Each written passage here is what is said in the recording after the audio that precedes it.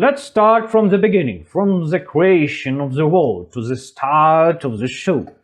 Avatar's Roku and Sozin were buddies. They were close up from the young, but then things went south over ideological differences.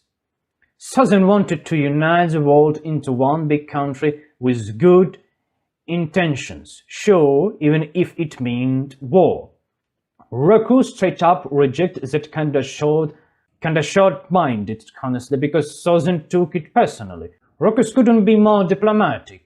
Had a real head-to-head talk with his friend, tried to convince him that this idea is bad and it could be a better idea to unite the people. The cultures are just too different to merge overnight.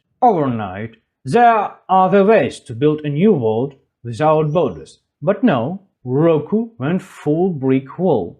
You can kinda understand Sozin's frustration. I mean, avatars in this world are basically peace-loving pussy fanboys. Even Kyoshi let some warlord conquest half of China before they finally dealt with him. And that was only after he demanded she kneel before him. And even then, they sort of killed him by accident. So yeah, she avoided conflict to the bitter end. And Roku?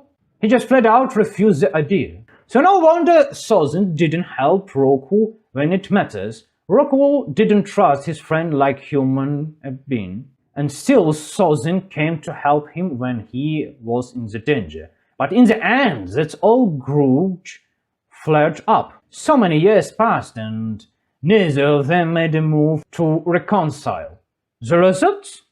Sozin just left Roku to die. In his eyes, the greater good, the state, mattered more. Then Sozin decided to commit genocide against the nomad, basically the world's version of wandering monks, to wipe out the next avatar incarnation. Because avatars are supposed to preserve world peace, right? That's what the four nations' spiritual leaders agreed on, but Sozin didn't like that setup, and he basically turned his whole country church into a state-controlled puppet. Meanwhile, Aang is out playing with the kids carefree.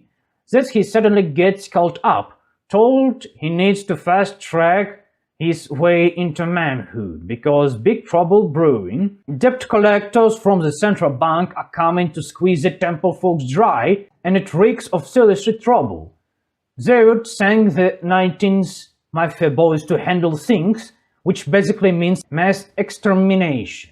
The only one who can save everyone is Avatar Aang, because a bunch of pacifists can't really form an army to defend themselves, and can't handle the pressure. War doesn't fit his worldview at all. He's a peaceful nomad, not raised by Viking style, not designed for Valhalla. He imagined his life going in totally different direction. So, panicking Aang runs away from his temple, gets caught in the storm, and ends up cryogenically freezing himself in the Avatar state for a whole century. What happened next is pretty obvious.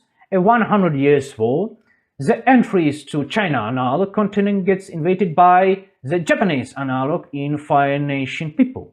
Beijing, Basingse, gets besieged. They are about to break through the wall, then during the assault, the son of the General Iroh dies. This hits Iroh's heart. He steps down from the command, mentally wrecked and unfit for war.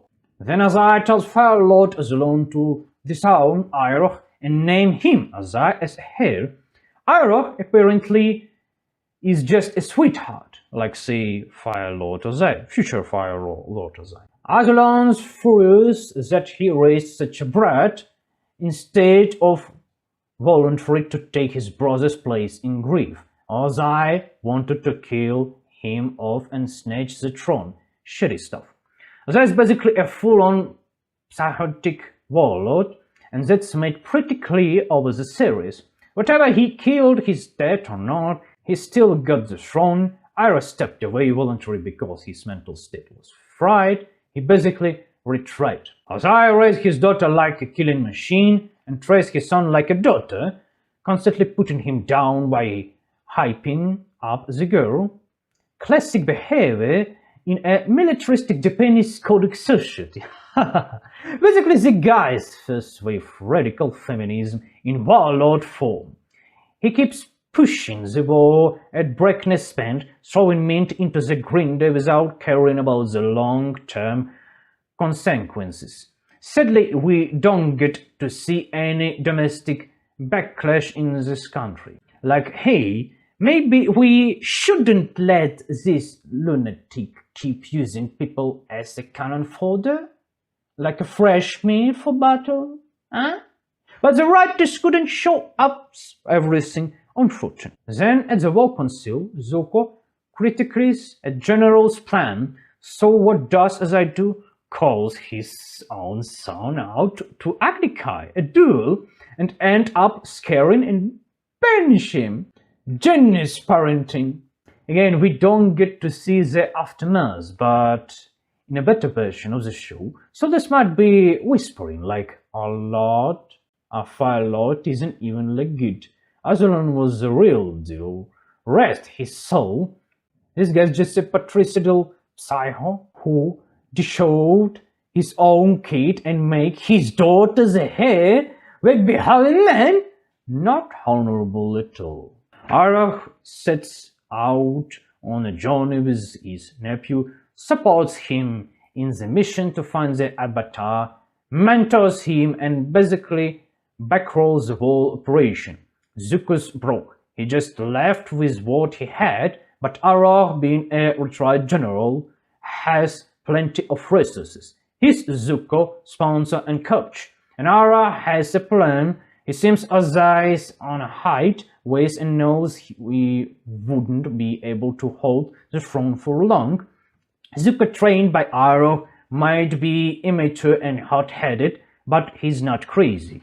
There is hope. So Japan, in this Avatar-coded world, Fire Nation, might not win, but maybe it can survive. The plan is simple and solid. Raise Zuko right and see what happens. Arach has an ace up his sleeve. He's a member of White Lotus. The guys are true believers, and when the time comes, Arach can summon the best mind in war and win some to rise up. But first, Zuko has to grow up. He's still just a jump teenager and start moment. Arach's plan was clear. Actually find the Avatar, then team up him against Azai.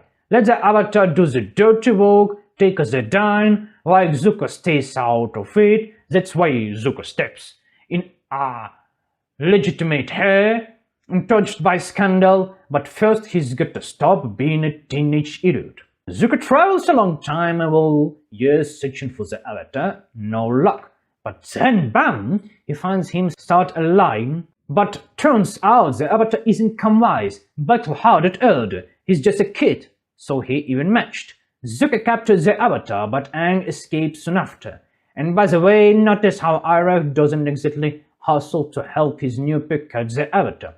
He guided him, sure, but keep it in hands off, he's playing the long game. So Avatar gets cuffed, Avatar escapes, Zuko goes off to get repairs, and Commander Zhao finds out the Avatar's alive, which means jackpot. Perfect chance to boost his career, whatever by capturing Aang alive or just wiping him out. Katara and Sokka go out to fishing, but what they exactly planning to catch? It's one girl and one boy for whole village of elders and kids. How are they supposed to provide food for themselves? And how are they planning to fix population questions? By the incest or what? Anyway, meanwhile, Katara and Sokka discovered a boy frozen inside an iceberg. They break iceberg, opened it, and it turned out to be the Avatar. So they knew the Avatar comes big, but like a little boy. Zuko spots the Avatar Aang and Katara and immediately sets his ships in these directions. I think you know, like me, and if you don't know, I tell you this, that Zuko is fully sponsored or rather supervised by his uncle Iroh, right? And Iroh isn't just hanging around Zuko out of grandfatherly kindness. The royal family is going through the succession crisis. Not many heirs and not much talents. By the way, Ozai even make her his daughter, not son. And there is just two kids. One daughter, one boy. And he banished his smelly hair. When Aaron returned from his campaign, Far-Lord Azulon was dead. Iroh's own son was gone, and that left Azai on the throne. Iroh stepped aside from the crown to raise Zuko, hoping to preserve the dynasty. But Azai turned out to be such a short-sighted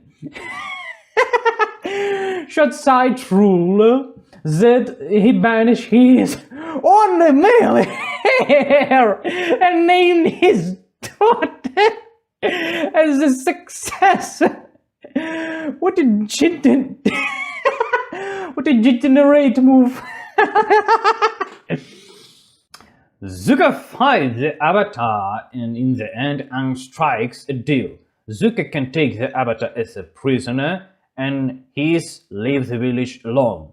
Zuko agrees, but since Aang knows Kung Fu and Zuko knows only Judo, Aang overwhelms him with his abundant skills. At some point, Aang goes into the Avatar's state, and the whole world realizes that Avatar was returned. Because of this, the Fair Nation intensifies its war effort, acquiring siege technologies and even building the drill to break through Bathing Thirst Wall, all to crush resistance before the Avatars can grow strong enough to overthrow Azai. Notice how Iroh doesn't really help Zuko catch the Avatars. That's because he has his own way, because he's in Mason Lodge, actually, at supervisor position. His goal is to create a situation where Zuko becomes a fully trained, capable leader, someone who could replace Azai without the Japanese falling into chairs. Overthrowing Azai before Zuko really would make no sense. Who would rule then? A council of old generals with only 5-10 years left in them, and they would die after? It's a foolish move. They need a strong young successor. That's why Iroh often steps back, letting Zuko learn through failure and gains the experience of making his own decisions. Avatar's crew flies to Southern Air Temple. Katara understands that Tibet's monk was fate like poor Israelians in Germany 1930, so she's trying to prepare Aang to know the truth. Trying to say truth for Falconer. But Aang put it in psychological defense and saying maybe everybody walks somewhere to walk. And it would be a moment when Avatar say monk Gyatso's scaled body. Just pussy magic from Katara make Aang calm down. And this time Zuko comes to port to Admiral Zhao to fix the ship. Admiral Zhao crew have a good agency cooperation, so they ask Zuko's crew about Avatars, and they know already the truth, that Avatar has damaged Zuko's ship so much.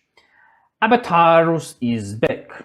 Just Zuko and Admiral Zhao and some priests know about this information at the moment of the third series. Everybody else knows. Admiral Zhao bullying Zuko. Zuko is Kido-style trying to defend himself, and conflicts come to Agni Kai duel. In duel, Zuko was winning duel because of uber secret techniques from Kung Fu webinars by Uncle Iroh Azulson. Zuko was won because he was teaching by Master Iroh, and Zuko respects his master, and Zhao has betrayed his master earlier. That's how our head is working. Zhao devolves the master and devolves the skills that you learn from this your master. And Zhao betrays his master. He deprives himself of the highest degree of mastery. Zhao tries to punch Zuko in back, but Arah caught him in punch back by one doom punch like Bruce Lee. You may ask, why so old screwful make and punch 35 years old man, if not great but good commander, in good physical condition, high level of his health, so he's even flied by one punch. It's because Iroh is high level master. Zuko's trying to kill Zhao instead, but Iroh stops him. He says, don't waste your victory like that. But why he saying this? So it's because Zuko would be sit on throne in future. When Zuko comes to take throne, everybody would ask about his past. And they would know that Zuko is not high-level testosterone baboon teenager. It's cold-headed emperor. So high-level clan chiefs can make deal with Zuko. But if Zuko has killed everybody like crazy baboon, no one let him come to even for a mile to throne. That's why Iroh says Zuko, don't waste your victory like this. By the way, I think it's because of Iroh they founded Avatar's first, because of has a subtle connection with the spirit world. Or maybe it's just a director's conversion, a piano in the bushes to give punch for storytelling. Zuko is meditating. Iroh comes in and reports that Avatar still can be found. Here is an interesting note. Zuko is meditating in front of the dragon statue. The dragon is also considered the guardian spirit of Shinobi no Mono in this universe. Later, Zuko will show off his full shinobi skills in the Blue Spirit episode, when he sneaks into the castle and steals to take the Avatarus from Commander Zhao. By the way, the Shinobi no Mono skills, that means someone who hidden in the shadows, are divided into 3 levels.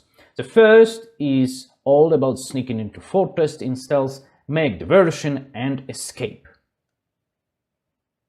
The second level of Shinobi no Mono, it's about planning and organizing an operation. For a shinobi to sneak in a fortress, you need intel, preparing, and groundwork. You need someone inside who will meet you, feed you, give you information. You need allies inside castle who will send signals like, this part is clear, but this one isn't. I once read an old three-eyed shinobi that told an amazing story. One shinobi infiltrated a fortress, and then he was spotted and started to run. He turned a corner and vanished, just like this. The guards chasing him ran around the corner and found nothing. Later, the text explained why. Behind that corner there was a dark pit, and undercover agent had dug it beforehand. The shinobi jumped in the pit, buried himself, and breathed through the bamboo tube he brought along. That same agent pretended to chase him, to ensure the shinobi hid safety, and then missiles the guards. No one here, he's gone. Like he disappeared into the air. That's the real art of second-level shinobi, coordinating a team so everybody covers for each other. The third level of shinobi mastery is running a clan. A clan is an alliance of several families. Usually, there is one dominant family deciding the clan's long-term directions. Could you make a 100-year business plan for your family? No? Well, that's a brave minimum for being a third-level shinobi master. The highest level of mastery. Zuko, as you might have guessed, mastered all 3 in time. He commands a ship, organizes operation, takes a part in the mission himself, and will soon rule a whole nation. Back to our kids. Aang, Sokka and Katara are flying by gut feeling towards the North Pole because Aang can't read the map. We also start to see Aang teenage hormones kicking in. He's trying to make jokes and praise Katara. The thing is, Katara is a year older than Aang. It looks like being an older woman, huh? Normally, men goes to youngest girls, not older ones. It's only in our days stay normal and called like MILF hunting. Things has become trendy, right? This is where sex education is needed. Not that useless shit you was taught in school, but the real one. Here's how it works, brothers. A woman wants to show up when everybody and everything is all ready for her. Like when you get a job, you want a stable pay, a clear position, respectful treatment, and an employee. And in return, you're ready to follow the rules. Same with women. But if you, a guy, has no clue what he wants in his life, if his only plan is poking his carrot into a bin, so women won't like that. He doesn't know where to take her after sex, into the soup, or into the Red Army, or just put it to the bench of just the friends. What he is supposed to do? So brothers, grow up your intellect, or women won't give you a pussy. The local Amazons captured the Avatar, but once they found his real avatar, they threw a party. This episode perfectly shows how rumors spread, just a few trades pass the word, and soon even the bears know where the Avatar is. Their secret mission to the North Pole is no longer secret. Aang fools around his fangirls, but they lose interest fast. Not surprising, anyone who tries to be a clown for teenage girls burn out quick. If someone don't know about what beavers I'm talking about, here is a story. A wolf was running through the forest, running, and then bam! He gets stuck between two trees. Just then a hare come running by, so the wolf come up from behind and fuck wolf in the ass. The wolf hobbled, tore himself free from trees, and chased after the hare. He ran and ran, but the hare jumped into a swamp. When he climbed out, he was all covered in mud. The wolf ran up and shouted, "Beaver! Beaver! Haven't you seen the hare?" The beaver playfully cut him off and said, "I don't talk to faggots." Bloody hell, even beaver know everything! Meanwhile, Prince Zuko raids the village. He faces armored women in battle skirts and beats them easily. The Kyoshi warriors had the elements of surprise at first, but discipline and testosterone of young men crushed them all. Typical story even in Trojan War. The Amazons, that actually was lesbians, because of they from Lesbos Island. In this story, Amazons is just a marketing name. So Amazons fought for Troy and got destroyed in the first battle. That's woman's glory in war for you. Nature wins. It's no wonder women run this island. They haven't seen real war for 100 years, maybe more. They have no experience, no smell of reality. Maybe if it was from Kyoshi Avatar, maybe even more than 100 years.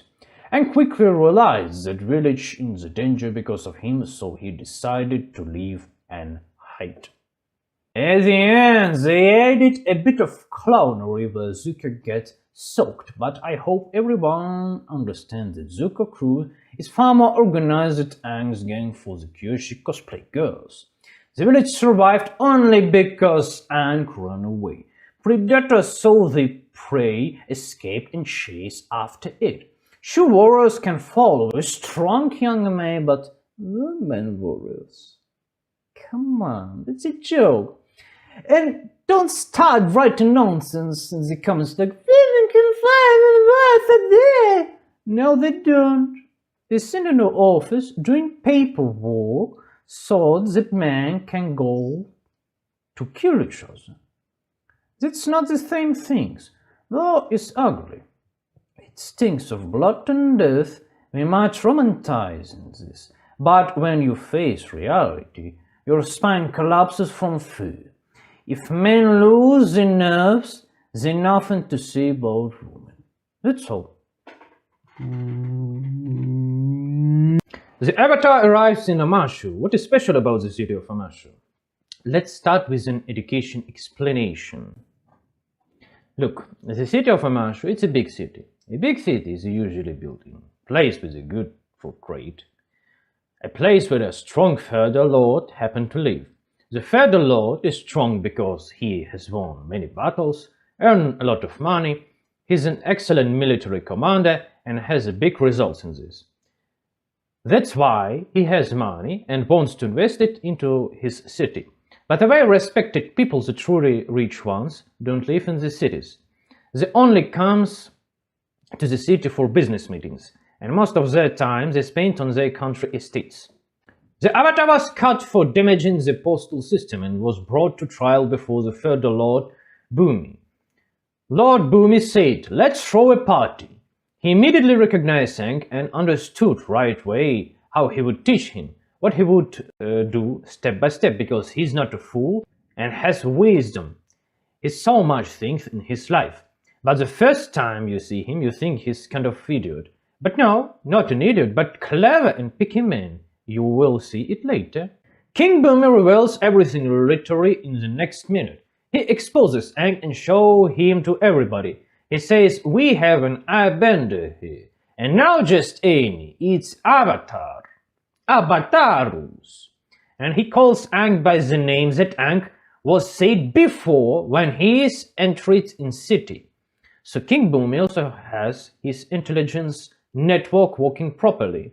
Report go to the right desk, not lost on the way. By the way, in small details we are shown that Bumi is not a stuck-up idiot. When a guard asked which room to bring the Avatar and company to, Bumi calmly answered, without arrogance and vanity. He gave a specific answer and clear solution. He said it would be better to number the rooms so there's no confusion. Seems like a small thing, but if you don't pay attention to the small things, girl won't give you a pussy. From such titles, we understand that it's possible to do business with Lord Bumi. He's not arrogant, he answers reasonably. Even in small things, he finds a solution right away.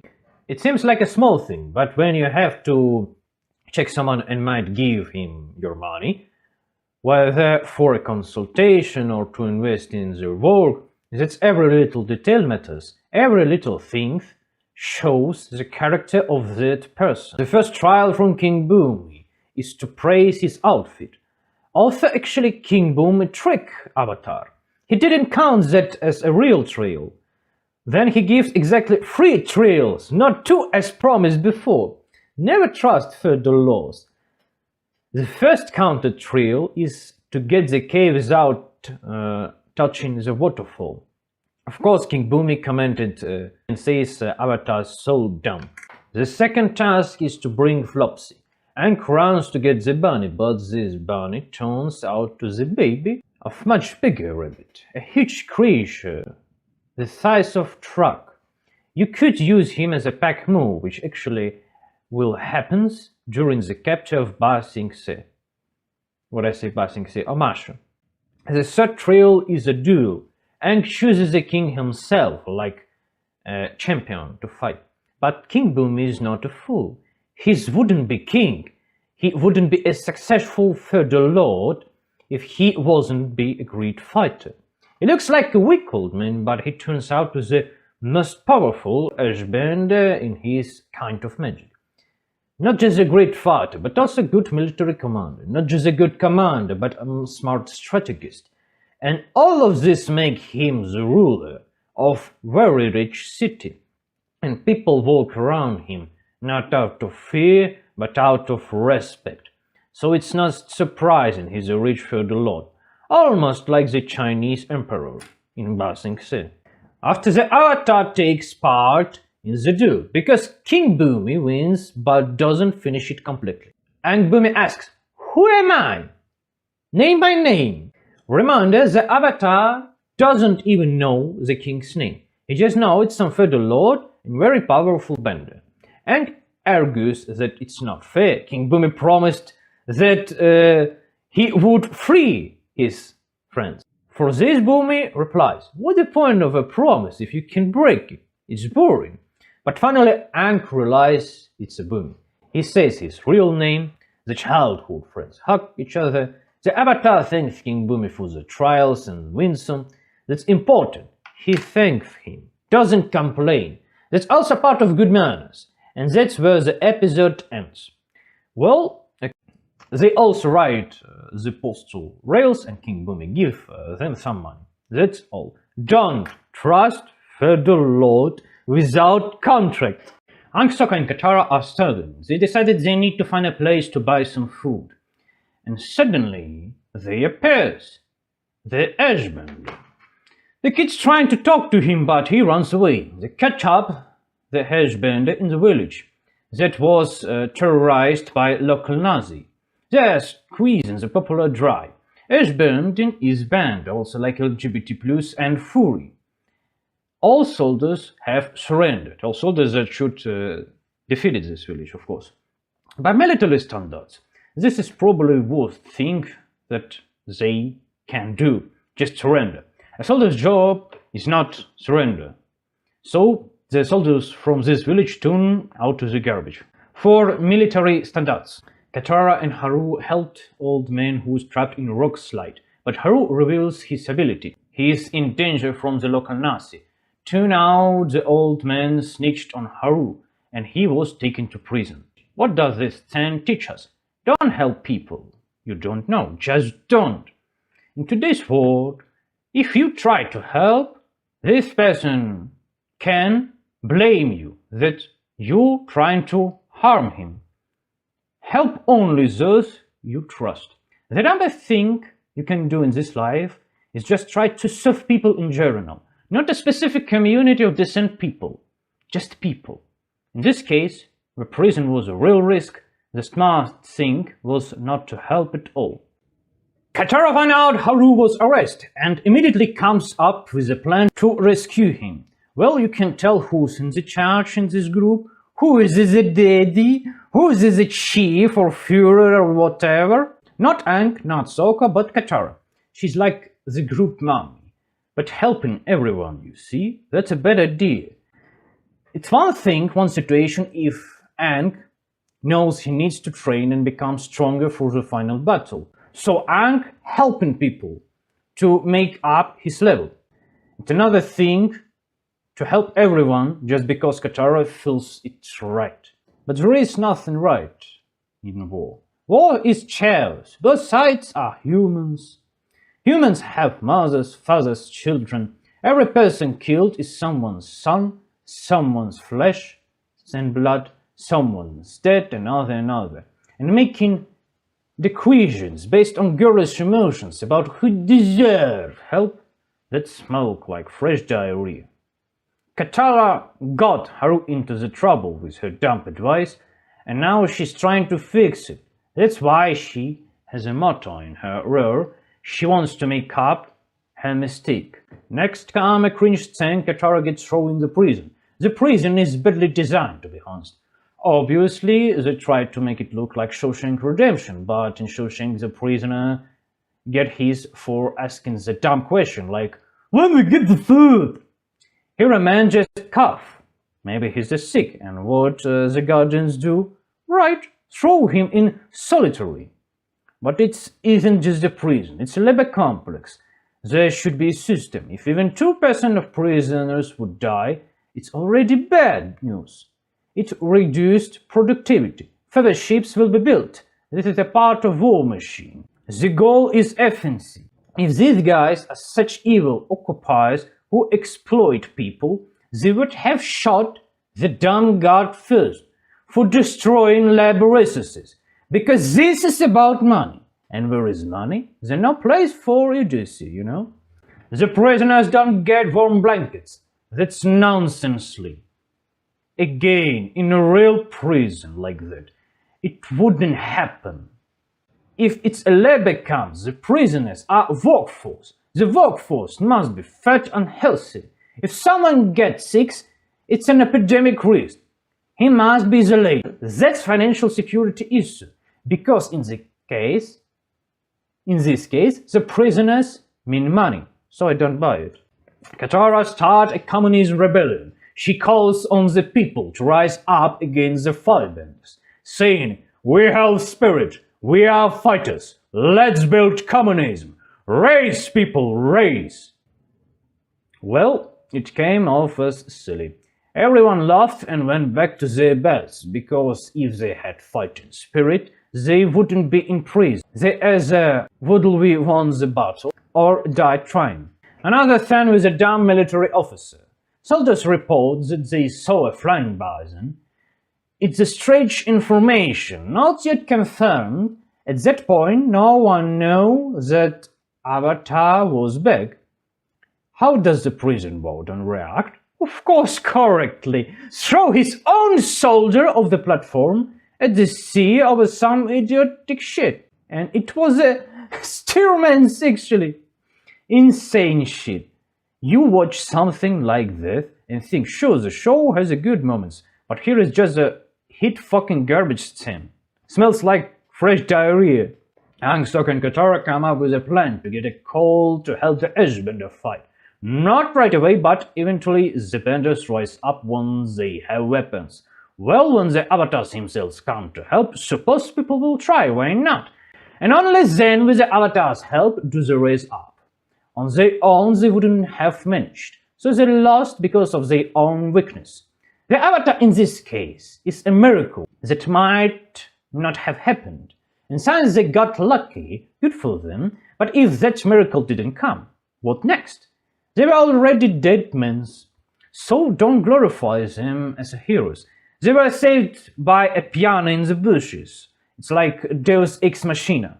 Admiral Zhao arrives and learns an important fact about the Avatar. He has a flying bison. Perfectly. In the future, he's used this information to request a promotion from the Fire Lord. Zuko arrives also at the stand and investigates. He finds Katara's necklace. This will become important later. Again, attention to details is a thing of mastery. Even if the whole show isn't logical, these moments are shining.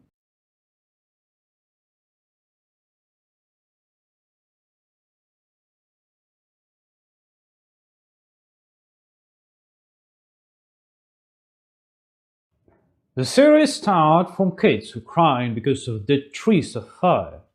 They get to a local village and talk to the head of this village, and head of this village says that they have problems with spirit of Heibai. In future, we would know that Heibai kidnapped earlier 50 people. So I have a question, why they stay here? And still, I don't know. And if you don't have avatars in your pocket, so you'll be waiting, then Heibai bleed out all of you? Why are you not running?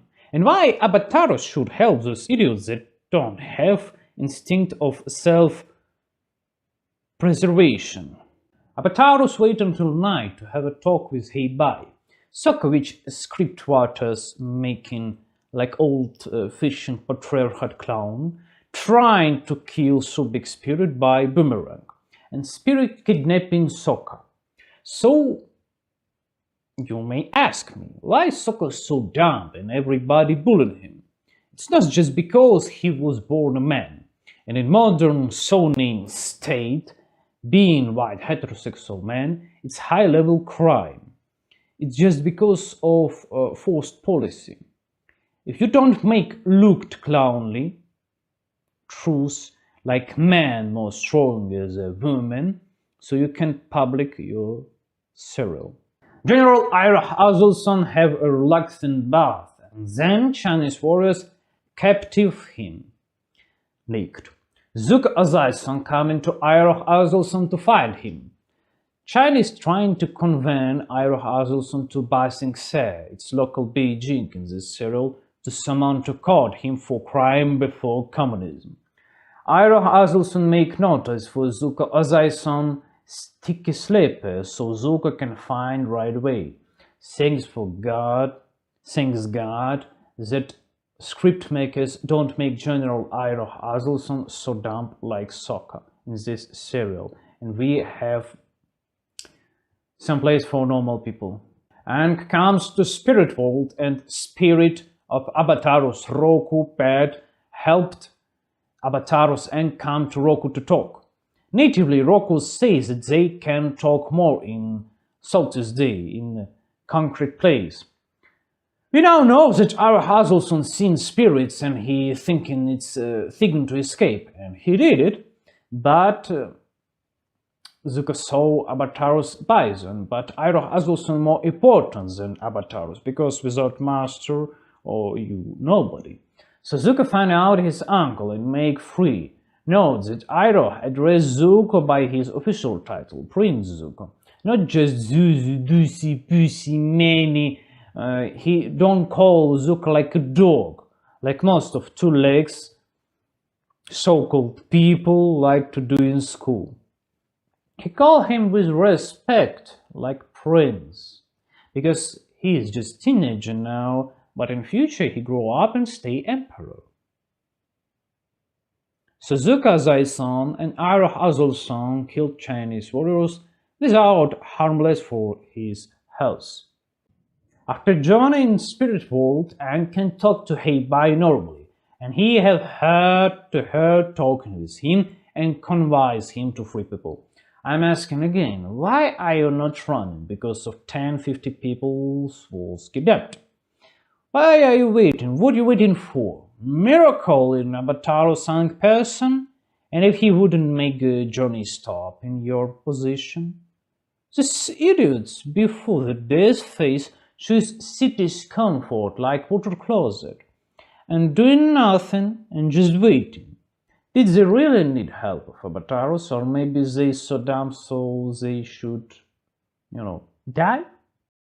The Avatar heads to the island. Naturally, Zuko sniffed out the walls 10, and during interrogations, the tender-hearted citizen spiked everything.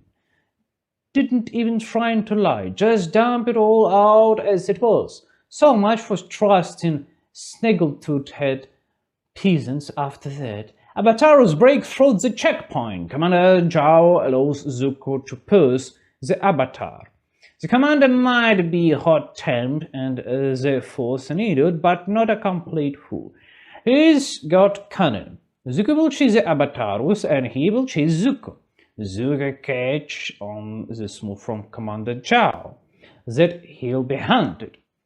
And so he heads to the temple on a boat, sending his ship ahead as smokescreen. But Commander Zhao is an idiot, is he? Knows full well that you can sail for a long on lake ship without repairs, which means the Avatar's location must be something specific. He opens the map and notices there is a fight temple of Avatar's Roku nearly, and that's when Commander Zhao gets it. He realizes the smoke screen from Zuko is just discretion. It's just a distraction. So he splits his forces and took a legate to sail the island of Avatar Roku himself and sends part of his men after the smoke trail, just in case.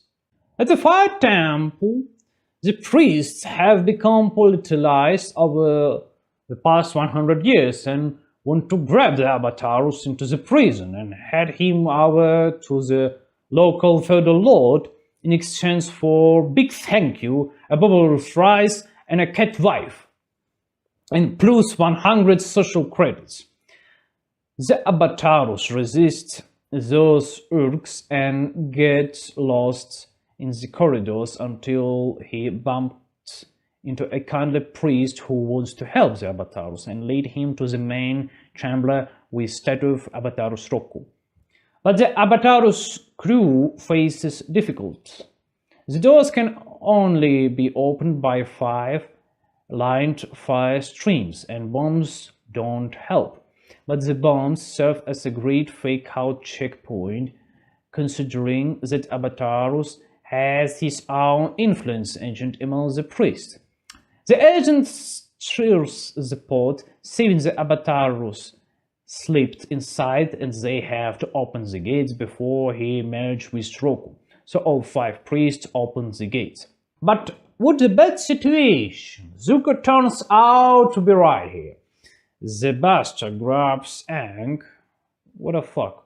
I tried to Google Translate this text from my native language, and this shit talking that Zuko bastard, but he's not bastard. Don't trust me. I just did wrong translate.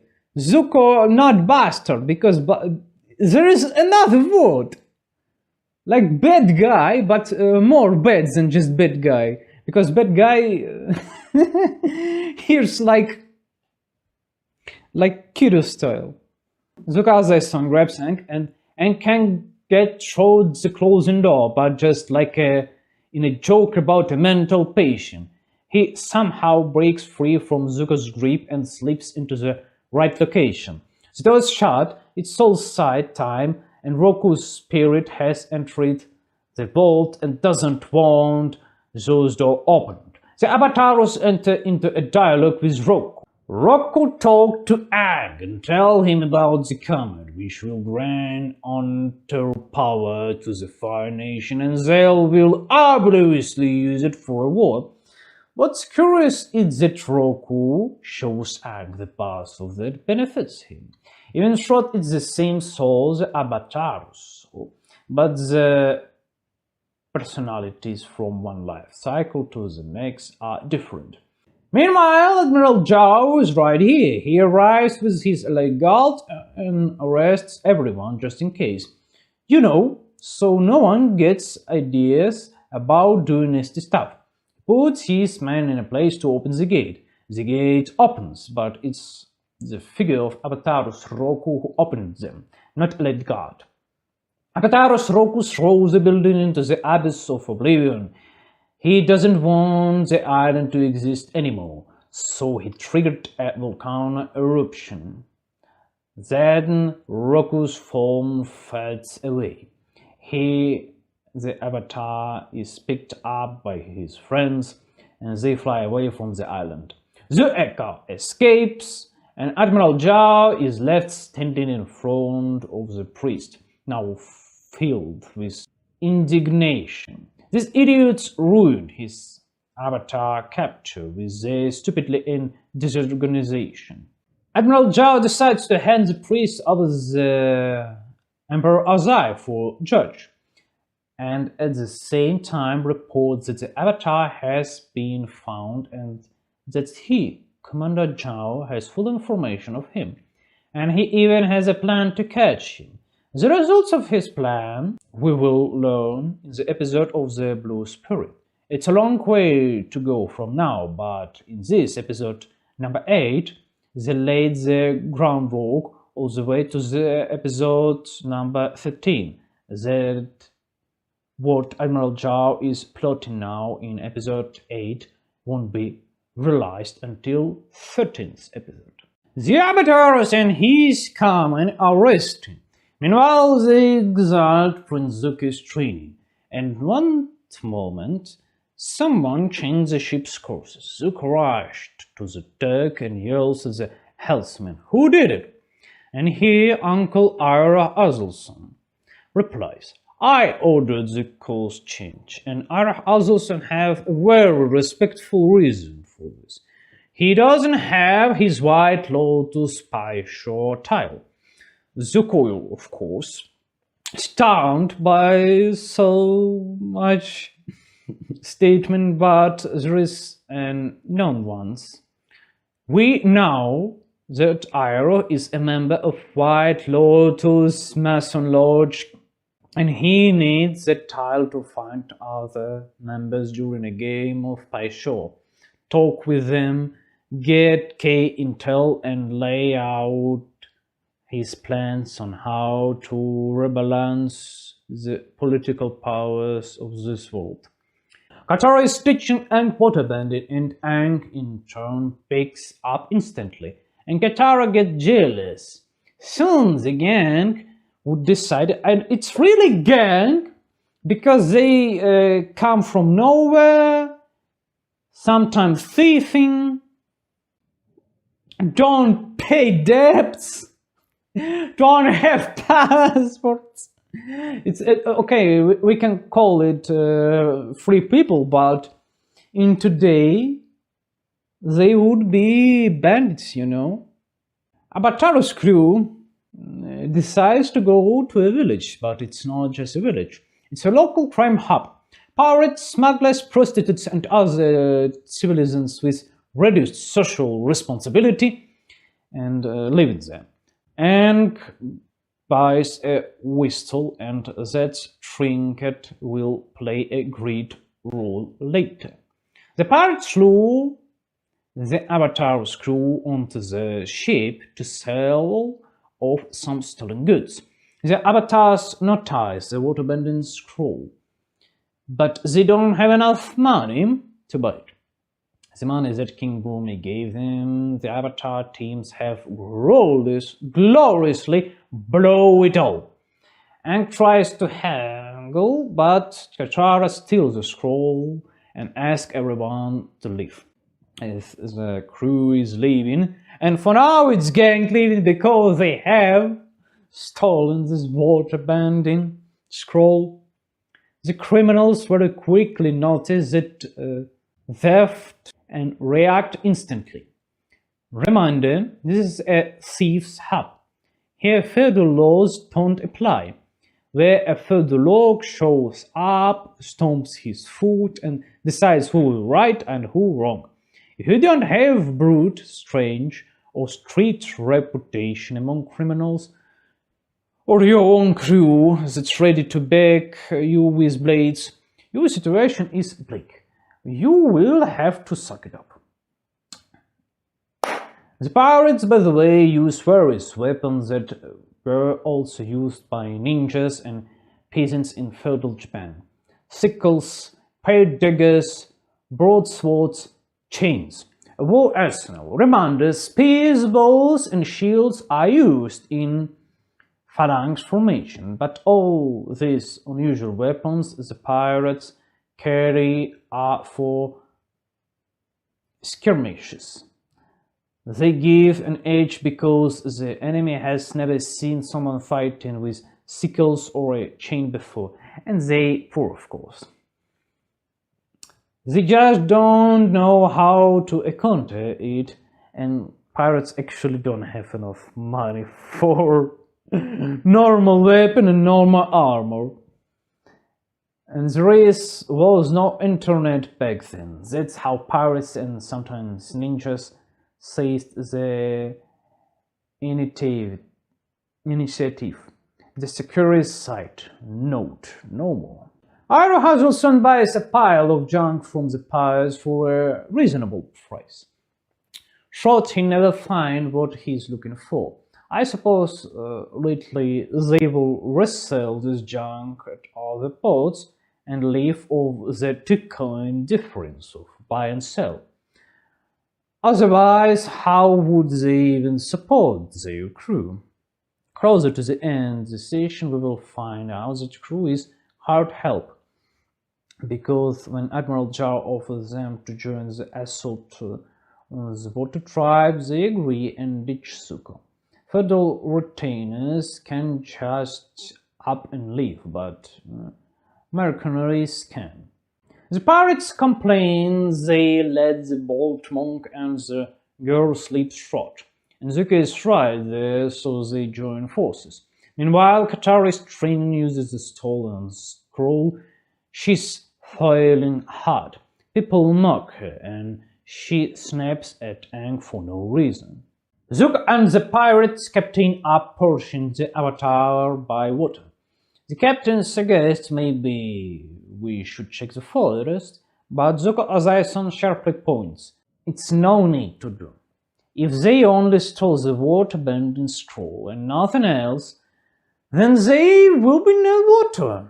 At night, Katara takes the scrolls and sneaks off to train again, completely forgetting her promise not to touch it anymore. Because of that demon piece of paper, she lashed out at her friends. Not a very Christian move, you know. And Zuko was right. Katara once again puts the whole team at risk just to satisfy her whims. They could really just sailed past, but since Katara was out there practicing and yelling too loud, she got spotted. The Perseus came down in boats and she was captured. Zuko and the pirates managed to capture Katara. As the pirates want to get the scroll back from Zuko and return to base, Zuko makes a mistake. He tries to blackmail the pirates. He could we just talked, offered to pay extra for their help, but because he went full blackmail mode, they hold a grudge. And with that grudge, they will create problems for Zuko, which we will see later. For now, they go along with it. The pirates manage to capture the Avatar too. They are about to make a deal, but then Sokka convinces the pirates to cancel it, because Emperor Ozai would pay way more for the Avatar. The pirates decided, forget the deal, we will keep the scroll. Zuko doesn't back down and they start fighting each other. By the way, there is a wrong name of Emperor Ozai, just Ozai. He's not a kid, he's Emperor actually. Ozai Alsomt, that's how he should be to call. He has a father actually. He's not a bastard of someone who doesn't even know. He's a noble, of course. During the fight, the Avatar team escapes and even he checks a ship. Meanwhile, Iroh Asdelson stops the brawl between pirates and Zuko Ozai-san and says, while you idiots were brawling, your ship got stolen. The pirates were the first to actually wake up and stole Zuko's ship, so now Zuko is shipless and the pirates are afloat. She's in the Avatar to get the ship back.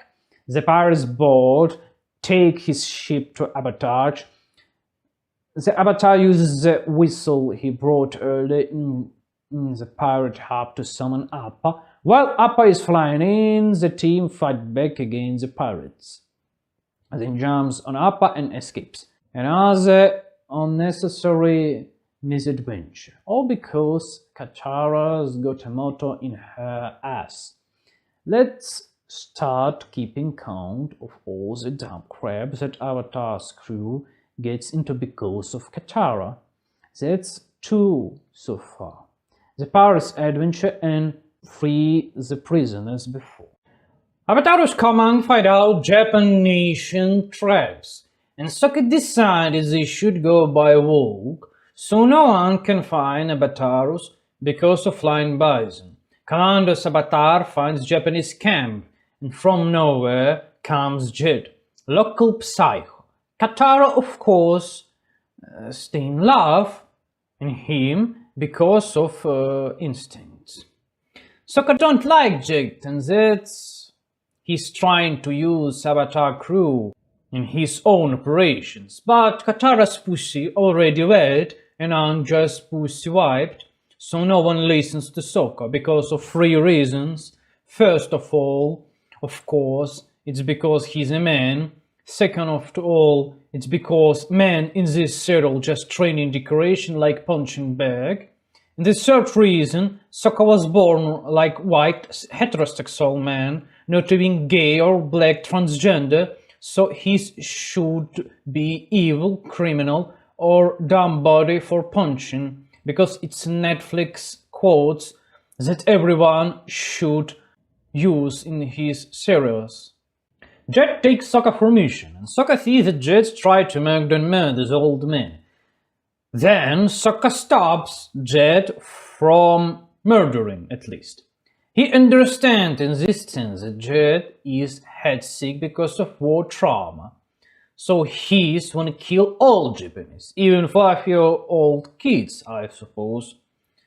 So, because of he's a terrorist community leader, old man, just a little stress, out punching big, no more. Sokka trying to weigh out comment of Avatar by saying story he saw with this old man robbery. And Jet says some dumb shit that this old man have poison in his dagger and was trying to kill Jet somehow. How he could do that, I don't know. But I know who will trust Katara and Aang. What do you think they prefer? Ultimate Sokka, who is you from start of your journey, or random pretty-faced someone? Katara's pussy instantly choose Jet, and I'm just vibed by Katara's smell of pussy, so he is do the same. Friends are argue with each other. Sokka says that his instincts say they should go, and Katara replies that her instincts say they should stay here and help Psycho Jet. We even know the name of this organ, where these instincts locate. It's wet and hairy one. So here we know life lesson. Don't try to make some kind relationships with older women than you, like Aang did. He's just 1 year younger and already femdom dweller with no bells and his own opinion by Katara. And Jet was doing everything right from men's side to female side relationships and operation expediently. So in this moment, you can even take lead of Jet if you wish. Yes, Jet is kind of psychopath, but he's not a fool at all. He's cold-headed psycho, even with some irrational fears that break his own life actually. He's not planned to blow up water reservation before Avatar crew leaves, but he did a few mistakes actually. And Jet actually knows the art of war, that partisans war full of dirty moves like civilian killing. Dirty moves like civilian killing. You know, like in Iraq and Afghanistan did American army by killing civilians to break partisans. It's part of total war actually. If you don't kill civilians, so partisans would cover himself by kids and women like it's doing right now in Gaza sector. Communist partisans with Sokka to judge him 20 years of maximum security execution, so Sokka asks why are you coming for this psycho? And they replies, look, Jet is good leader. We do what he say and everything going good for us. So we do what we do. That's why they don't care. They say, we don't care what he say, but we will do it. Even Japanese village genocide, it's okay for us. They don't say about genocide, but they mean that. So Sokka is leaving from Aang and Katara just find out about Jet's dam exploding. Jet trying to lie, but he did a few mistakes before. First of all, he stay bomb too early. Second, he says that Sokka is some kind of trouble because of Jet's, and maybe even he killed by Jet. So that's why Katara attacks to Jet, and of course Aang, like pussy wiped by Katara, did the same. Jet's crew blow up dam and water smash village. But we know that Sokka has warned Japanese from village and they gone because of old man who was protected by Sokka earlier, and this old man gives a word for Sokka. So a lot of adults thought Sokka says true and they left village. Operation was failed, and this is another idiotic adventure because of Katara's specificity. It's already 3 series we have problems because of women's hormones, you know? Sokka and Katara are arguing again over some bullshit. A tent, sticks, or dildo. I don't know what they have a problem. Basically, they pissed off at each other and both feel offended. And tries to make peace between they, but here is the catch: to make people reconcile, you either have to talk to mature, conscious adults who probably wouldn't even fight in the first place, or you just have to bow them around, just come in and say, I don't give a damn about your feeling. You will do what I say because I'm the boss. That's how orders is kept. Mutual respect takes years of work, but people are lazy. Why? I'd rather eat, watch Skibidi-Doo or even Skibidi-Toilet and jack off. I don't need your so-called developmental reigning of crap. That's why in our society everything works simply on animal levels. And Sokka and Katara meet 2 tribes, neighbors tribes that of course are at war and no longer even remember why, but they keep fighting anyway. Classic situations. The archetype of war looks like this in 80% of cases. 2 sides offended each other and decided to fight. Anyway, the guide reads the rules. No food in the canyon because local cockroaches will attack. 1 day without food won't kill you. Cockroaches attack the guide, who is the only one with earthbending skills, and injure his hands. Naturally, both tribes keep bickering non-stop. As well, we find out later both of them took food in the canyon. Typical example. Both tribes took food in the canyon. This guy thinks they so badass that they can't stand a day without food. Lazy, pathetic feeders who care more about filling their bellies than surviving. That's a really disgusting level. Make you question. Whatever, it's even worse happens to these people at all. The guy is the most pitiful here. His hands got broken. This was an expensive lesson, paid with the integrity of his hands. Both tribes tell the story about how good and noble they are, and how the neighbor's tribe is dirty scum, and all of them should be murdered! Killed, of course killed. It's legit killed in war. And they are murdering us, and we are killing him in holy war. You know, like all wars. But what's the point of this story? Because the story in what? It's a person tale plus how they perceive the situation, and every time a person recalls the story they rewrite in their head. The same story change? Drastically dependence of the mood. If you live in a constant offense and anger, you will remember the same story as you kind of heavenly punishment. But if you're in a descent, slightly upbeat mood, you will recall this with amusement. The tribes fights and brawl. In turnout, everyone took food in the canyon after all. That's why the cockroaches attack the group. Together, Aang's team defeats and settles the cockroaches and get out of the canyon. That I want to call it like crocodile, because how to say crocodile I know, but how read word cockroach I don't know.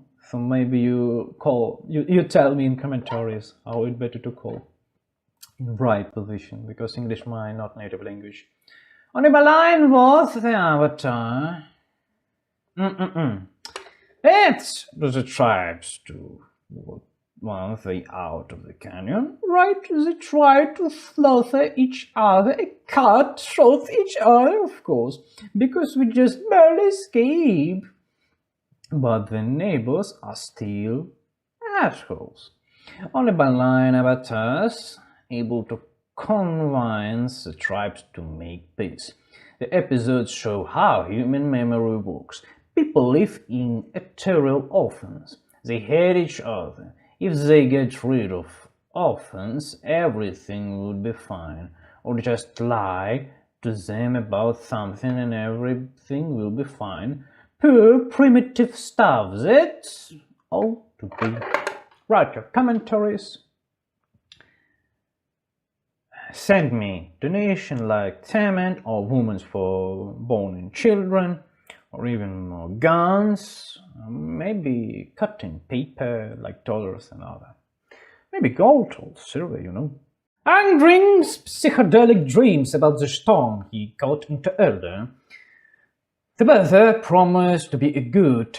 The sky is clear, but seagulls are flying low. That means there will be a storm. It's telling us natively. Look at the storytelling skills. Don't mind that sometimes the creator mess things up, but in the small things, it's nice. These small things are shining. Prince Zuccoington argues with his uncle and refuses to think about the crew's safety, and he was stupid enough to sleep about this in front of the crew itself, and now the crew knows the prince doesn't give a damn about them. Well, what you can do? Sokka gets hired on fishing boat for food. Interestingly, the fisherman already has grey hair, but still lacks the brains to systemize knowledge about fishing and understand that low flying figures means a storm. The specific smell of water means a storm. It doesn't cling in his head because he has a fight with his own wife that he preferred from other in his past. Why you choose this woman so fighting in old? For what you doing this? And you kind of fully idiot. 146% idiot or what? Why are you doing this? For what?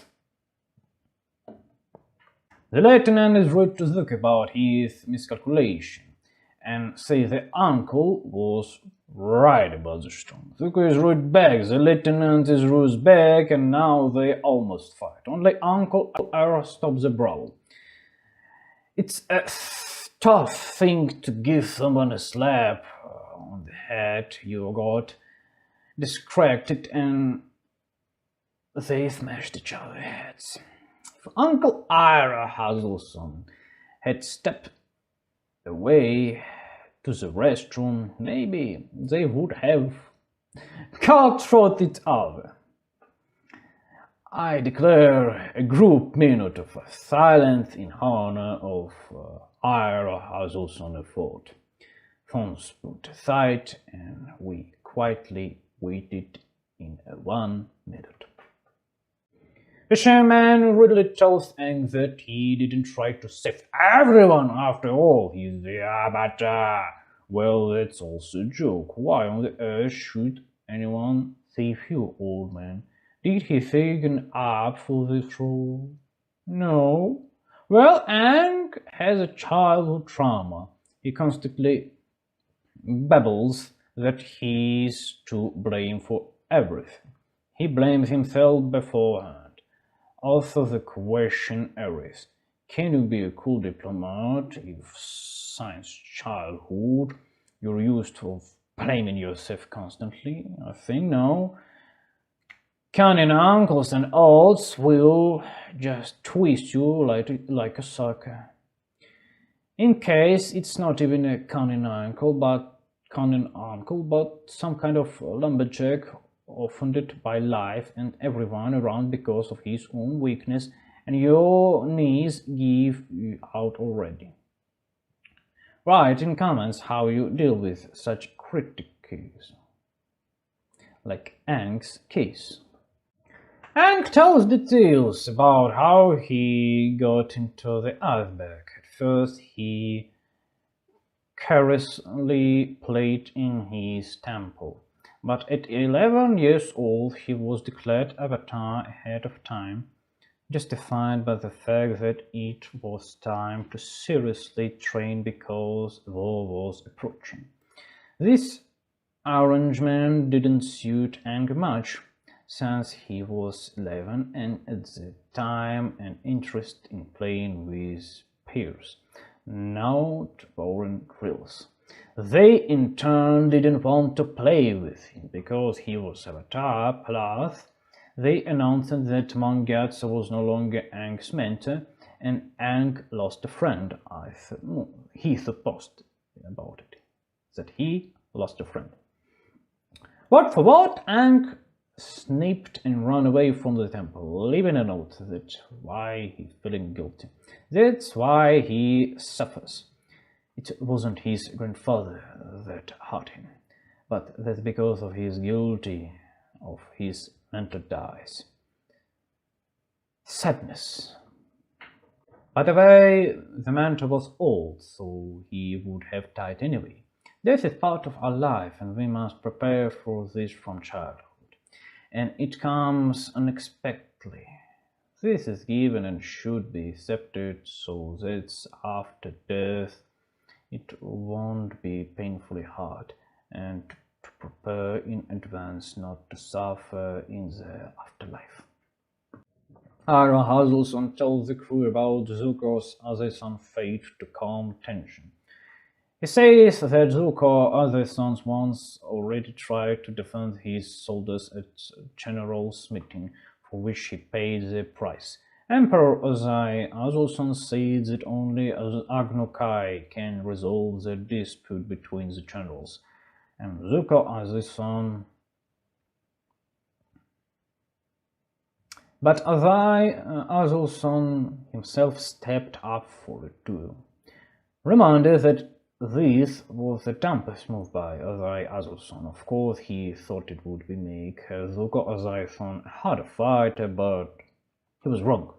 Actually, if it weren't for Iroh Azulson's influence, Ozai Azulson would have been killed long ago. For those who don't get it, Ozai Azulson wasn't killed earlier by his own only because of Iroh Azulson's influence. Since the war needed to be cleverly finished to keep the Carnest lands and not fall into a collapse.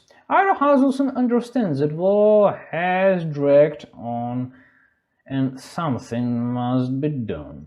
So for decades he methodically works on a plan to close the military campaign.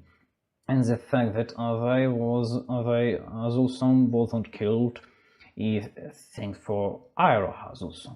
Not because Ozai is some typical screamer and everybody fears him and he's villain.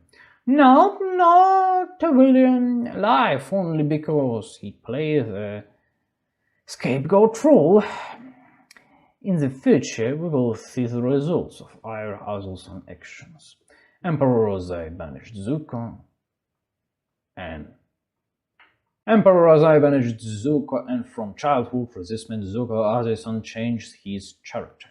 If before he was an obedient boy, the trauma from his father changed him, and Zuko Azai-san decided to become angry, aggressive, and absolutely undiplomatic scoundrel. As you understand, living in constant resentment and betrayal everywhere is simply impossible.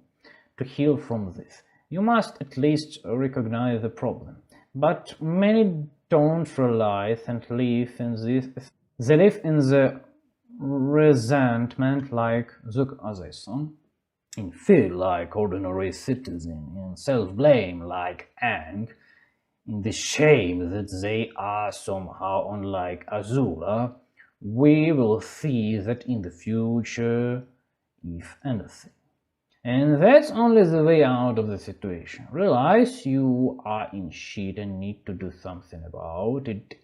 Identify the problem and how you want to live differently, and hand out the cut of paper of right specialist. Give it to idiot, get a idiot results, and you will still think there are working technologies and such bullshit. But actually you've been fooled and dragged this like a pack mule. The episodes end, the Avatar saving the old fisherman, the Gazai-san in turn saves the lookout during the storm. Not the Avatar and decides not to pursue him. Crew safety will be more important. And ask Alsomt for forgiveness for being rude to him. On this pleasant note, when everything is good and generally a happy end, we will end. Archers are trained in the best of the best archers of all Japanese nation. Commander Zhao asking the castle commandant to give him his archers, and commandant refuses and says that he don't plan to risk his best archers for Zhao's career. Then comes message from Emperor Ozai Azulon-san. Now Zhao is admiral, so he is asked now order. Do you remember when Admiral Zhao took priests like a prisoners? So it's because of this he stay admiral. Because of 8 series, we have result in 13 series here. Because he took them to Emperor and presented Emperor plan for catching Avatar. Sokka are sick and he needs medicine. Katara are ill too by Sokka, so only who can help it's Aang. He goes to old woman to take medicine. At way home, elite archers takes Avatar as a prisoner. Actually, most of all Avatar's captivity is because of his pacifist position, if you see more carefully. Meanwhile, Zuko Ozai-san now knows that Zhao stayed admiral, so he has much more resources for capturing the Avatar, and Zuko Ozai-san stayed mentally ill because of this. His sins are cut, but looks like Azulon-san advised Zuko Ozai-san how he can to capture Avatar with shinobi skills. Because how Zuko Ozai-san could even learn these skills by himself? It's Azul-san has taught him.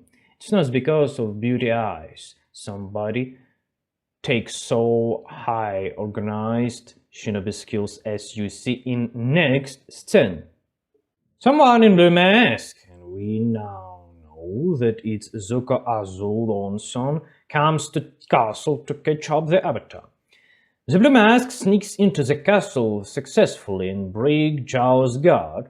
So as you see, it's just Zhao's people can do their duties normal, and they idiots, but everyone else in the castle who was taught by commandant of this castle are normal and even agreed.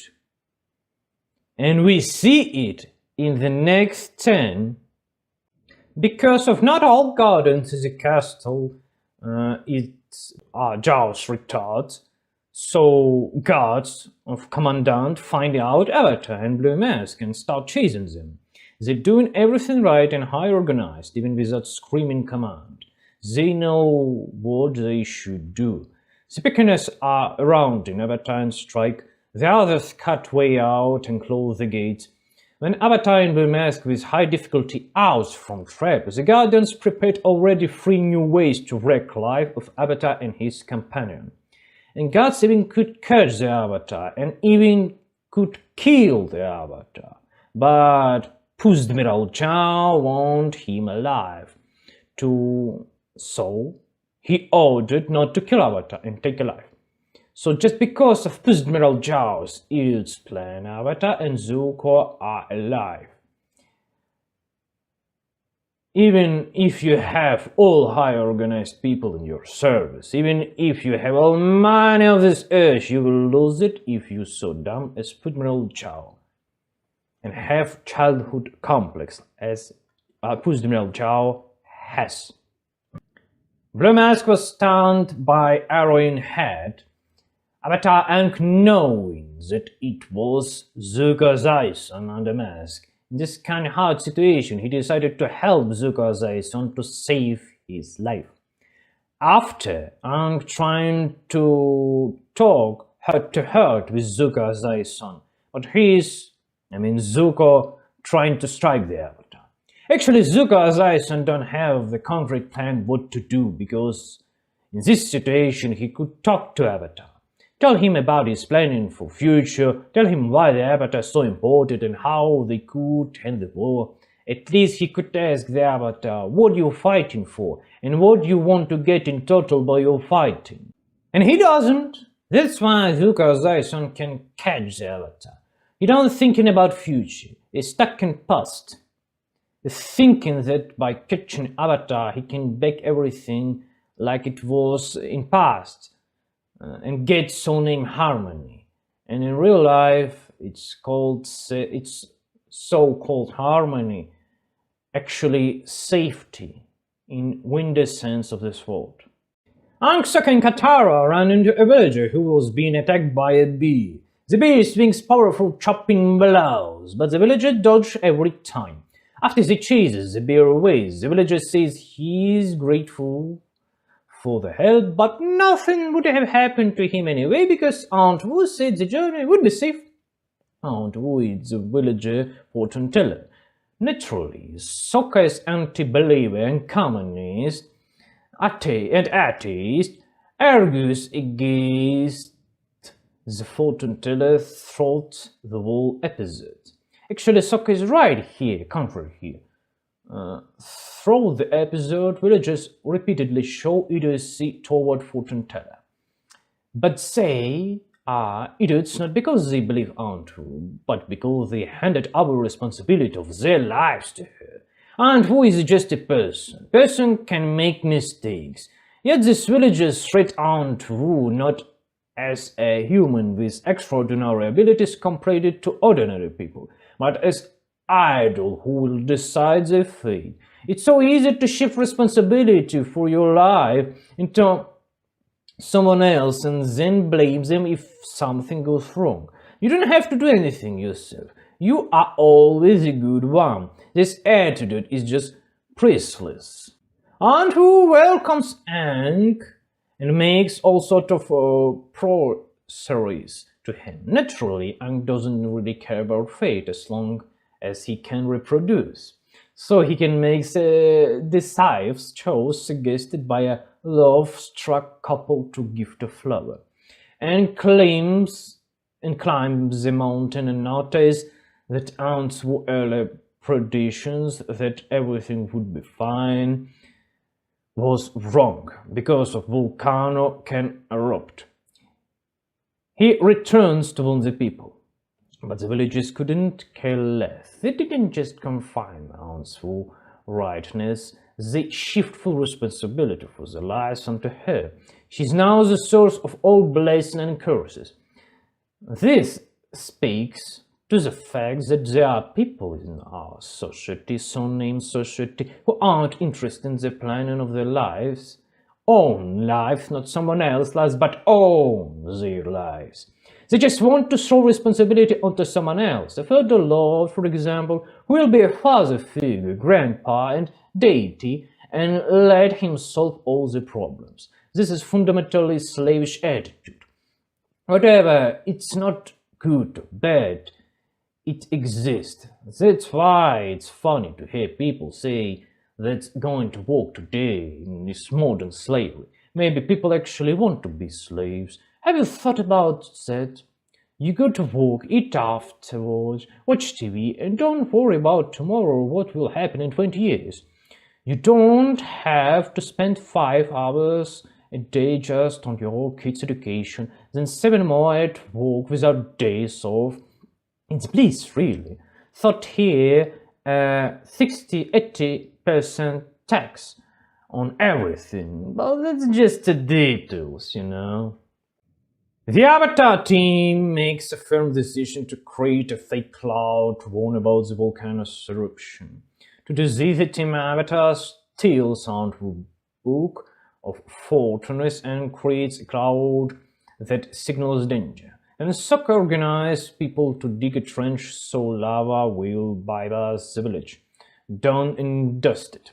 People dug the trench, but it wasn't enough. Avatar has to use secret Shaolin magic. Near the end of the episode, it's revealed the Avatar team tricked Anfu and had previously stolen her little book.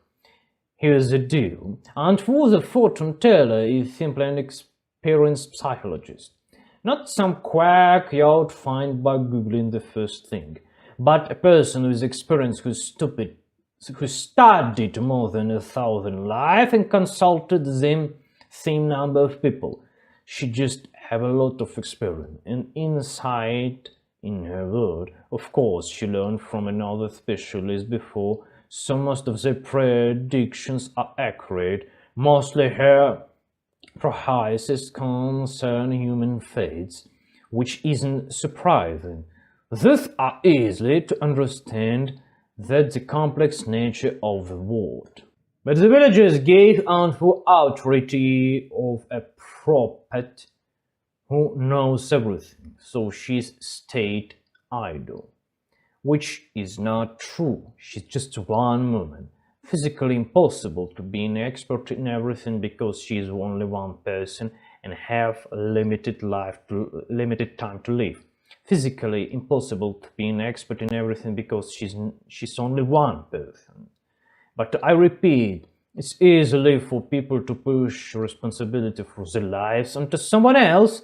They indirectly proves that slavery exists not because of evil slave owners, as the now deceased communist, so-named communist claimed, but because there was demand for slavery from cowardly citizens and supply from feudal lords. I take responsibility and you obey me in everything. This is fundamentally slavish attitude. Whatever it's good or bad, it exists. That's why it's funny to hear people say that going to work today is more than slavery. Maybe people actually want to be slaves. Have you thought about it? You go to work, eat afterward, watch TV, and don't worry about tomorrow. What will happen in 20 years? You don't have to spend 5 hours a day just on your kids' education, then 7 more hours a day at work without days off. It's bliss, really. So there is 60 or maybe 80% tax on everything, but that's just details. Avatar Common finds water tribe citizen named Baguette. Sokka and Katara talking with Baguette more much time than with Aang, so Aang feeling discomfort about it. He's still thinking like child and want more attention. Meanwhile, he can protect yourself by kung fu airbending magic, but sex grow up comes in few clusters here. Ira Azul-san and Zuko Azai-san drinking a tea. Meanwhile, some kind of strange pretty-faced woman at Big Scoons break a ship and says that she's looking for a prisoner that escaped earlier. Then make damage to ship, find out the prisoner and walk away. Of course, Zuko Azai-san don't like this, but he's have idea of using this woman to find Avatar, and he's going to make a deal. Because of Zuko Azai-san bad diplomat, Aro Azulon-san help him with advice to offer gold for Monk Aang. Of course, Zuko Azai-san could kill this woman. He have enough power, and no one did him pay for it. But who need it if you can use it in ace up one's sleeve?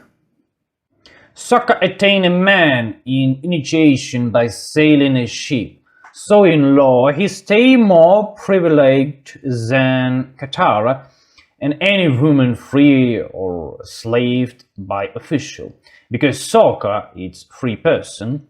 Some kind of short-minded two-legs thinking that if you have half population at women's and men's, it's wrong. You need equality. But it's absolutely a progressive move. population where men equal to women are degenerate population. If you read history, you know that Roman Empire has really big demographic problems before falling. This is because of equaling females with men, and when you equal women to men, you make women more privileged and men more unprivileged, because men should go to war and women should not because of nature things. So you shoot in your own leg by doing this. If you're in government and doing this, you're making trouble for yourself by ruining your state. So you can't steal money from your state because your state would be destroyed. If you're a simple person, you shoot at your leg by making yourself cuckold with this mindset. So don't do this. Zuko Azai-san find out the Avatar and start fighting with him. Look how Ira Azulon-san don't help actively Zuko Azai-san, only with advice. And we know that Ira Azulon-san more powerful than we see in the first time view. So why he's not helping? Why he preferred to communist perfume and grab sweet girls' ass before helping his nephew? Because Zuko Azai-san need to make his own decisions and get experience by this.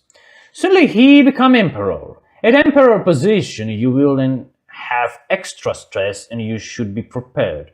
If Ira Azulon-san would be wipes but to Zuko Azai-san, so Zuko will be peaceful pussy femboy. Like Aang, for example. So someone murdered him at this position, or made puppet. And Ira Azulon-san needs to save dynasty, so that's why he doing this way. Baby Aang, old puss chick Katara and the dude Sokka go to Even, the festival of Fire Nation. During the festival, Aang accidentally showed off his own abilities and the fact that he is the Avatar, and they had to run away from the gods. Luckily, some shitty fellow from Partisan Squad connected to Jong saves them. Against orders, he decided to bring the Avatar to have talk with Jong, thinking they absolutely must have a conversation. Why is Jong avoid talking? Because he's a member of White Lotus and have full knowledge of Aang is supposed to do, and at this point Aang's task to study the magic of water element, meaning to reach the northern pole and train under the White Lotus member Pakku.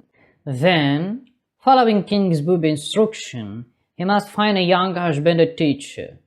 Since King Boomy himself is already ancient pensioner, and besides a king, he clearly doesn't have time to train Aang, and only then should Aang start learning firebending. But of course, the shitty fellow is special snowflake, who thinks he knows better how a teach act should be. If he can force his wrong-headed way of thinking, then at least he can drag Aang along to put the master into an awkward situation. What idiocy move, right?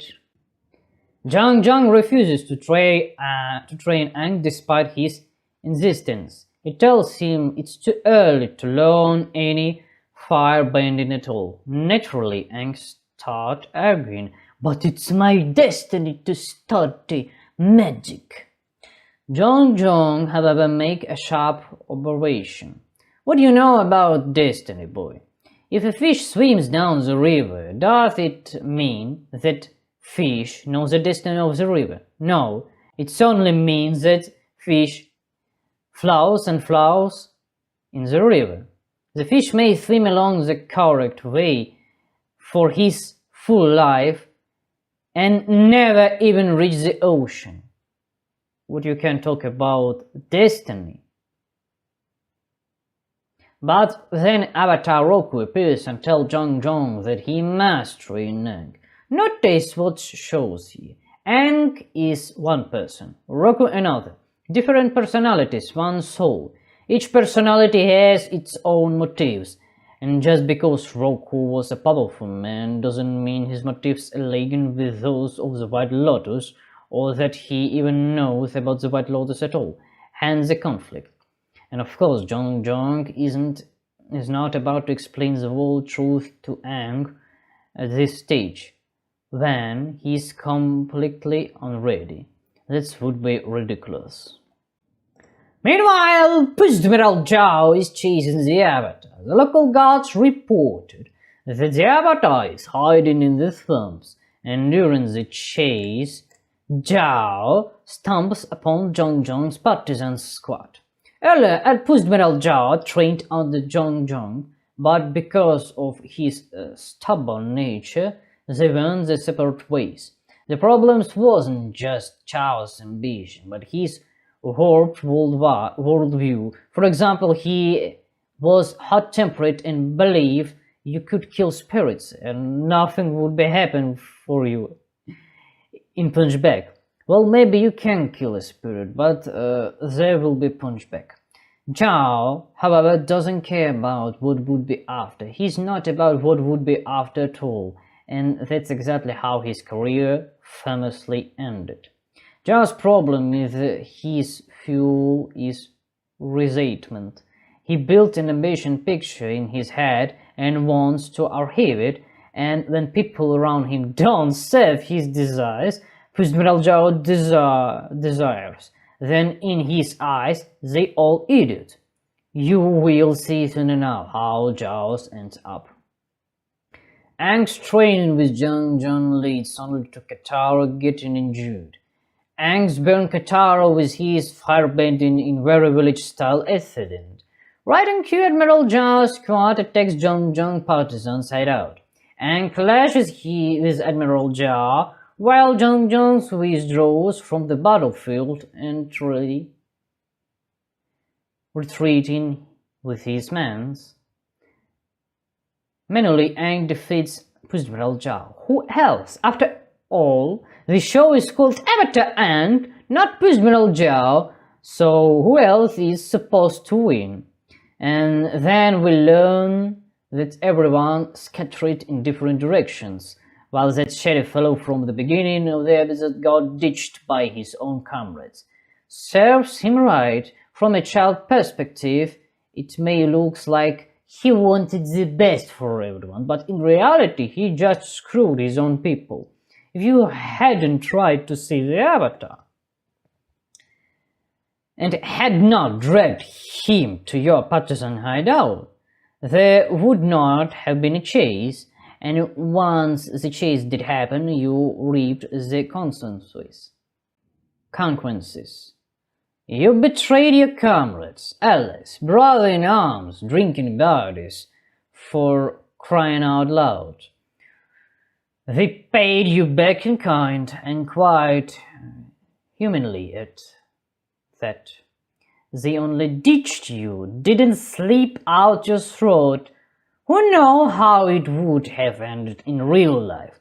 After all, it's still a children's cartoon. That's a mystery theory.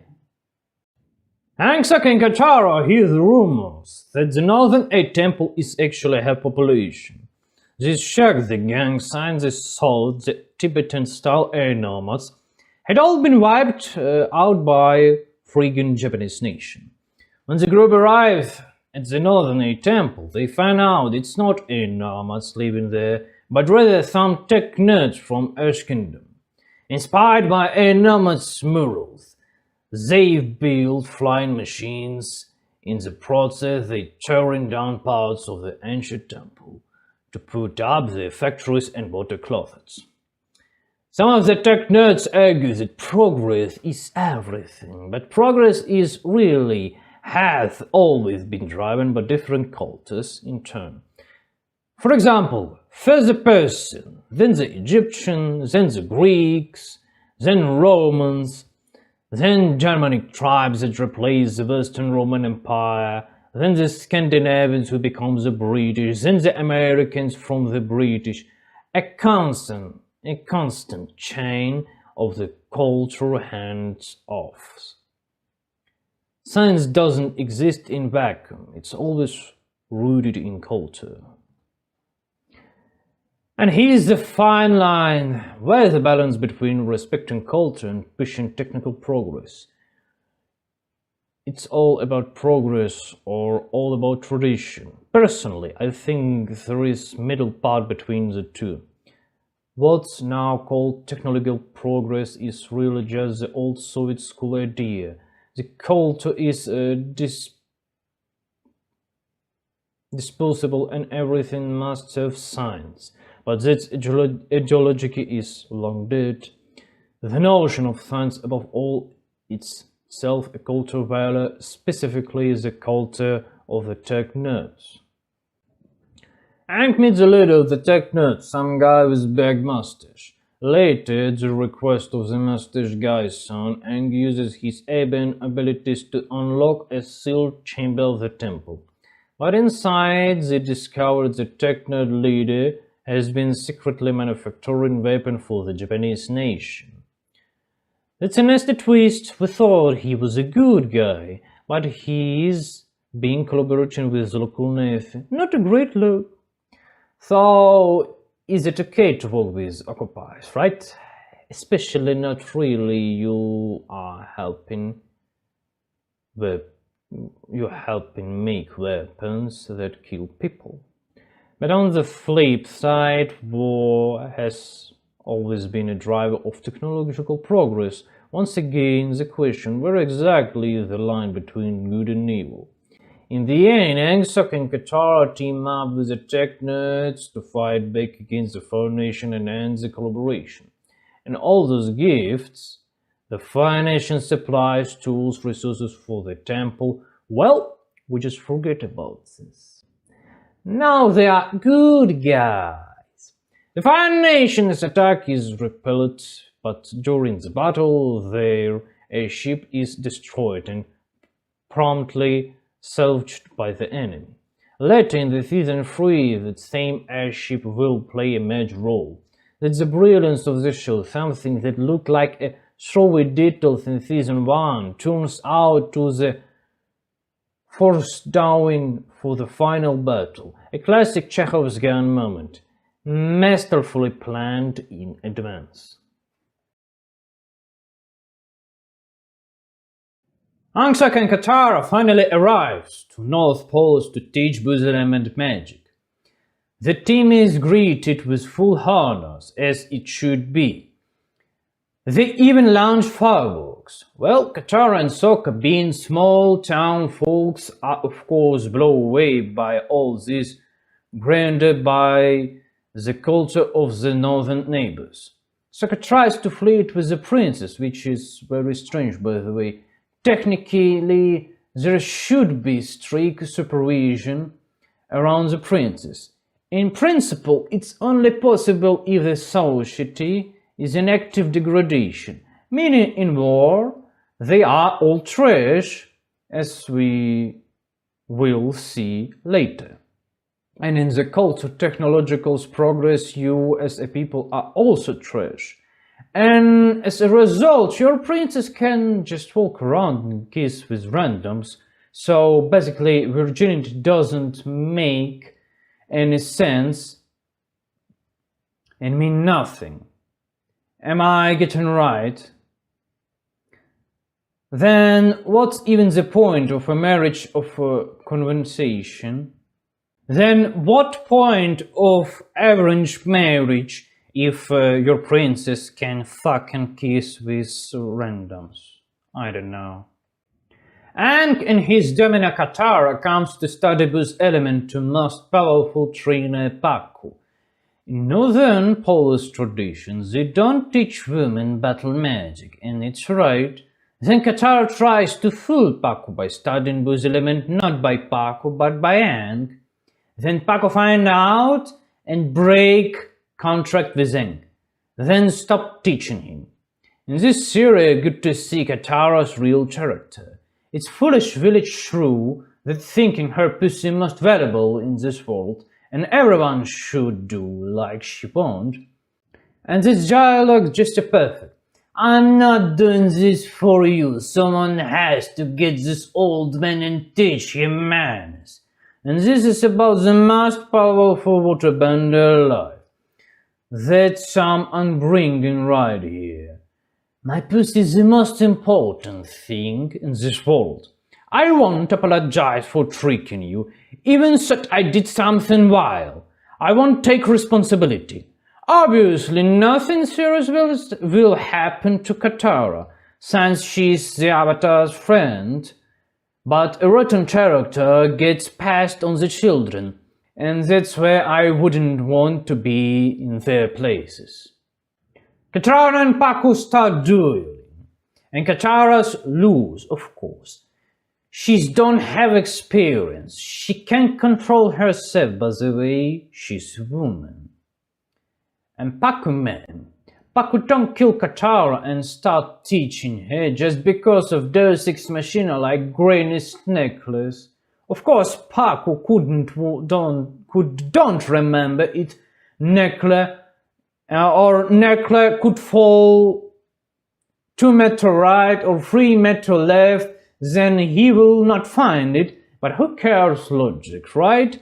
By the way, Katara, it's a great person here. Absolutely idiotic person. 100% brainwashed feminism and thinking that her pussy most powerful and valuable in this world. Even Deathy couldn't change her mind and stop Bully Master Pakku. If this would be 200 years ago, she's already would be dead. But it's kinda shit show, so we would eat shit in pounds here. Sokka meets Princess Yui, but Princess already engaged to someone.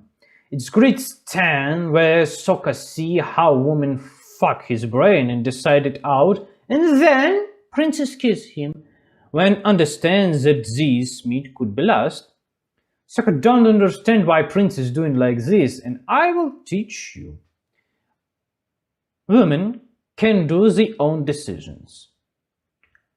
They can just do what someone say something to do. If you don't say what you do to your woman, it means someone say her what to do. What clothes she should wear, what dreams she should have, how communicate with other persons, everything. And of course the idea that a princess would be walking around alone anywhere at all, that's just ridiculous. She's a princess or some kind of war, I don't know. Meanwhile, Uncle Ira has alone something in his song. Winter, spring, summer and fall. Winter, spring, summer and fall. 4 seasons, 4 loves. 4 seasons, 4 loves. Then comes Admiral Zhao, who recruits Zuko Azaison's team. And Pirates even tries to kill Zuko Azaison, but the assassination attempt was unsuccessful. Looks like Zuko's Azaison team weren't being servants and was mercenaries. Because if they would be servants, they couldn't leave because of cutting paper or something else. And if they leave, they should be mercenaries. And mercs can do this by common law. I think that Zuko Azaison and Ira Hazalonson were conspired earlier because Ira Hazalonson too far thinked and knew that Admiral Zhao would try to make assassination because he defeated in duel before. I remind you why Zuko Azaison don't kill Admiral Zhao at duel before. It's because he should have diplomat reputation. So when he would come back to take thrones, everyone would know that Zuko Azaison say real interest before emotion. And he's young and he's legit, so we can make deal with him.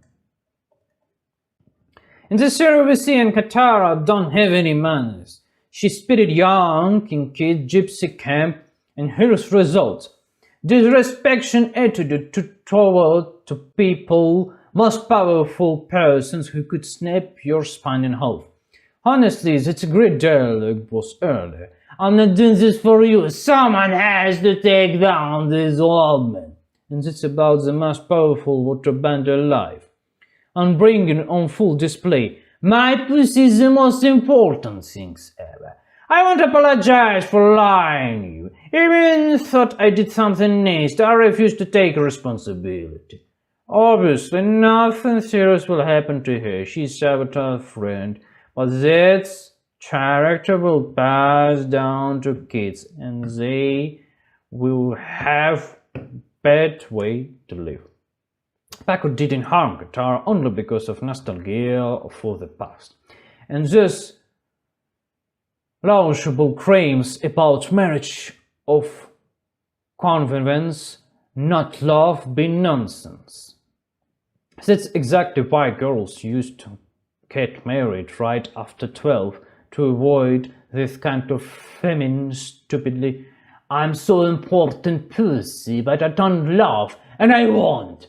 In female logic, love means my little pussy isn't as wet as I'd like.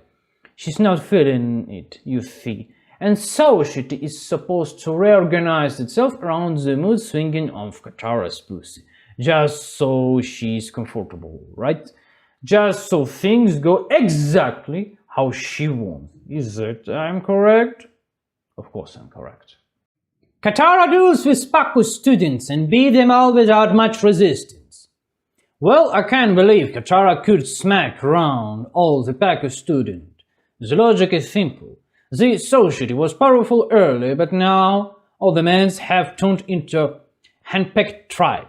They can resist a little, maybe a generation or two more, but they've lost the spirit needed for total war. Naturally, the children reflect that lack of warrior spirit, so a lady can just stroll in the windows with no trouble at all. But this doesn't make Katara some kind of uber super mega fighter. It only means those kids are terrible fighters. If a lady beats a guy, it's not because the lady is strong warrior, but because the guy is weak. Sakamoto, his buddy's Appa, the flying Ferrari, to take a girl for a ride. He doesn't care that she's engaged and soon be another man's wife. This kind of thing only happens in degradation society. In any stable culture, they would never allow a princess to wander off with some random boy without supervision. Especially a young girl with young women.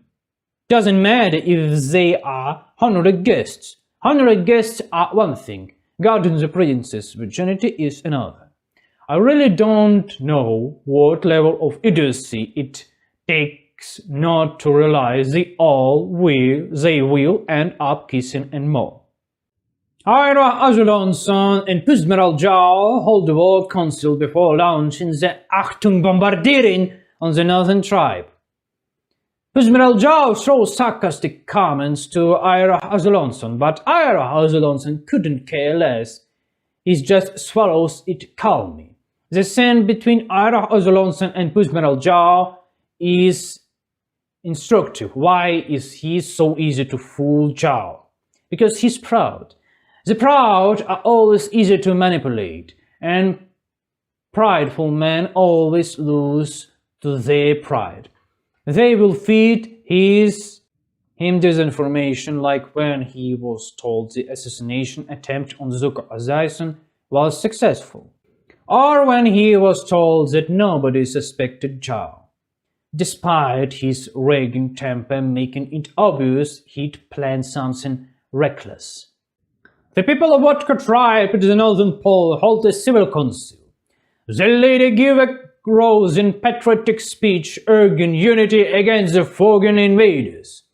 He also declares that the commander of the super-secret mission to assassinate Puzmeral Zhao will be Princess Yu's future husband. As soon as the girl dumps Sokka, he suddenly goes full reckless and volunteers himself. This just shows how degraded the society is. They can't actually win because politicals say the right votes, but votes without action are useless. The handpicked tribe will win only because Ira Azulonson is on their side. The Avatar himself hardly matters. is just a proxy of the White Lotus. That's why he wins, and why the high-packed water tribe wins. In a straight dogfight, they will be crushed. The acting bombardment begins. The hand-packed water tribe is bombed by the Japanese.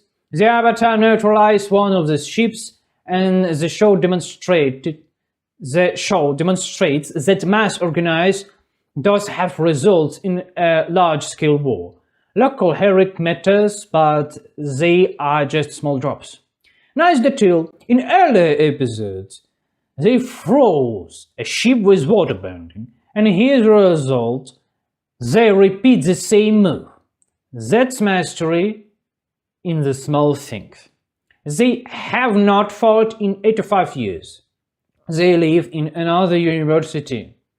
The nature of war has long since changed, but they never noticed, which is logical. The people have degraded, and it's not even about warfare itself. It's about moral and spiritual bearing.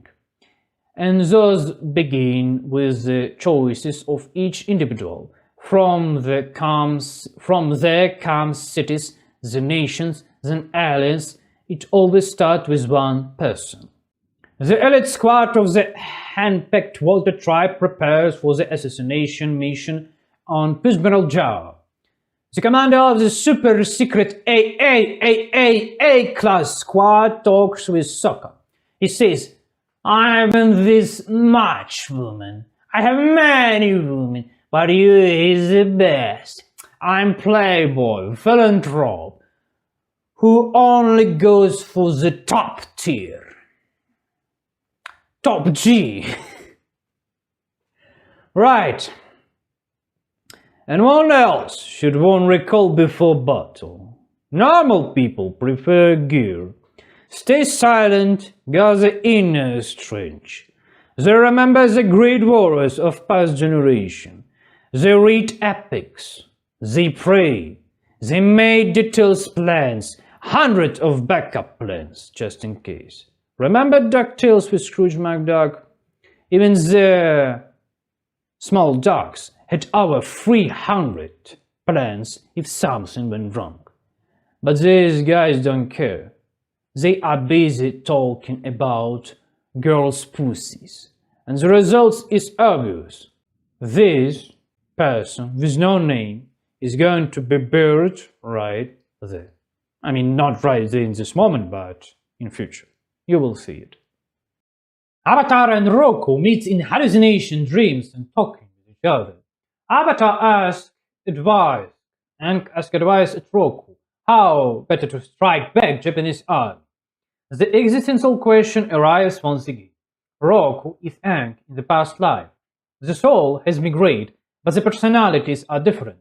Mostly different people, but they are connected by the soul and ethereal body. Your previous life is your previous personality. Different person, different people. Beyond computers turned to specific software, and the soul that migrates from one incarnation to the next is eternal. Around this time, we find out that the Avatar has been kidnapped by Prince Zuko.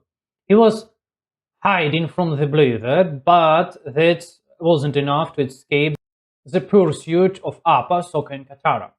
Zuko is disarmed, and they are about to leave him behind, but the Aang shows confirmation. After all, Zuko once saved his life, so now it's only fair to return the favor.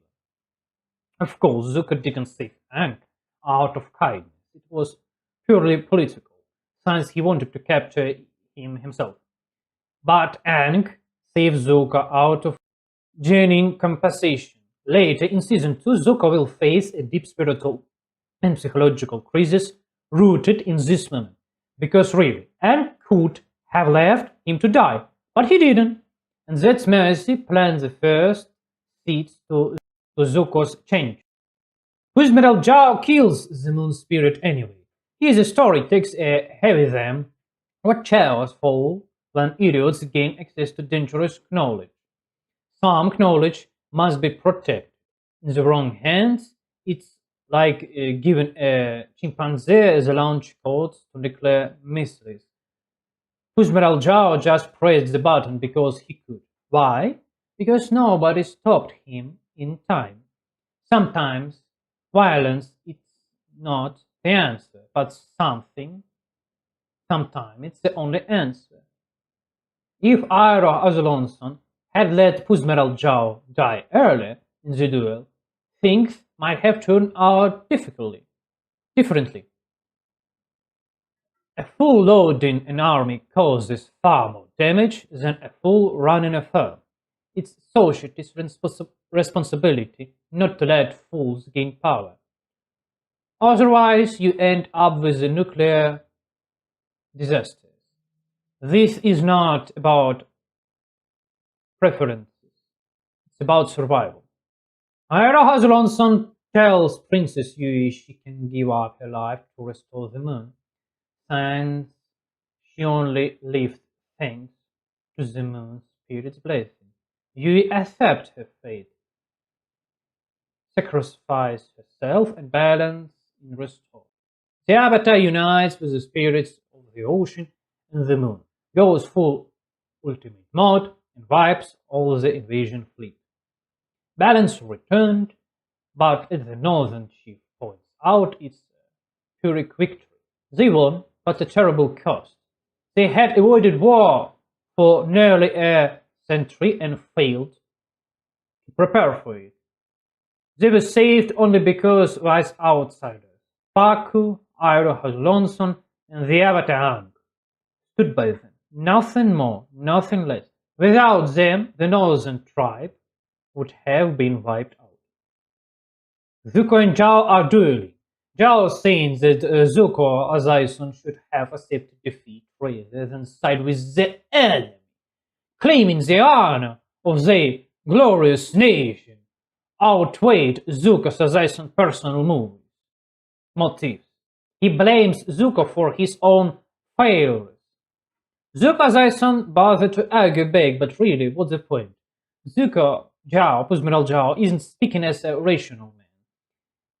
He's an animal who clawed his way up through brute force.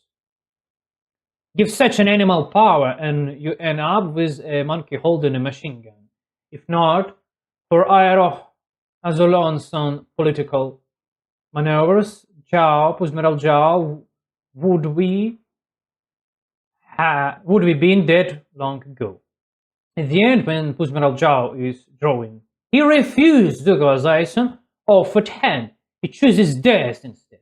And frankly, grabbing Zuko Azaison's head would not have saved him anyway. Kuzmeral Zhao dies as he lived, stubborn and self-destructive. This moment marks the beginning of Zuko's Azaison transformation. Aang's act of mercy touched him deeply, and now Zuko Azaison himself tries to save Kuzmeral Zhao. Despite the enmity, the rage in him starts to subside. It's the act of princes destined for a great thing. Someone who values the empire's survival above his own grudge. Own grudge. Grudges. Was the word. And with that, season 1 ends.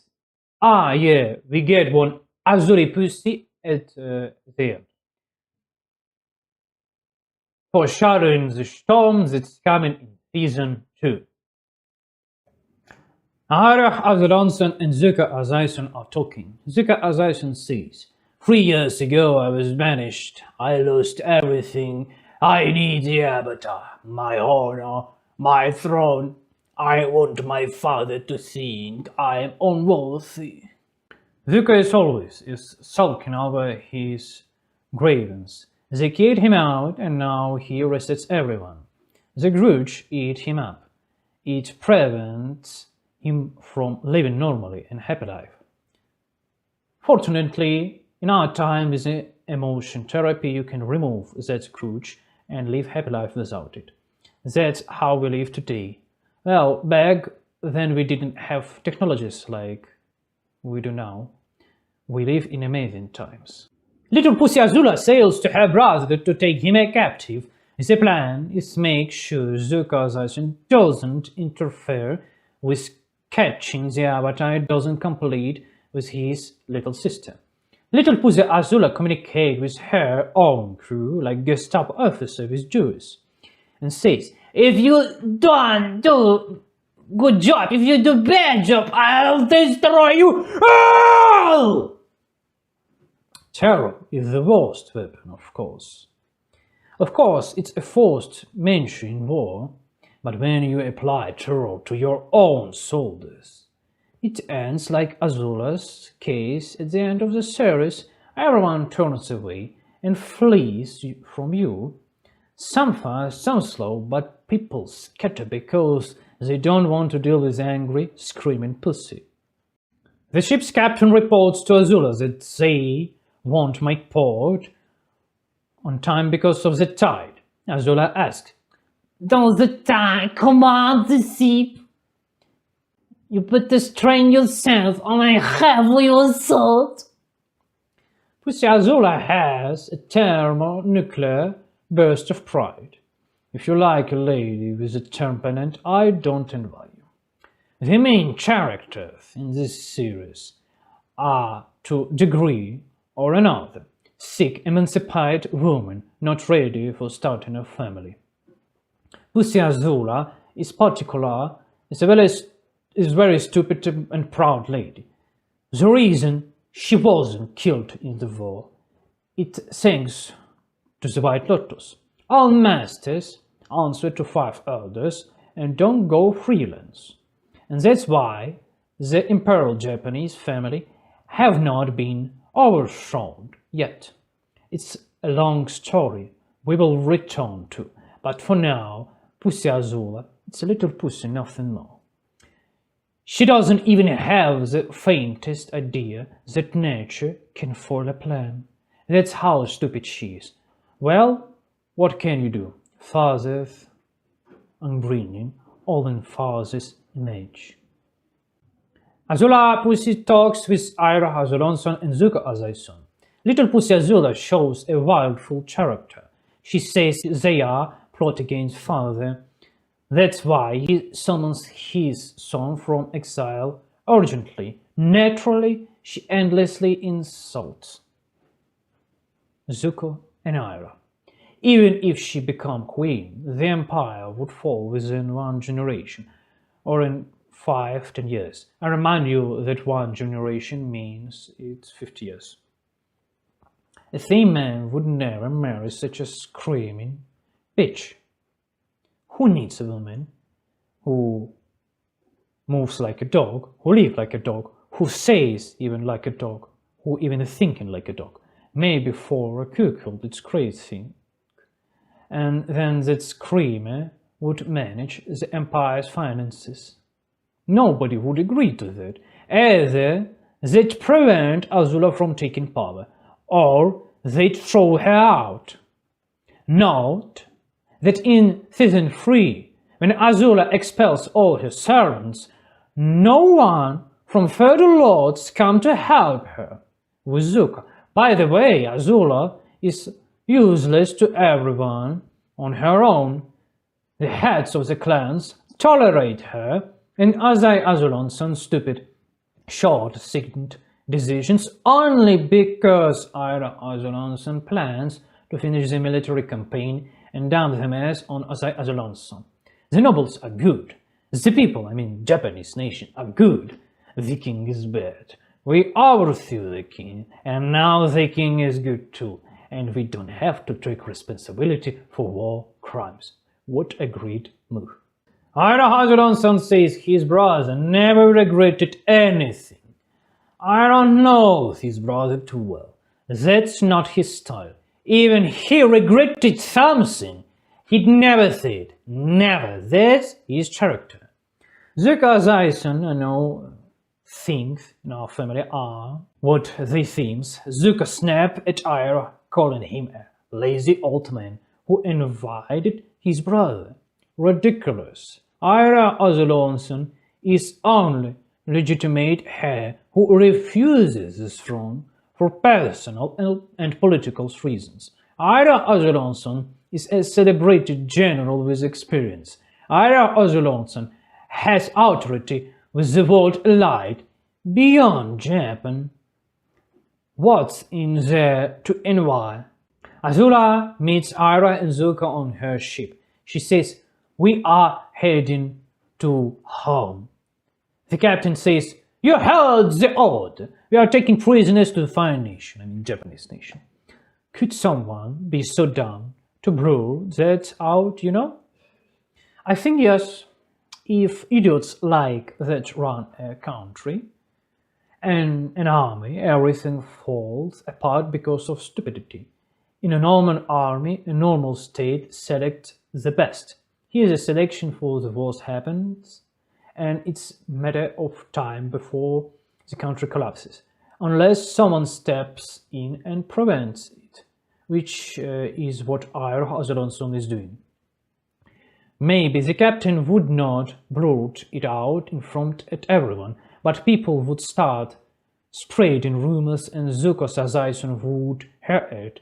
They might have waited a bit longer, but since idiots are gathered, it's only a matter of time. Degradation in full swing.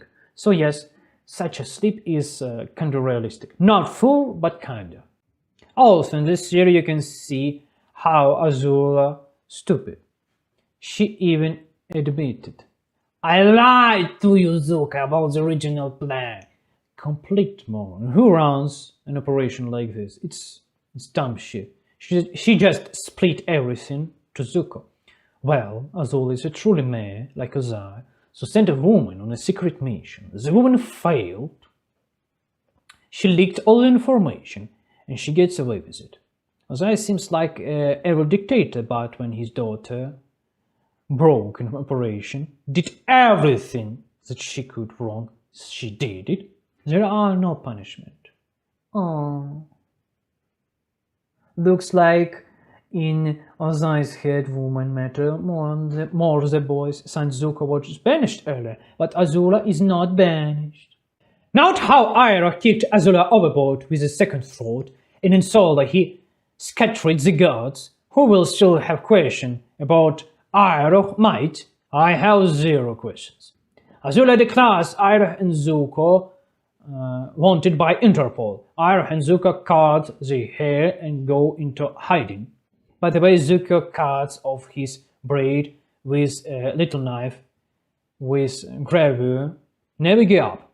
Kind of surrender, kind of didn't. A forked fate. In season 3, he will tell that to the boy he tries to give the knife to. Meanwhile, General Fong meets the Avatar and admires his power in the Avatar state. A war fleet was destroyed. That weapon should be used in war.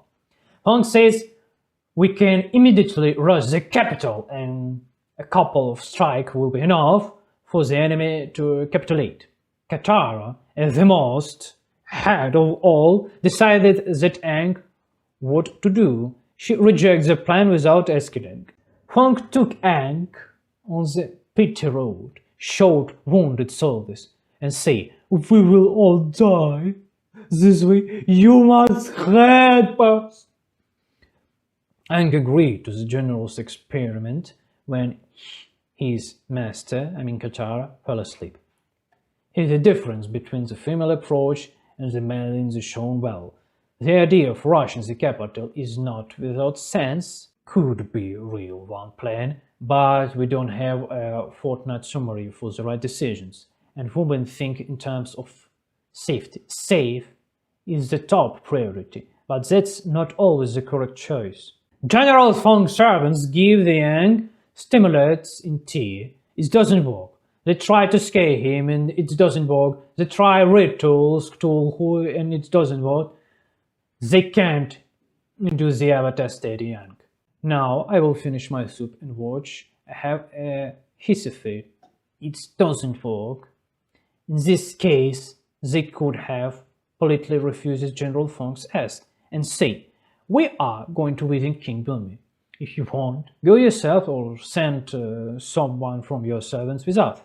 We will consult with King Bumi and present your plan and see what comes of it. Polity, of course, it's polity plan, and there would be nothing to say. But now the Avatar team is forced into the clownery with soups, mushrooms, ceremonies, customs, and coach psychologicals trying to summon Avatar state in Aang. And thus Aang won't cooperate, not fully in control of himself. In Avatar state, Fong decided to attack, to capture friends of Avatar, to provoke the Avatar emotionally. They induce the Avatar by taking his little pussy. Avatar, of course, in ultimate freeze, throws everyone aside. When a braided uncle, whose name I don't remember, explained to Aang that's if he's killed in the Avatar state, the cycle of the Avatar will be broken, and the Avatar will cease to exist. It's emergency safeguard. Trust generals like Fong after all this.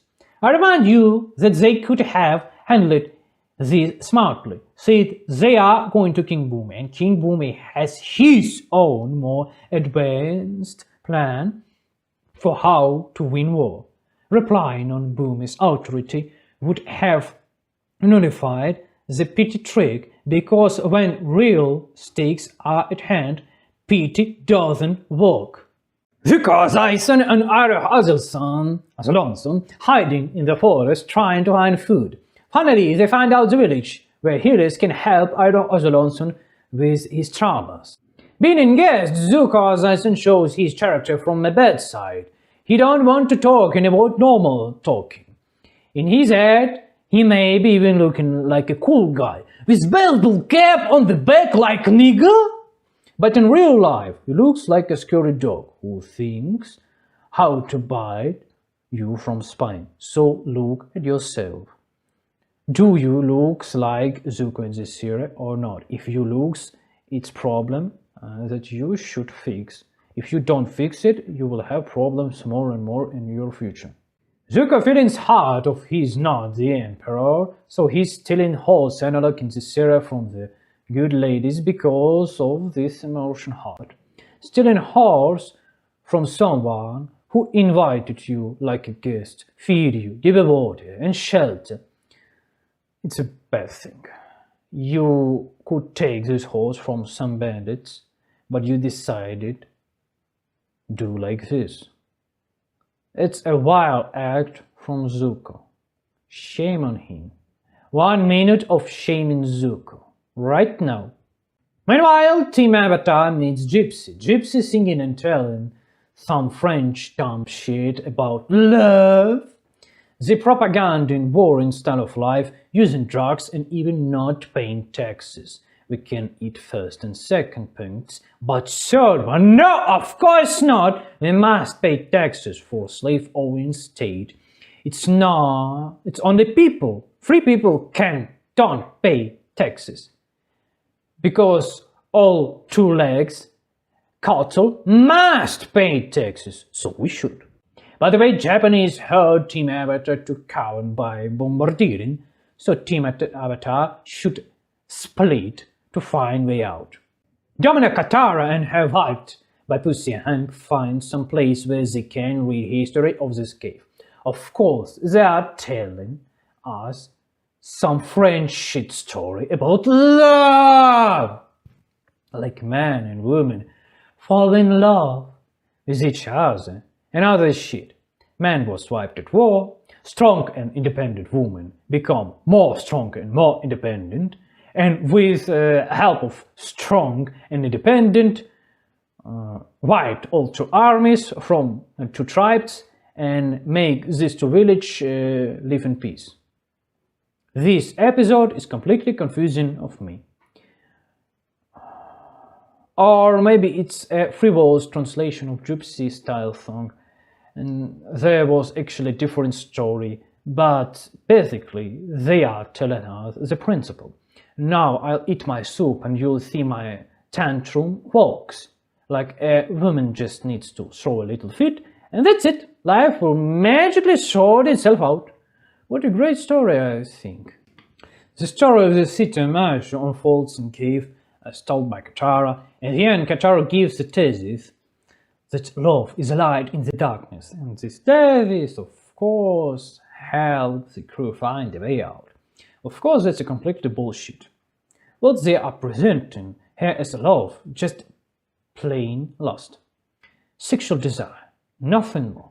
Even a dog feels sexual desire.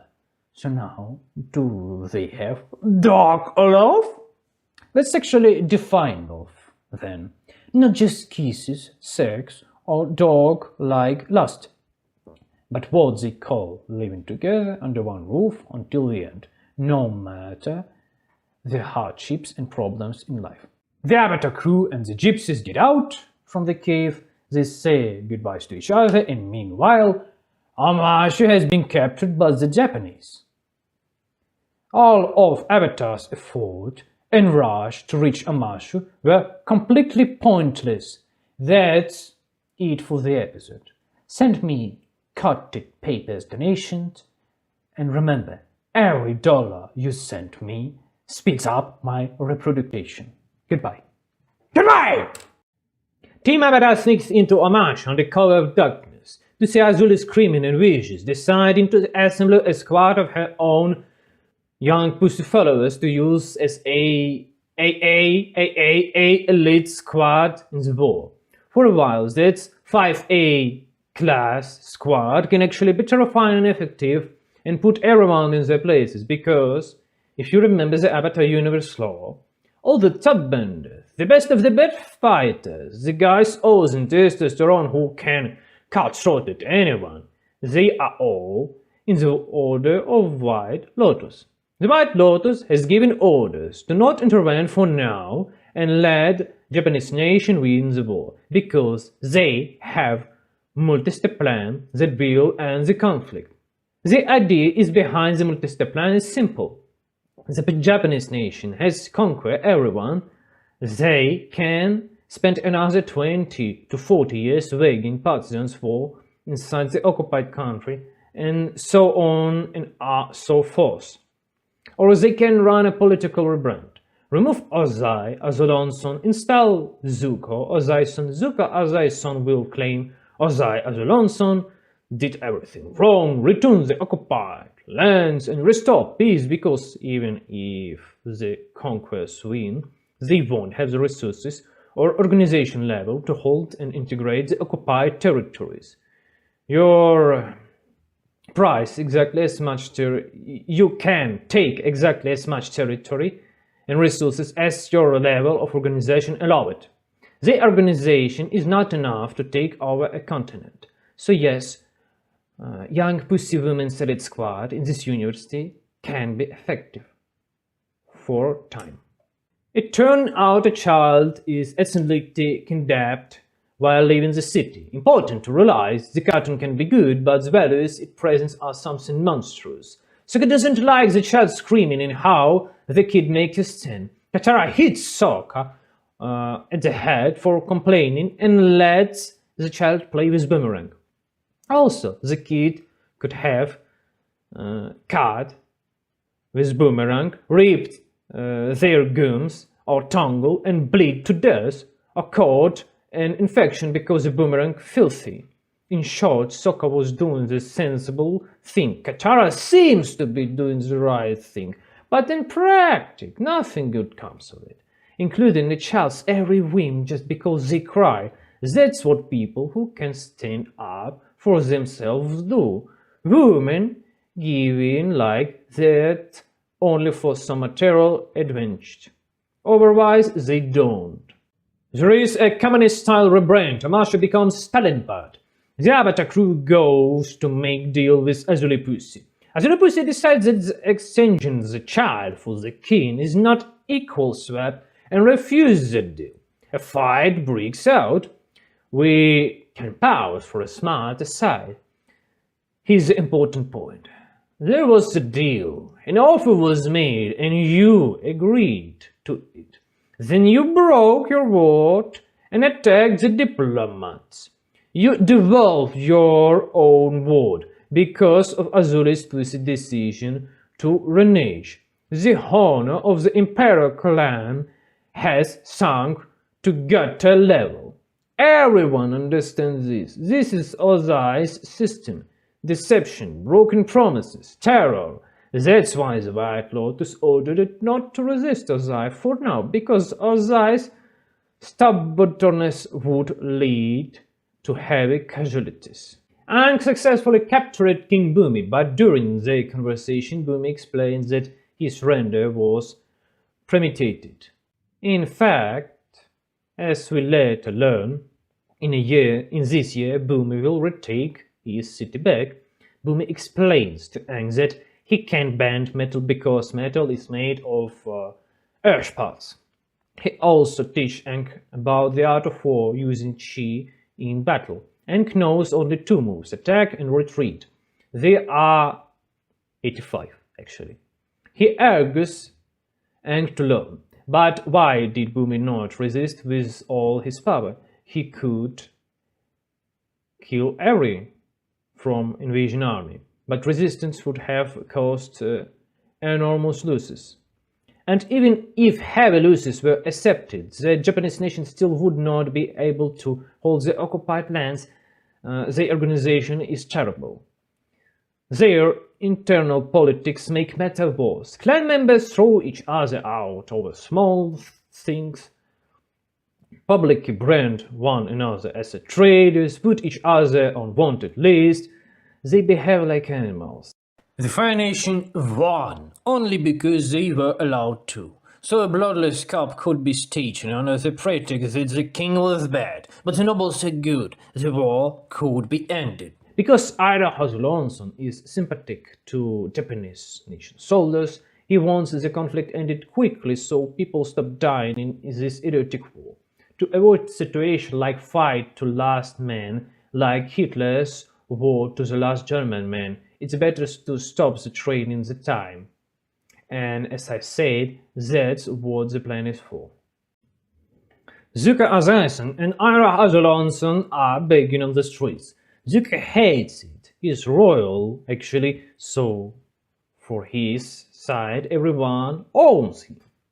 Ira Hasulonson get humiliated and forced to sing for coins, while Zuko Azaisen draws his own twist consolation. Everything can be taken by force, with power, which honestly makes sense. But this time he doesn't just last out blindly like before. He goes after a specific jerk. In the end, Zuko snatches the weapon from the guy who mocked Ira Hasulonson, and it's not surprise. Why do you ever carry a weapon if you can't use it as a property? If you've not skills, it's worthless. You need not this weapon. And you need not money if you can't use it, actually. So send me all your money. The Avatar team gets caught in a hurricane and crashes into a swamp. Animals scatter one way, people another. The team feels like something is stalking them. Suddenly, a swamp monster attacks and splits the crowd apart. While wandering, each other seems visions. Katara sees her mother, Sokka sees last love Yui as a moon, and Aang sees Toph Beifong. Some folks travel into the desert, spend hours and tons of money hoping for retreats, and here just stroll through a jungle with poisoned frogs and hallucinogenic plants, breathe in the fumes, and voila, you have this. You have visions. That's why I noticed in the life. The poorer, dumber, and more aggressive person is not because resources were stolen from them, but because they are stupid.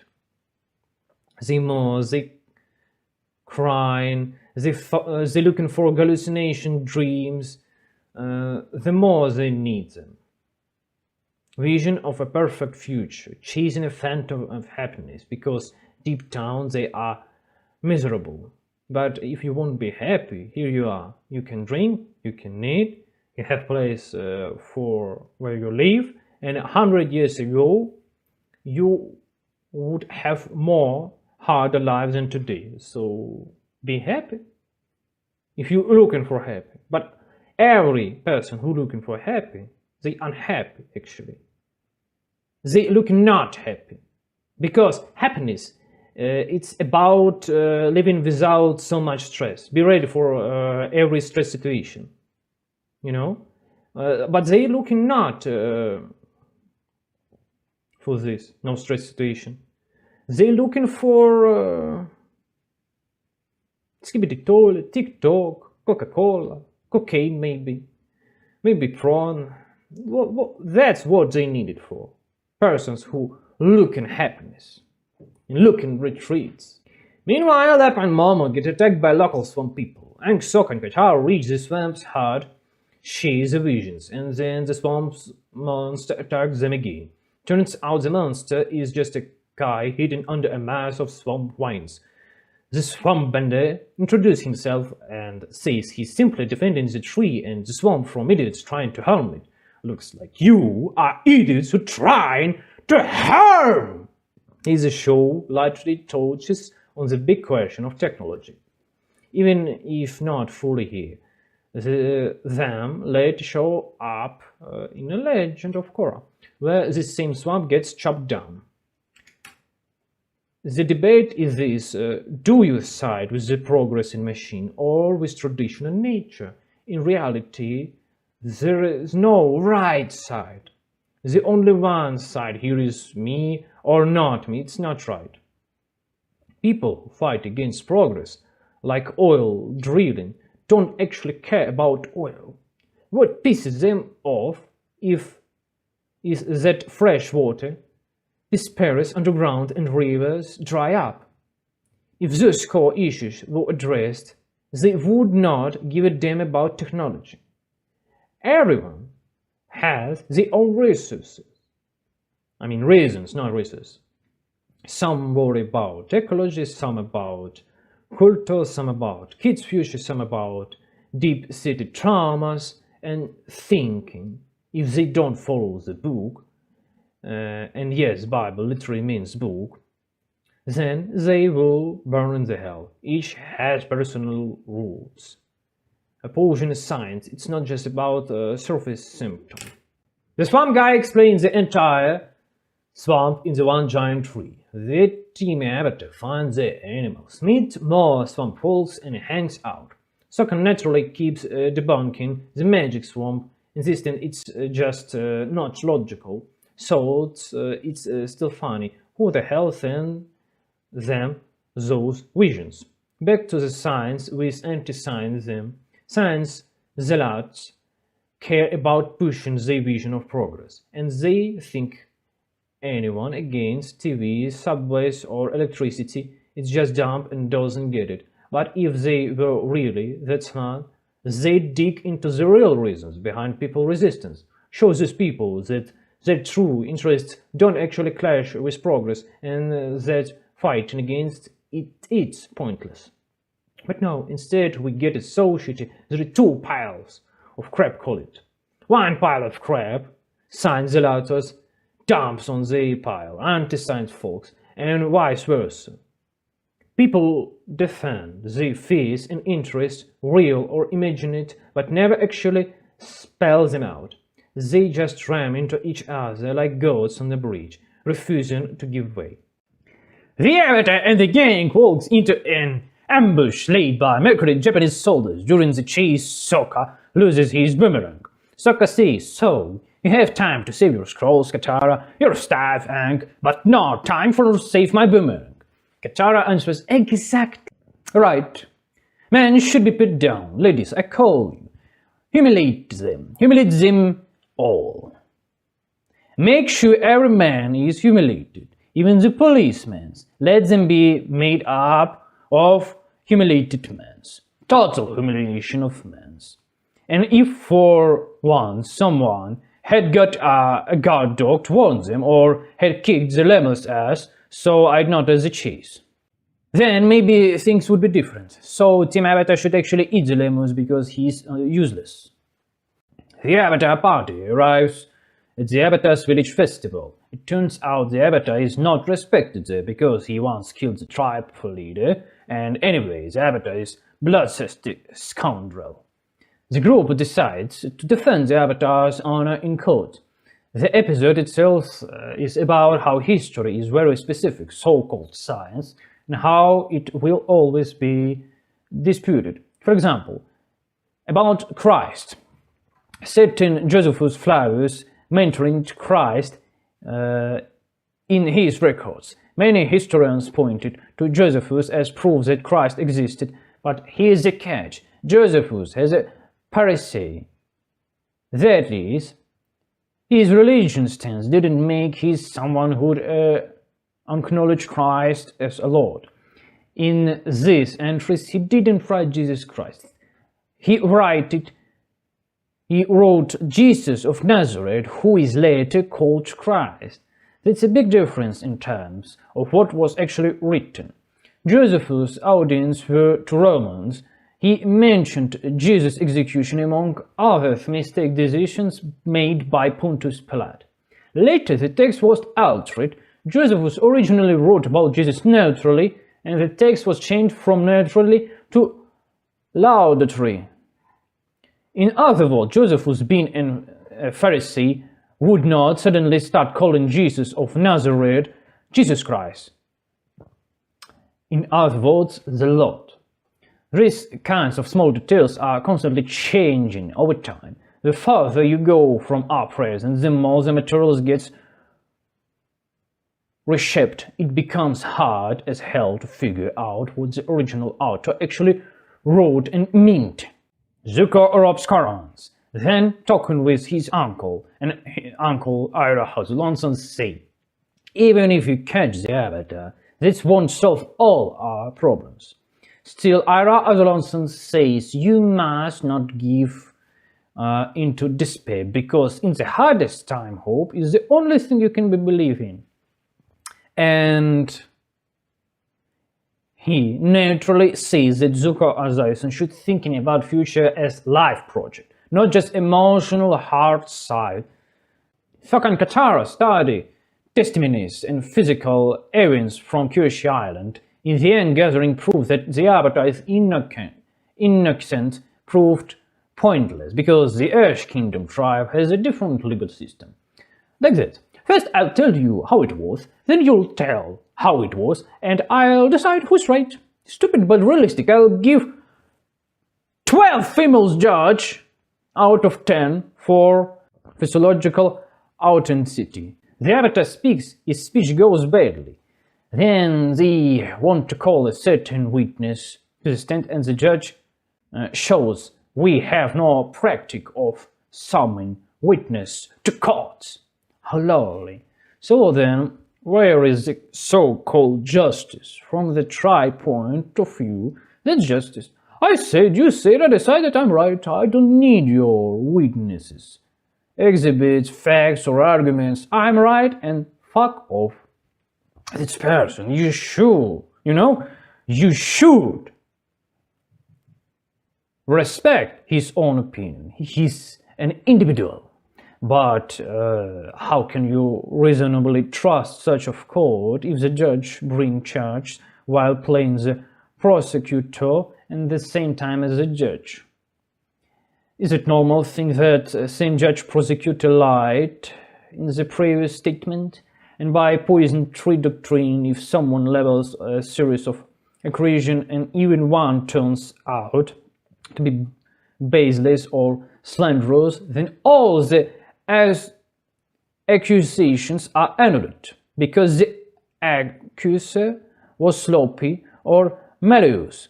No, never heard about this. We find here and we write here. Katara calls the Avatar Kyoshi as witness. The castle ritual happens and Kyoshi's spirit arrives to testify to what actually happened. In short, the leader of the tribe that trounced this court was a conqueror named Qin, who unites the mainland of China. He got so arrogant he demanded the Avatar kneel to him. Kyoshi activated her decasting and slide off a portion of the continent, which later became Kyoshi Island, 367 years before the trial convened. Qin had a chance to flee while the land was being cut away, but he chose to stand proudly and he paid with his life. His descendants later twisted causes, effects, and facts. You'd think you saw everything, you heard everything, you even felt the breeze of Kyoshi magic on your bodies, and it didn't affect you at all? No, I didn't. The question is, what's so hard about admitting you were wrong? That's why it's hard. And here's why. You'd have to admit you are assholes. And that generation after generation, your great-great-grandfathers lied to you and falsified facts. Shin was a conqueror who suffered for his stupidity. And you present it otherwise. In short, you lie. And you'd have to give up your pride. Not pride in general, that's important, but your hubris. Who's dumb enough to do that? Must easily to accuse the Avatar, call him idiot, say he understands nothing, he's wrong at all, tell him to get lost. Not enough spiritual backbone. When the Japanese Special Mercenary Force attacked the village, the Chinese tribe immediately forgave the Avatar and said, "We forgive you a centuries-long humiliation of our people as long as you save us." What is this episode about? The further back in time you go, the further tangible proofs you'll have about a historical process. Facts get blurred, testimonies become less clear because language changes.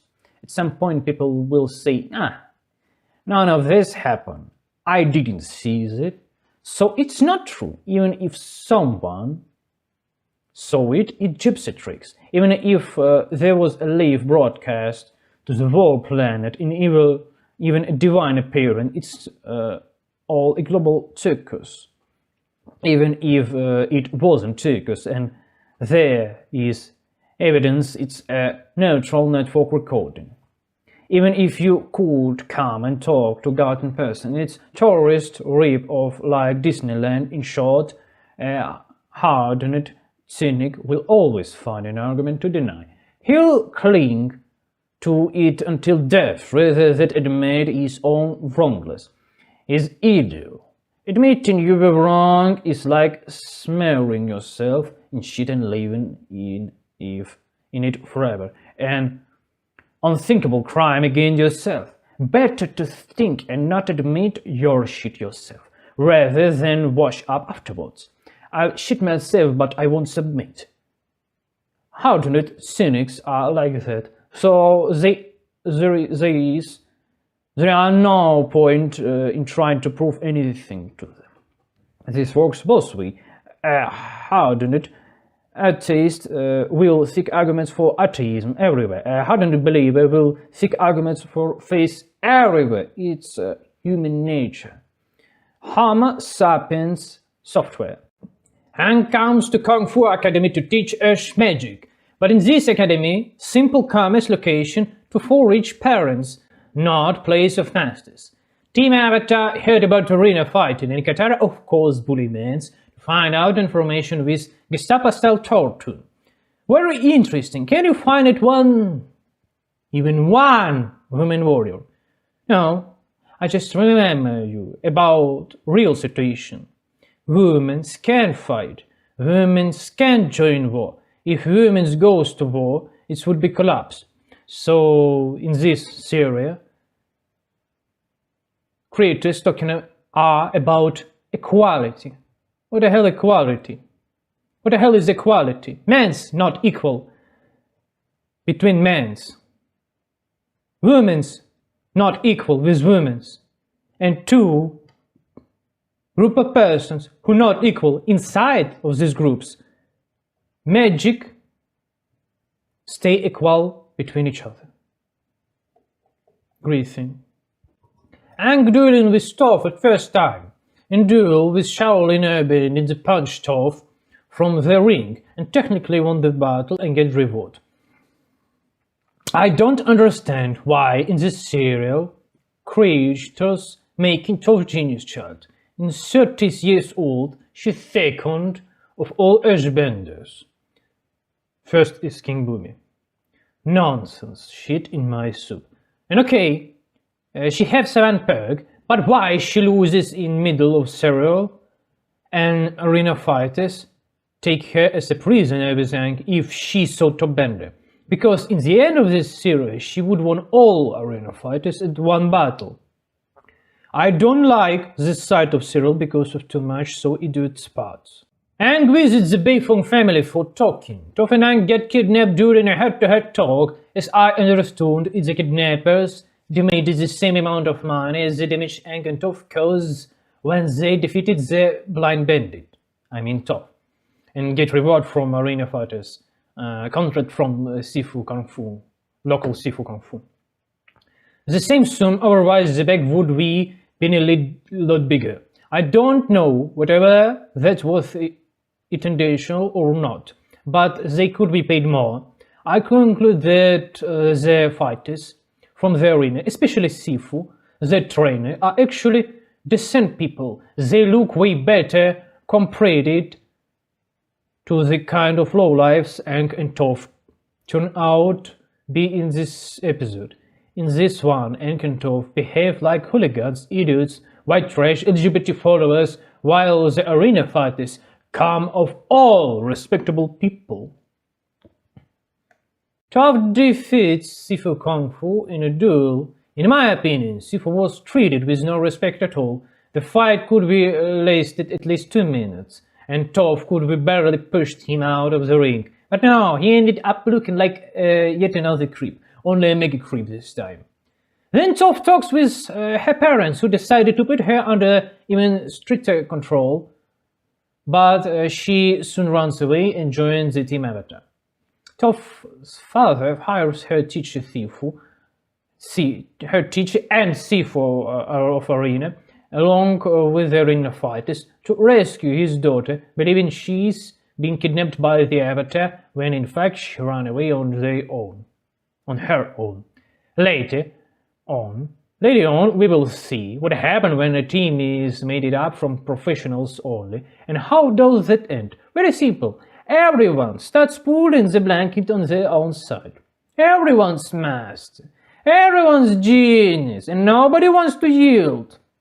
This problem exists not only in this show, but in real life too, among teams formed under the motto "only the best of the best." In the end, that kind of team usually ends up arguing and delivering worse results than a group with just 1-2 professionals but solid teamwork, unlike those 10 of 20 top-tier experts who can stop fighting among themselves because of problem in their head. Earlier in the serial, Zuko Azaison quoted Ozai Azulon's words. "Your sister was born lucky, and you, Zuko, were lucky to be born at all. Let me break it down. Ozai believes Zuko must be cruel and aggressive to hold the throne, so he raises him with torture from childhood. Ozai thinks that by humiliation, Zuko, he will forge him into a great warrior, since Zuko will constantly try to prove his worth. But in backfires, Ozai humiliates his son, but not his daughter. As a result, Zuko grows up with development gaps in his head. There is really no difference between a 5-year-old boy and 5-year-old girl. Difference starts appearing around 20, with puberty. Until then, children are largely the same, with only physical differences and social assignees gender roles. Physically, girls are not stronger than boys in this childhood before puberty. Zuko resists these attempts by, at humiliation, sleeps up somewhere and in humiliation again. In other words, his upbringing is utterly toxic. The intention is noble, to prepare him for the throne, but in practice, Zuko is act and is punished, or hesitates and is punished. The child never understands what's going on. This fuels his resistance throughout the serial. Zuko is traveling and suddenly gets very hungry. He sees a man cooking meat and thinks of taking it by the force. But the man's have pregnant wife and this stops Zuko, or Zaison. Eventually, local storeholders seize Zuko Zaison provision.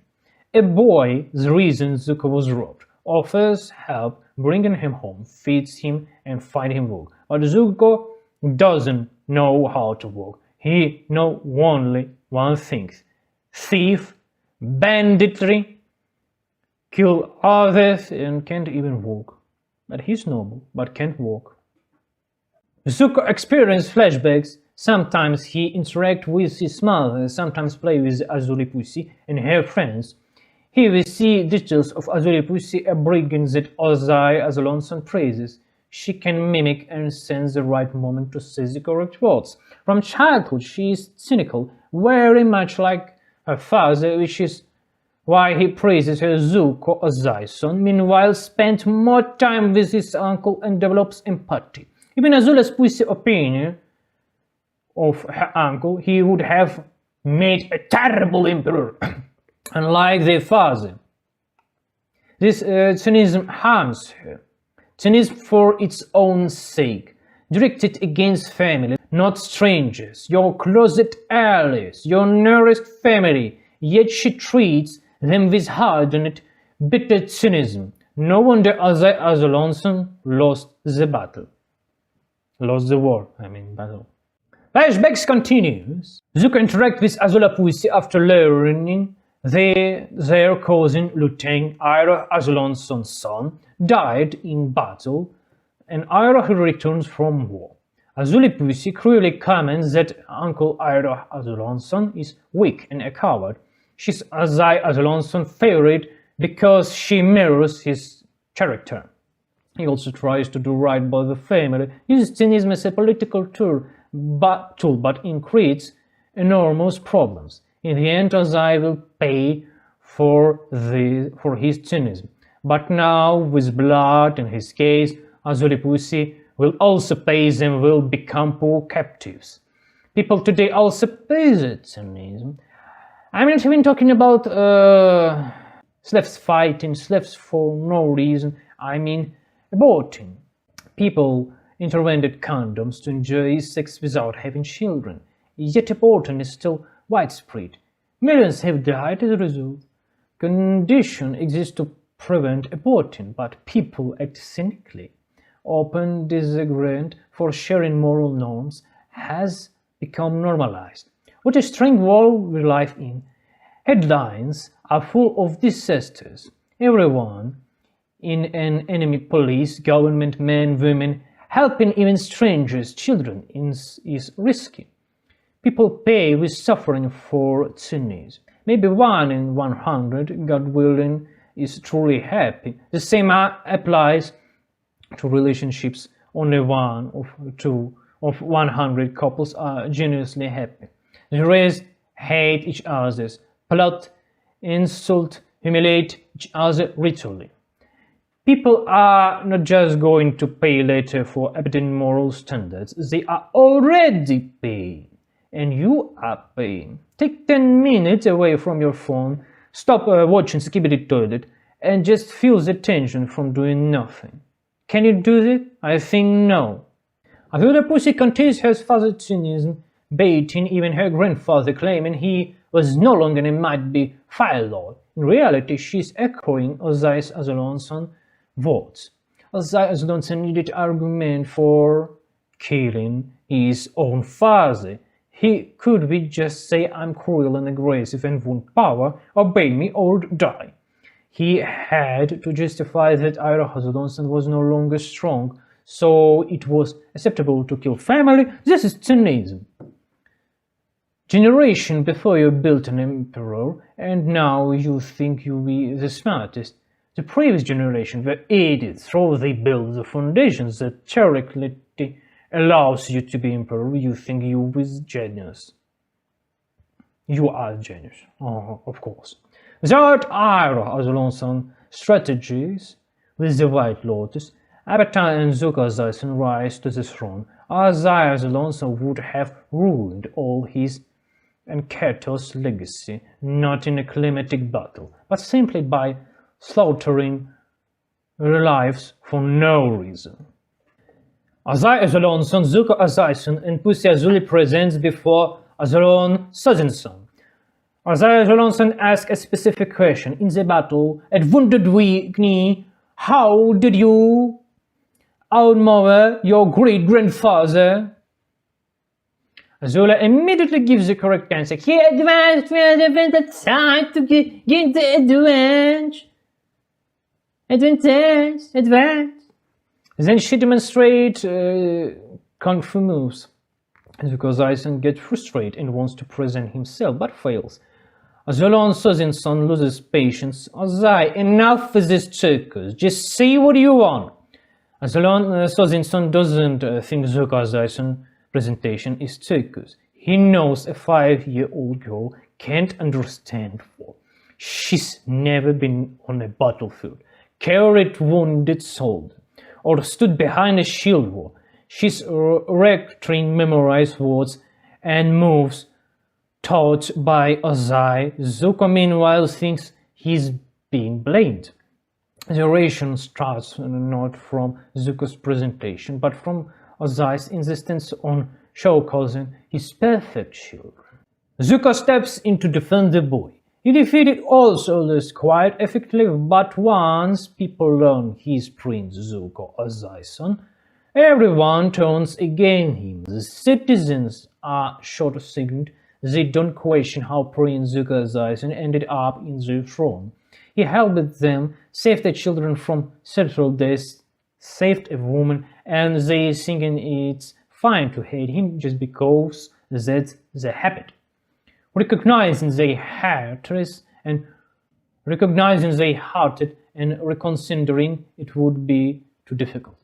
The Avatar team is resting.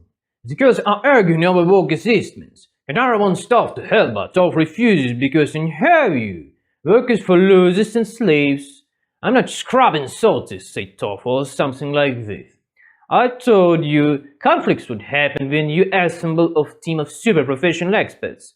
And what level of authority exists over Toph? Kick her out? Not opinion. She doesn't even need the Avatar team herself. You can't use force because everyone has equal power. There is no man to impose authority. Aang is the youngest. Sokka was raised by a woman, lacking masculine ingredients. So what's left is an old Slavic pastime. Harlan checks of triple digits shit at each other. The Avatar team is being followed by some piece of iron that won't leave them alone. Near midnight, they decide to confront their purchases. It turned out to be Azula's squad of sweet little pussies. The girls argue, Toph leaves, and Aang comes up with a plan to trick the squad into following a false trail. This is what happens when you are poorly prepared for traveling. In theory, it's hard to blame children for not having 100 plans. But at least 5 you should have. And actually, in DuckTales, Scrooge nephews have near 300 or 400 plans, or maybe 500 plans. So, it's not hard, like we see. I've never understood this in people. You could cooperate and achieve your goals faster together. Ira Azalonson and Toph meets for tea. Toph launching into her usual monologue, claiming she receives tea not because Ira Azalonson was kind, but because she's looks like weak. 2 persons are talking, but they are not really communication. Ira Azalonson addresses a person. Toph addresses her own hallucination, using Ira Azalonson as a stand-in for her imagined interlocutor. Toph interacts with the parents who constrained her in childhood, using an angry reaction entirely out of place. It's irrational and allergic things in her head, only her head. Azula Pussy confronts the Avatar team in battle, then Zuko Azaison appears, followed by the Avatar team surrounding her. Azula fakes surrounded but wounds Ira Azalonson and escapes with a wall of fire. Honestly, why is Azula portrayed as a super fighter, but what basic? Special body. She's woman actually. She shares the same bloodline as Ira Hazelonson and Zuka Zayson. It doesn't work. She's woman. If such power were given to Admiral Zhao, I could understand. He trained for decades. Azula, however, seems simple girl. In talent, not such thing exists in this sense. True skill comes from properly using natural abilities. If someone is a good fighter but forced to work as an office clerk, they will just be average old clerk, and the same applies in eras. Early in this season, Ira Hazelonson literally tossed Azula overboard without effort. Now she injured him with the narrative logic. It's like a Kingdom Come Deliverance. You face a fully armored boss with a closed helmet, and suddenly some random thug priest a spike to your throat, and you surrender in cutscene. How does it make sense? It should take multiple strikes just to piece armor, even they not guaranteed. But not with fog that was used in Kingdom Come cutscene. And if that's the case, why not injure Zuko, as I saw? What would at least make sense, he constantly gets offered by others and himself, which hinders him as a fighter. I don't understand this. Ira Hazelonson is trying to teach Zuko Zayson how to generate lighting. When instead of a clean bolt, Zuko Zayson produces an explosion, loud, often and poorly charged. Ira Hazelonson, as always, doesn't scold him. He philosophizes. Zuko, remember, this pride is a concrete of shame. A man who acts proud is actually ashamed. His proud is unable to fight the shame. To bite back a sense of dignity he thinks he lost. But as long as shame is rude, you cannot manipulate lighting. Lighting requires emptiness, clarity, and cold honestly with yourself. Then he moves on a borderless explanation of the world. Each element is not just a magic, it's worldwide, a social contract. Fire is will, pure attention. Ash is invention and stubborn confidence. Air is freedom and refusal to practice in violence. Water is change, adaptation, fluid intelligence. The Fire Nation, Ira Hazelonson countries, are basically Vikings in spirit. Fatalists who believe destiny is already written, which is why they can burn ships, build empire, and boil tea on a volcano without blinking. Ash Kingdom is a rigid castle-based feudal system, or something very close to it. The Water Tribes, well, good people, but something they resemble wondrous handpicked husbands. Ira Hazelon says life in eternal frost does not encourage refined character. The nomads withdrew from the vault entry to avoid all violence, and perfected that withdrawal to match they stopped having conflicts even in their dreams. To become a master, Ira Hazelon says, you must understand all 4 elements. You will always have favored your home, your inner magic. But mastery means being able to combine styles, bend the work in new ways, solve problems no one has solved before. Then he shows Zuko the famous technique, how to accept light and conduct it through the body and release it. Zuko, in spirit, he goes out to find a stone. He stands and screaming at the sky, waving him arms, practically demanding, "Come on, hit me, I'm ready." But the stone does not hurry. And the problem is actually simple and hard in one way. You cannot become a master of martial arts if you fall in shame.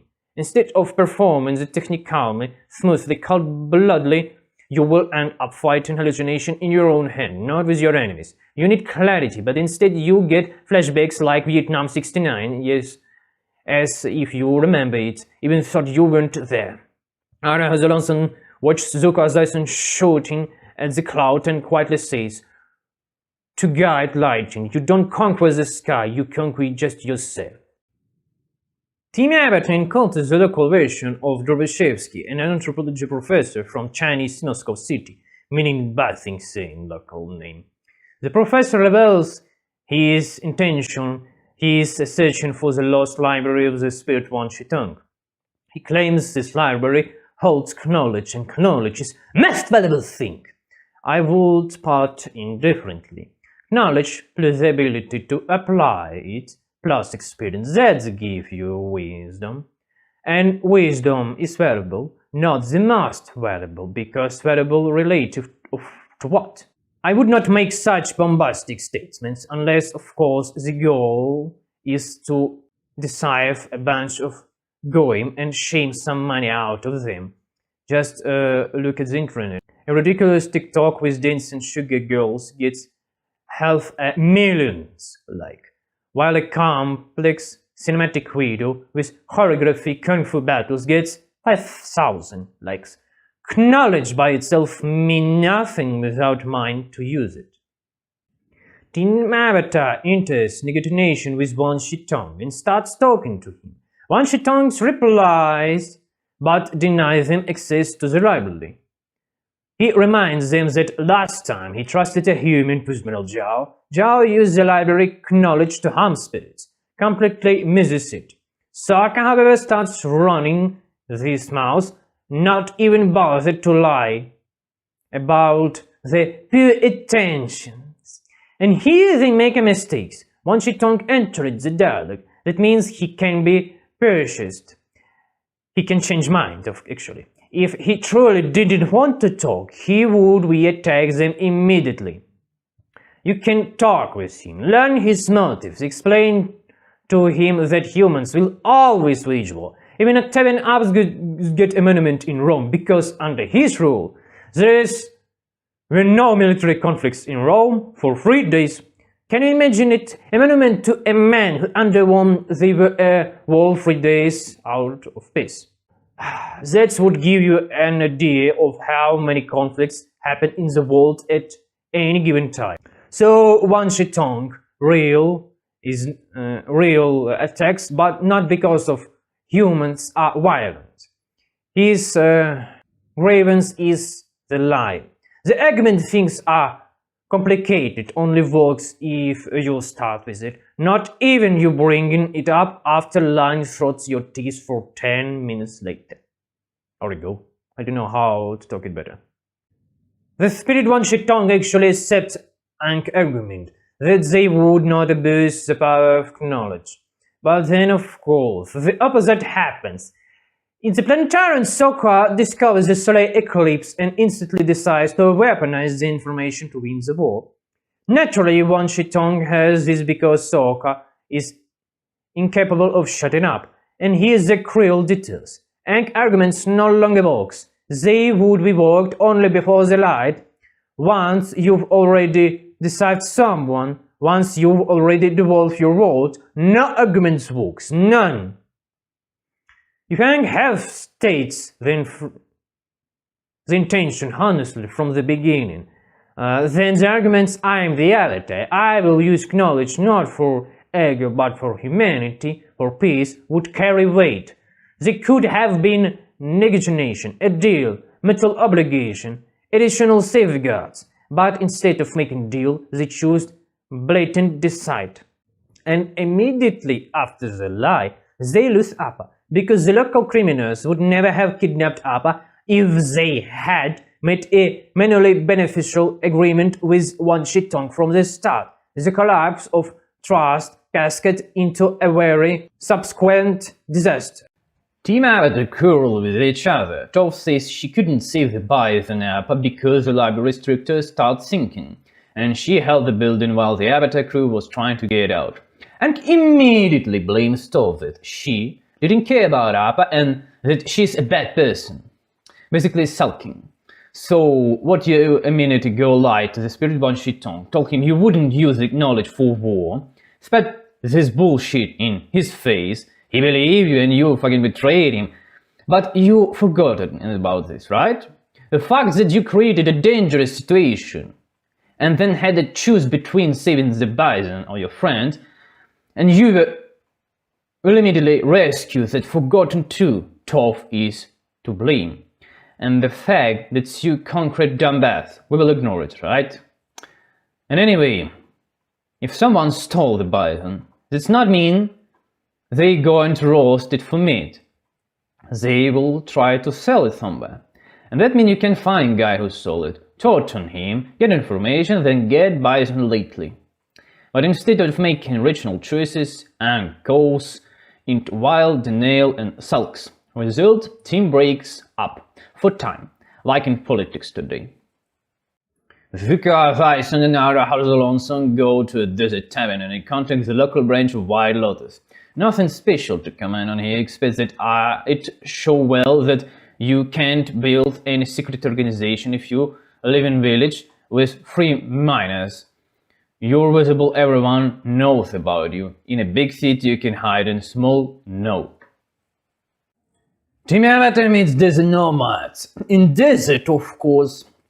The chieftain's little son accuses them out of nowhere, claiming they are thieves and stole his people's sheep, fled out on the spot. So basically he's trying to cover him on tracks by attacking an ice cream. In all my life, I've never seen the counter-assassination, the counter-accusation trick work, maybe on some very spineless citizen, but not in general. If you are going to lie, lie well, lie to the end. Don't change your behaviors because of the lie. Remember what you lied before. Think through your strategy and be ready for consequences. Because lying is ungrateful work. You tell one lie, then you have to keep this lie in your hand all the time, and before every action ask yourself, will this next thing contradict my previous lie? Otherwise, you will get caught. Team Avatar encounters an old granny who refuses to help them, an aggressive, loud-mounted Soviet Union-style old bitch. Even though she has nothing to do with the Soviet Union, it's just an archetype. It's just an archetype. But the moment she sees a prestige big-funk family pass, she immediately bends over the backwards and hand out tickets to everyone.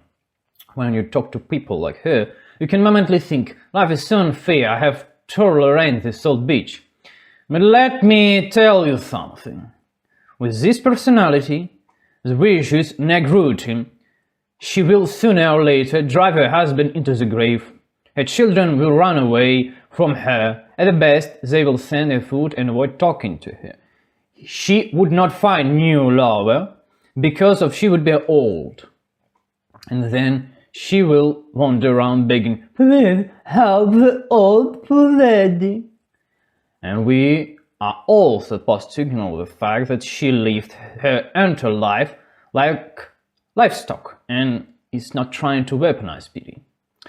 If she were a normal woman, she'd have a normal husband, normal kids, grandkids, and would not need any help. So the question becomes, what exactly did you do with your whole life that you ended up starving in old age? Where are your friends and relatives? A pair of refugees ask the Avatar for help because their documents were stolen. The same old crone refuses to help and starts saying hilarious nonsense. Without rules, there is no orders. Without order, no law. Without law, no civilization. Even short 1 minute ago, she issues by phone tickets purely through connections. Why not just repeat the same thing? Just says, let these people so too. They are my friends too. They're traveling with me. There is another argument. Do what I want or I will kill you, and then kill her. What will they do to the Avatar? Nothing. He's basically a portable machine. They'd let the killing slide. Crossing the Serpent Pass. Aang shuts down emotionally as a psychological defense mechanism because he feels guilty for losing control. Honestly, most conflicts in real life happen because people never define the rules of communication. In male groups, for example, everything fine, and then out of nowhere, ritual insults. Obviously inappropriate, but there we are. Zuko Zai-san and Alsomt talk with Jet. Jet suggests robbing a ship captain to steal food. No surprise, and what else can Zuko Zai-san do besides war and violence? Today, thanks to the internet, you can learn a new profession in a year or maybe 2, but in a world without the internet, good luck. Information spreads like turtles mating, slowly like old men's fucking, slowly and reluctantly. Later, Jet tries to recruit Zuko Zeiss into his terrorist freedom fighters for everything good with everything bad. Zuko Zeiss refuses, but Jet notices Ira has a lonesome heating tea with firebending. Jet claims he wants a new life, but he keeps trying to trip up some eternal revolution anyway. And in real lives, the same problem. Countless people return from the front lines. The couple Team Avatar escort safely deliver the baby, and they name the girl Hope. Meanwhile, Sokka starts crowning and fainting when the woman gives birth. I honestly don't understand why the show treats Sokka like an idiot and degenerate. Is there some quota I don't want to know, like a serial must include 50% of women, among them some personally on psychos victims, mom times, and among the men at least one clown idiot, one psychopath, and several other citizens with cliches. Thankfully, this show actually has many thing characters. While this is plagued with modern shows and films, a fully competent male character is incredibly rare. Meanwhile, clowns, handpicked losers, degenerates, an entire ocean of them. What is they even connected to? Do people really just swallow it so they keep on making more of it? At 4 hours in the morning without declaring the war, the Japanese troops sneakily and tristily attacked the Great Wall of Bathing Sam. They kept on stormtroopers, the little pussy Azula Azai-daughter. But not need Azai-daughter thing because she's not married and never been because of idiot of his father who's trying to use his daughter in war. What idiot? You need to get her married, not fucking in war. You idiot. And he would lose absolutely. Fail. An Avatar would fairly win because of Ira Alsomt would help him. By the way, the team of sweet pussy girls neutralized the brave Chinese special forces, and now the Chinese army need Avatar Aang. By the way, I still don't understand why Team Avatar didn't use this moment. They could set conditions for the general. We will help you, but you introduce us to the emperor. It would be more correct to say emperor, not king. Ira has a lonesome, and Zuko has eyes and get tickets into a bathing cell. Ira, who as a lonesome, uses cunning and flatter a woman, calling her beauty, a plumbing rose, and intoxicates. Zuko Zaisen of course says it's cringe. Yes, it's true, but let me tell you something. I'd love to learn this kind of cringy charm. Very well timed cringe. I personally can't negotiate this way. I'd rather kick everyone out, call them idiots, and tell them they are doing everything wrong and need to follow my instruction. Also, sometimes it's not appropriate. I mean, every time. 100% time. And if I applied killing the tact like Ira has long sinking, I'd probably suggest more often. The episode shows Azula Pussy character is in a normal light. You can see and believe she could be a talented child in this version. Previously she was shown a stupid little brat, but here you see her intelligence. A Stormtrooper command says everything is fine, no need to worry about the Chinese landing. And she says, but just in case, we need to be prepared for something. Just in case, take precaution yourself and something goes wrong. A moderate paranoia-like psychological believable character. Now what I really don't understand is why there's so much interpretive clowning in this show. I get it, the target audience is teens and kids, but a teenager and kids really they're dumb. Katara humiliates Sokka again and again. Sokka act like an idiot and some nonsense always happen. Clowning. Sokka looks like a moron. Katara throws a tantrum. Toph pretends to be a strong, independent woman with hairy armpits.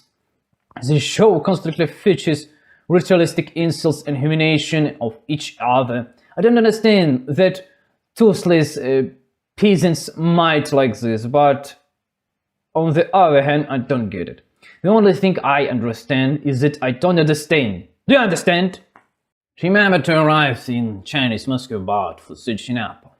They are met by Judy, who acts as a liaison between the Emperor Court and Team Avatar and provides all necessary amenities.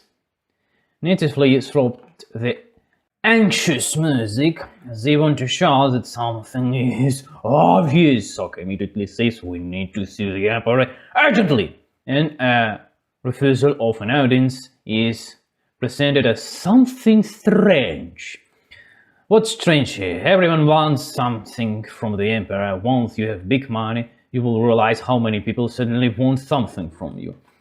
How many people suddenly love you in real, not because of money? How many suddenly want a long-term relationships when you help you in your problems? And when you have no money, you are nobody, like in this real life. Same things here. There is such a huge quote for the emperors of China that you literally can't get through it. Protocol says you should not be admitted. Why present a refusal as something strange? They should be just said, your appointment is set for this time. If you want to deliver a message, I will pack it along and KGB agent will come to you. Team Avatar countries wander in the city with Judy. Question locals about Appa trying to find the black market. Locals see Judy and uncooperative and constantly evade conversation. Now that's a good move. The previous move with anxious music was crap and shit and cringe shit crap. This is actually very effective. If the story had strange hair, the episode would be been much stronger. Gradual escalation of tension. At first the local seems cooperative but slightly shady. Then you realize they are properly shady. Team Avatar prepared to gain an audience at the Emperor Palace. Toph teaches her colleagues the manner of dangerous business and tells Katara the first rule of ladies not speak with commoners. To other people that might seem pompous, but it's not. Not talking to commoners is necessary for those people. If you are a man, everyone constantly wants something from you. Your money, connection, attention, investments. You will get excited listening. If you are a woman, especially 100 years ago, it was downright dangerous. You could be assaulted on walk without protection. How do you track who are you? Big city. Nowadays, some men lose their minds at sight of women. Back then, no porn cities, no modern police, no CCTV. Walking alone was just dangerous. Big Dipper people become poor because of systematic mistakes and rich short systematic correctness. This explains why wealthy people historically and today treat the poor with contempt, because poor can rape these women, just at all. A local KGB agent takes the Team Avatar to meet the head of secret bureau Long Feng. They portray him a complete idiot who can't think, like he seized power and controls the army. Oh no, he's evil. Oh no, he's dangerous. What the actual danger? That he controls the army and the episode don't understand nothing in war? That's actually good if someone were messing with my country's energy policy. I might care, but otherwise, nothing is clear. Better go to the specialist. The episode shows that Long Feng is not stupid. He's cunning and cautious. So why didn't he speak to the Avatar immediately if he's so clever? Why didn't he feed them fake information like, we will consider your protocol, weigh the pros and cons? Instead, they turn him into a screaming, evil KGB agent, but in reality, he just fails to use information to win the war. Even if you dislike information and dislike this plan, he could have just listened and nodded. Secondly, Long Feng didn't even have the plan. Why make him a total idiot? He could say, your plan is unrealistic, even if we say the Emperor, it doesn't solve the problem. It's hard to explain, but you are children, you don't understand the situation. What I do is correct. What you propose is destructive. It won't work. what I do works. We created a foundation utopia decades ago. I maintain it. It will continue after me. It works. That would be made Longfeng is fully fleshed out character, not an average KGB fool idiot, but a thoughtful politician caring of his people in himself, of course. In his view, is not new. The Chinese imperial system existed before him and worked, and he continues the tradition.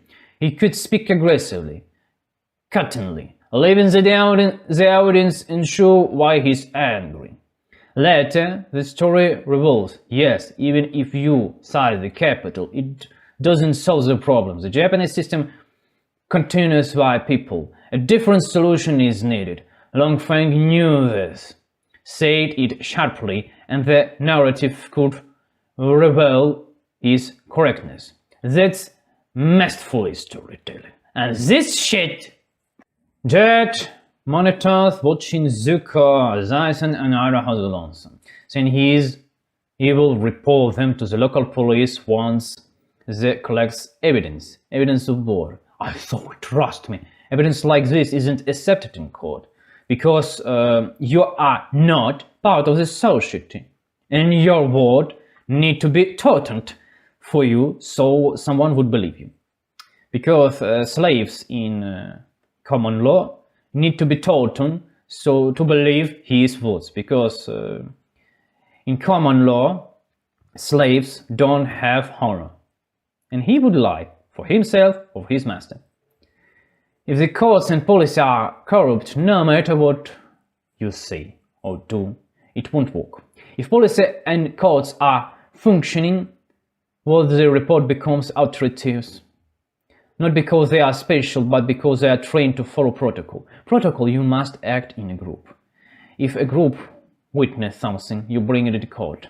Your voice has authority, but only to report. You report, the police don't prosecute, no verdict is deliberate. What is Chet trying to find? Hilarious. Clearly a village idiot. Chet draws weapon and attacked Alsomt and Zuko, accusing them of being Japanese. This scene is psychological credible. I truly believe hatred can blind reason and make someone lose their mind. All trauma is like that. Worst parts, the person thinks everything is fine. They are genuinely insane, and until they smash their head on the table or wall, they won't suspect anything to start thinking something wrong never occur. If you wanted to show Longfeng a stupid fool, do it properly. Show the system he built is falling apart, all stand but sold is unequipped well, corruption and nepotism, everything. Nothing works properly. The Chinese imperial state is not the brink of collapse. In such a scenario, portraying Longfeng as a fool makes sense.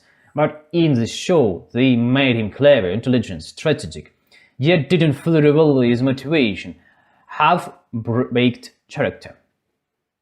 Instead, they added 2 pointless episodes about Appa and Momo's adventure. Thus, 2 episodes could we explore Longfeng's character, his fate is unfortunate. Appears get blamed for 2 episodes that disappears into nonsenseless. What a shit. Team Avatar arrives in Chinese Muscovite for searching Appa. They are made by Judy, who acts as the liaison between the Imperial Court and the Team Avatar and provides all necessary amenities. Natively sort the anxious music, they want to show that something got wrong here.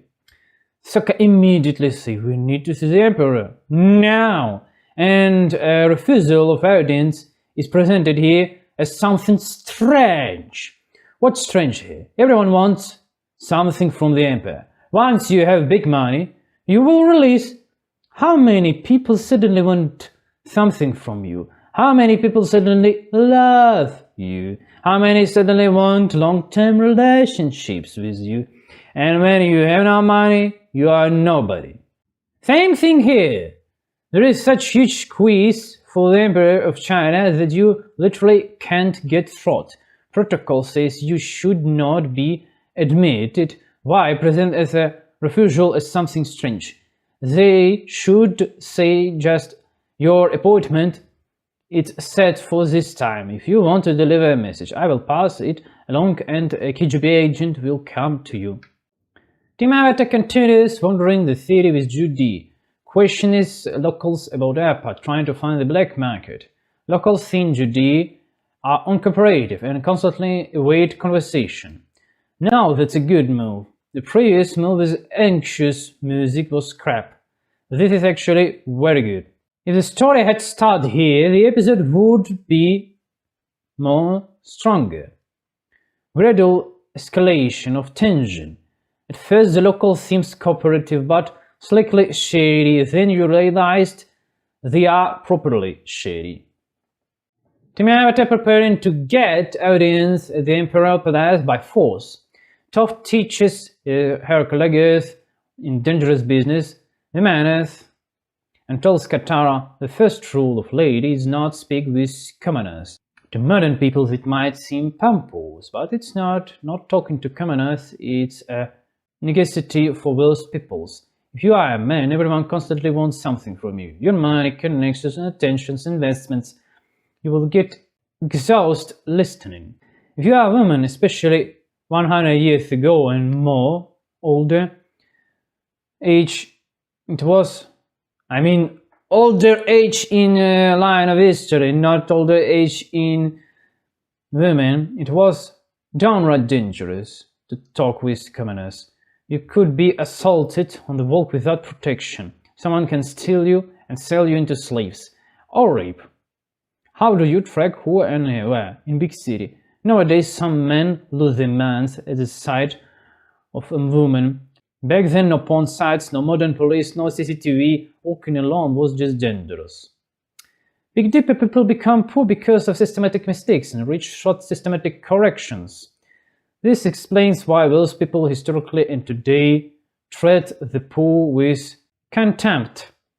Local KGB agent take Team Avatar to meet the head of the secret bureau, Long Fang. They portray him as a complete idiot who can't think, like he seized power and controlled the army. Oh no, he's evil, he's dangerous, he's doing bad things. What's the actual danger? That he controls the army and the emperor doesn't understand the army nothing? It's actually good. If somebody were messing with my country energy policy, I might care, but otherwise nothing is clear. Better to go to specialist. The episode shows that Long Feng is not stupid, but he's stupid in one move. He's cunning and cautious. So why didn't he speak to the Avatar immediately if he's so clever? Why didn't he feed them fake information like, we will consider your proposal, weighing the pros and cons? Instead they turn him into a shaming evil KGB agent, but in reality he just failed to use information to win the war. Even if you dislike this way of winning war, he could have just listened and nodded. Secondly, Long Feng didn't even hear the plan. Why make him total idiot? He could say, your plan is unrealistic. Even if we side the emperor, it doesn't solve the problem. It's hard to explain, but you are children. You don't understand the situation. What I do is correct. What you propose is destructive. It won't work. What I do works now and would work in future. We created a functioning utopia decades ago. I maintain it. It will continue after me, and it works. That you'd made Long Feng a fully fleshed out character, not an evil KGB fool, but a thoughtful political caring for his people. In his view, of course. He now knew the Chinese imperial system existed before him and worked, and he continued the tradition. He could speak aggressively, cuttingly, leaving the audience unsure why he's angry. Let the story reveals, yes, even if you seize the capital, it doesn't solve the problem. The Japanese system continues via people. A different solution is needed. Long Feng knew this, said it sharply, and the narrative could reveal his correctness. That's a masterful storytelling. Could be, but not in this moment, of course. Chet monitors Zuko, Zyson and Ira Alsomt, saying he will report them to their local police once he collects evidence. Evidence of what? I saw he was used firebending. Trust me. Evidence like that is not accepted in a court. If the courts and police are corrupted, no matter what you say or do, it won't work. If police and courts are functioning, what the report becomes authoritative, not because they are special, but because they are trained to follow protocol. Protocol, you must act in group. If a group witnesses something, you bring it in court. Your voice has authority, but only to report. You report, the police don't prosecute. No verdict is delivered. What is Chet trying to find? Letters. Clearly a village idiot. And communist. Chet draws a weapon and attacks Ira Alsomt and Zuko Zyson, accusing them of being Japanese. This scene is psychologically credible. I truly believe hatred can blind reason and make someone lose their mind. What trauma is like that? Worst part, the person thinks everything is fine. They are genuinely insane, and until they smash their head on the table, they won't suspect anything to start thinking something wrong. Never curse. If you want to show Long Feng as a stupid idiot fool, do it properly. Show the system he built is falling apart. All stand-but soldiers are not equipped. Corruption and nepotism everywhere. Nothing works properly. The Chinese imperial state is on the brink of collapse. In such a scenario, portraying Long Feng as a fool makes sense. But in the show, they made him clever, intelligent, strategic, yet didn't fully reveal all his motivation, a half-baked character. Instead, they added 2 pointless episodes about Appa and Mama adventures. These 2 episodes could be explored. Long Feng's character, his fate is unfortunate. A priest gets blamed for 2 episodes, then disappears into nothingness. Judy arrives to Team Avatar to talk. Her anxious music is appropriate. Unlike the previous episode where it was misplaced like some Bosch Red Army scene all on the bench. Here it focuses some random old man notice them. They give her a lecture on how to faithfully love the greatest party in the world, the Chinese party, and then release her. Next, Judy meets with Long Feng, who uses a secret phrase, the Emperor invites you to Lake Laogai. Immediately, Judy pupils change and she falls in deep hypnosis. Frankly, the attempt to portray hypnotic condition as he is ridiculous. To properly condition a person, you'd never strict training from infancy. Information, reinforcement, whatever. Not just as a secret phrase and waving candles. That does nothing for hypnosis suggestion. About our really pussy character. What a character could have 40 years old. Character is based on experience. Men's experience, of course. What kind of experience does she have at 40 years old that makes many people bow their head before her, like in this and future episode with KGB agents? The only reasonable explanation is an information trap. The KGB created a fake impression that everyone was so impressed by Zuripusi that they switched to her side. Zuko Zyson and I have a long conversation. Zuko Zyson says he doesn't want to work as a restaurant boy. He wants more from his life. Ira Alsomt delicately points out, you should decide what you actually want from your life.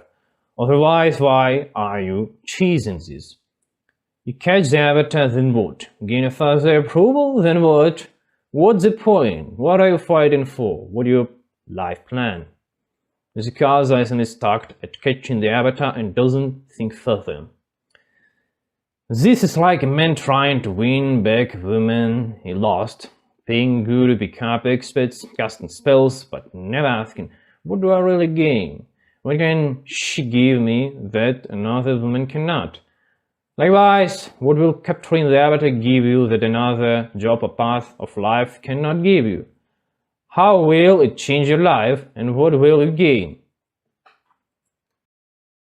Jet approaches Katara. He offers help. She flatly refuses, not because Jet harmed Team Avatar. Many have harmed them. For example, the tribe that labeled the Avatar a scoundrel, they even exposed him in the past. Jet is effectively Avatar's ex. She wanted him, but circumstances prevented it. How many she hated him to the point she can barely eat. This illustrates women in position of judgment, vocations, or social power. Social power sometimes let personal emotions override rational decision making. When offered help, Katara doesn't ask, "What do you want? What's your offer? What might benefit? What's your benefit? On what terms?" She's blocked by her own instinctive responses. As sexual emotional impulses dictate the Jet is bad, so she refuses. Pure emotion, no reason. Romance! Jet leads the Team Avatar on a full stream. Under Dali guidance, KGB agents send Team Avatar to some random island, keeping Appa as bargaining chip. The plan proceeds smoothly. Once Jet team find him, they realize Jet's mind has been manipulated.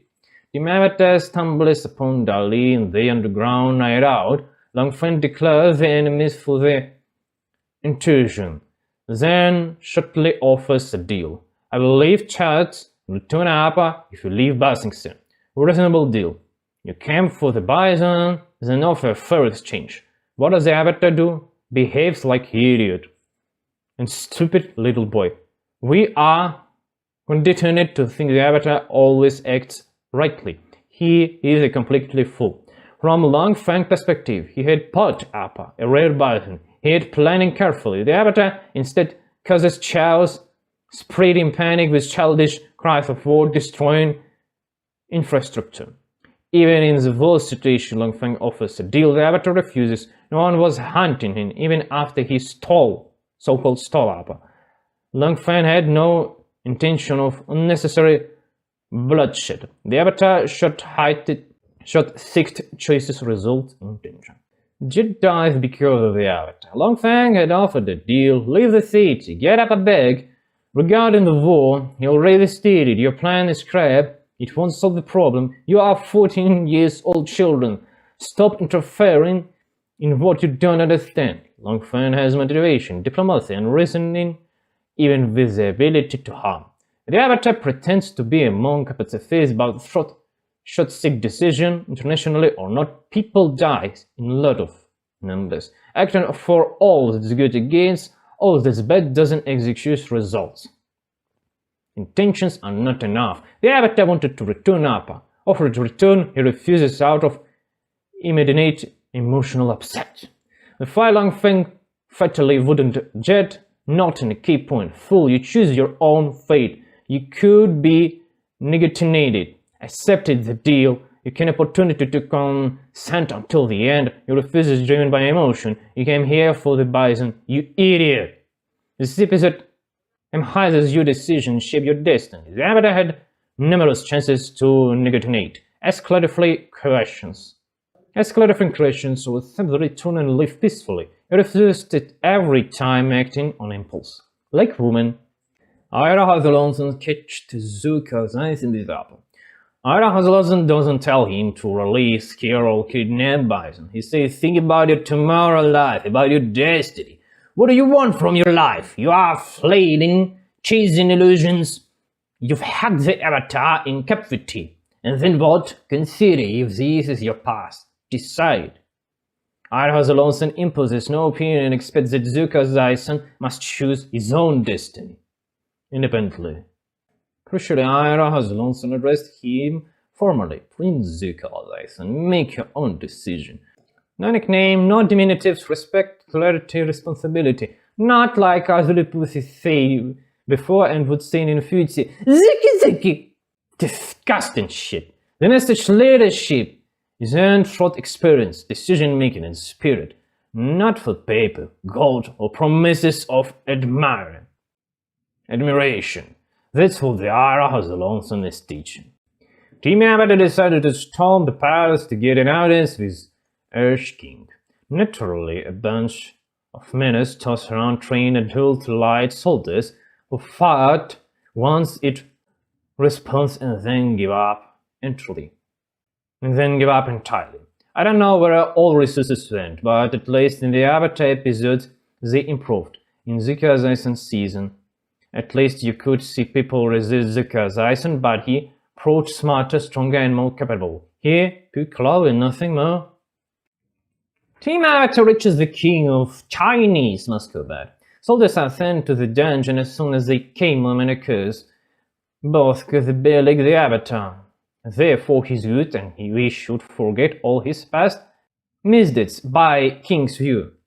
What cutscene, but really, how can this infantile vegetable who control nothing and has the nominal authority over the troops actually decide anything, even if he allocates soldiers?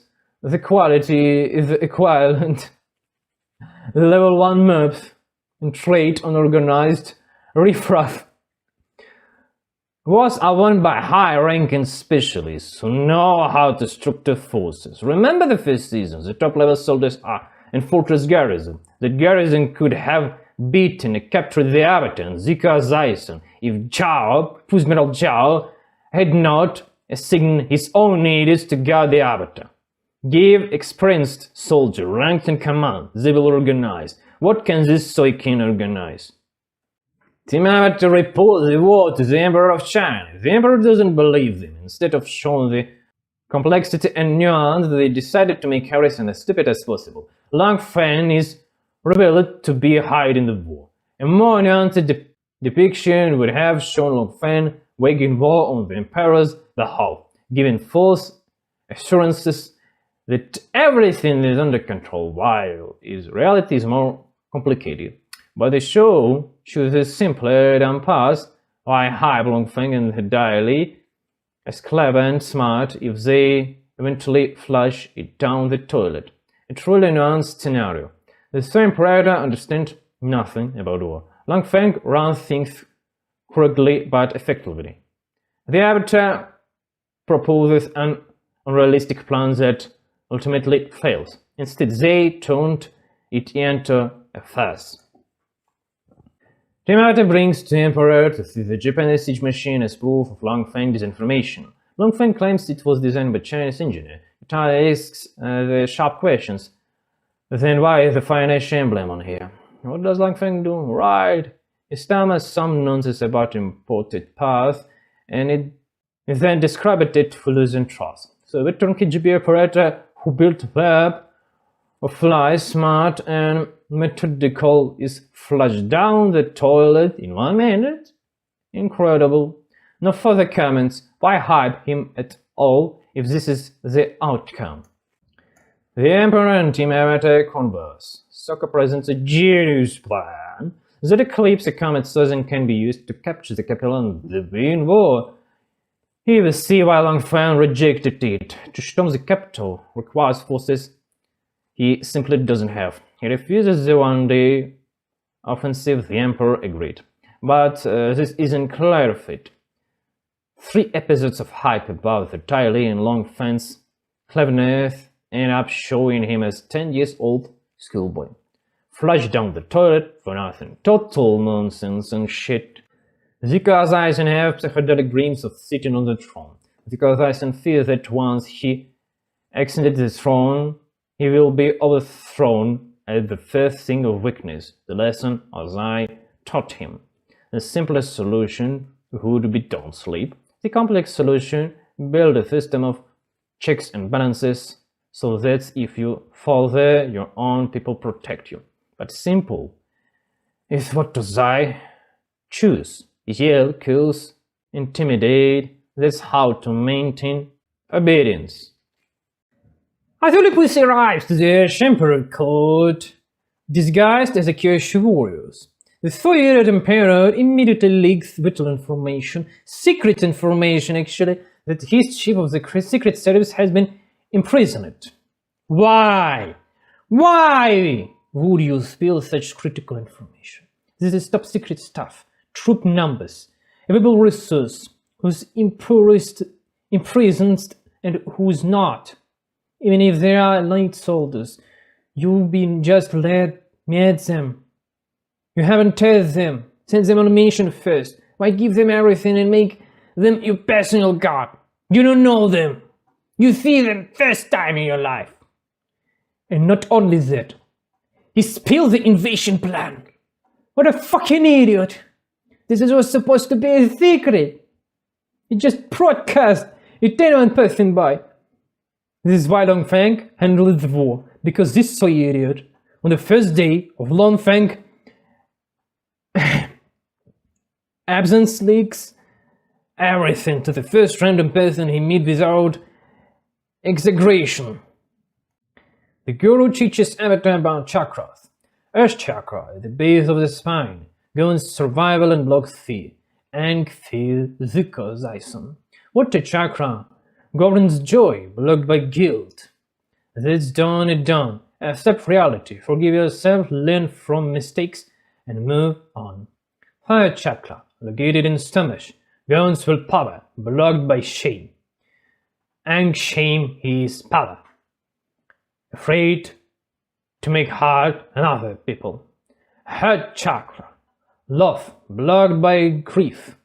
Throat chakra, truth, blocked by lies. Don't lie to yourself, accept facts about yourself.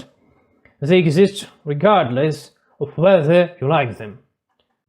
Third eye chakra, enlistment, blocked by lie illusion. For example, the illusion that nations are separated. All humans are connected.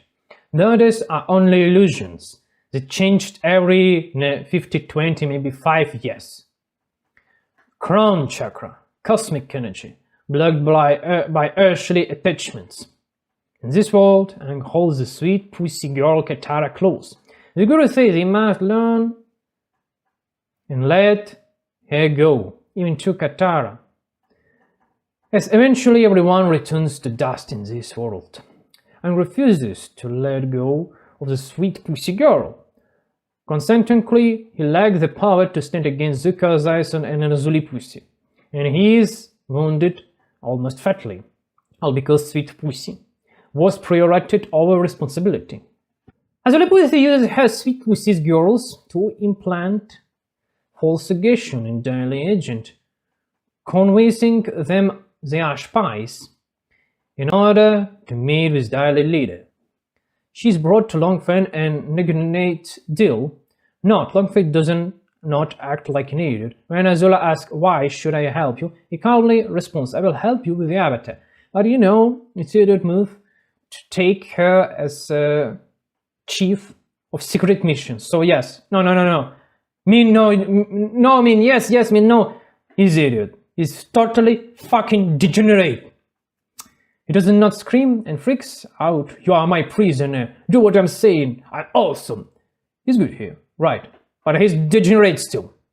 Instead, it's irrational, mutually benefits, negotiation. We have what the other doesn't. I help you with that you lack, you help with my lack, but still, he's degenerate. He give chief position to random pussy. He's idiot too. Katara approaches the Kyoshivorus expecting malice, but finds Azula Pussichka and her sweet girl's pussies instead. Katara's had already revealed Zuko Zaisen's location to Azuli Pussy. So, Azuli Pussy is fully aware of the situation. Azuli Pussy addressed the KGB agent of the China Muscovite and talk. She declared, "First they arrested your lady Long Feng. Next they will get rid of all of you. You must act immediately, and in unison. If I detect any weakness or disloyalty, I will destroy you!" And somehow, after this, she became an authority figure in Delhi. On what basis? Basis, a 40 years old pussy gave one speech, led one operation, and screamed that anyone who sleeps will be destroyed. Incredible display of personal power. Yes, briefing before an operation is proper, mentioning the importance of execution so everyone performs fully. But if the head of the operation says any sleep execution for 15 years straight, people will make conclusions about that person. KGB agents are not stupid. They're not soy schoolboys. They are professional. Zika Tyson and Ira Hazelons arrived to the Chinese Emperor court to prepare tea. Turns out they were invited by Azuliputhi. Ira Hazelons wants to show them something.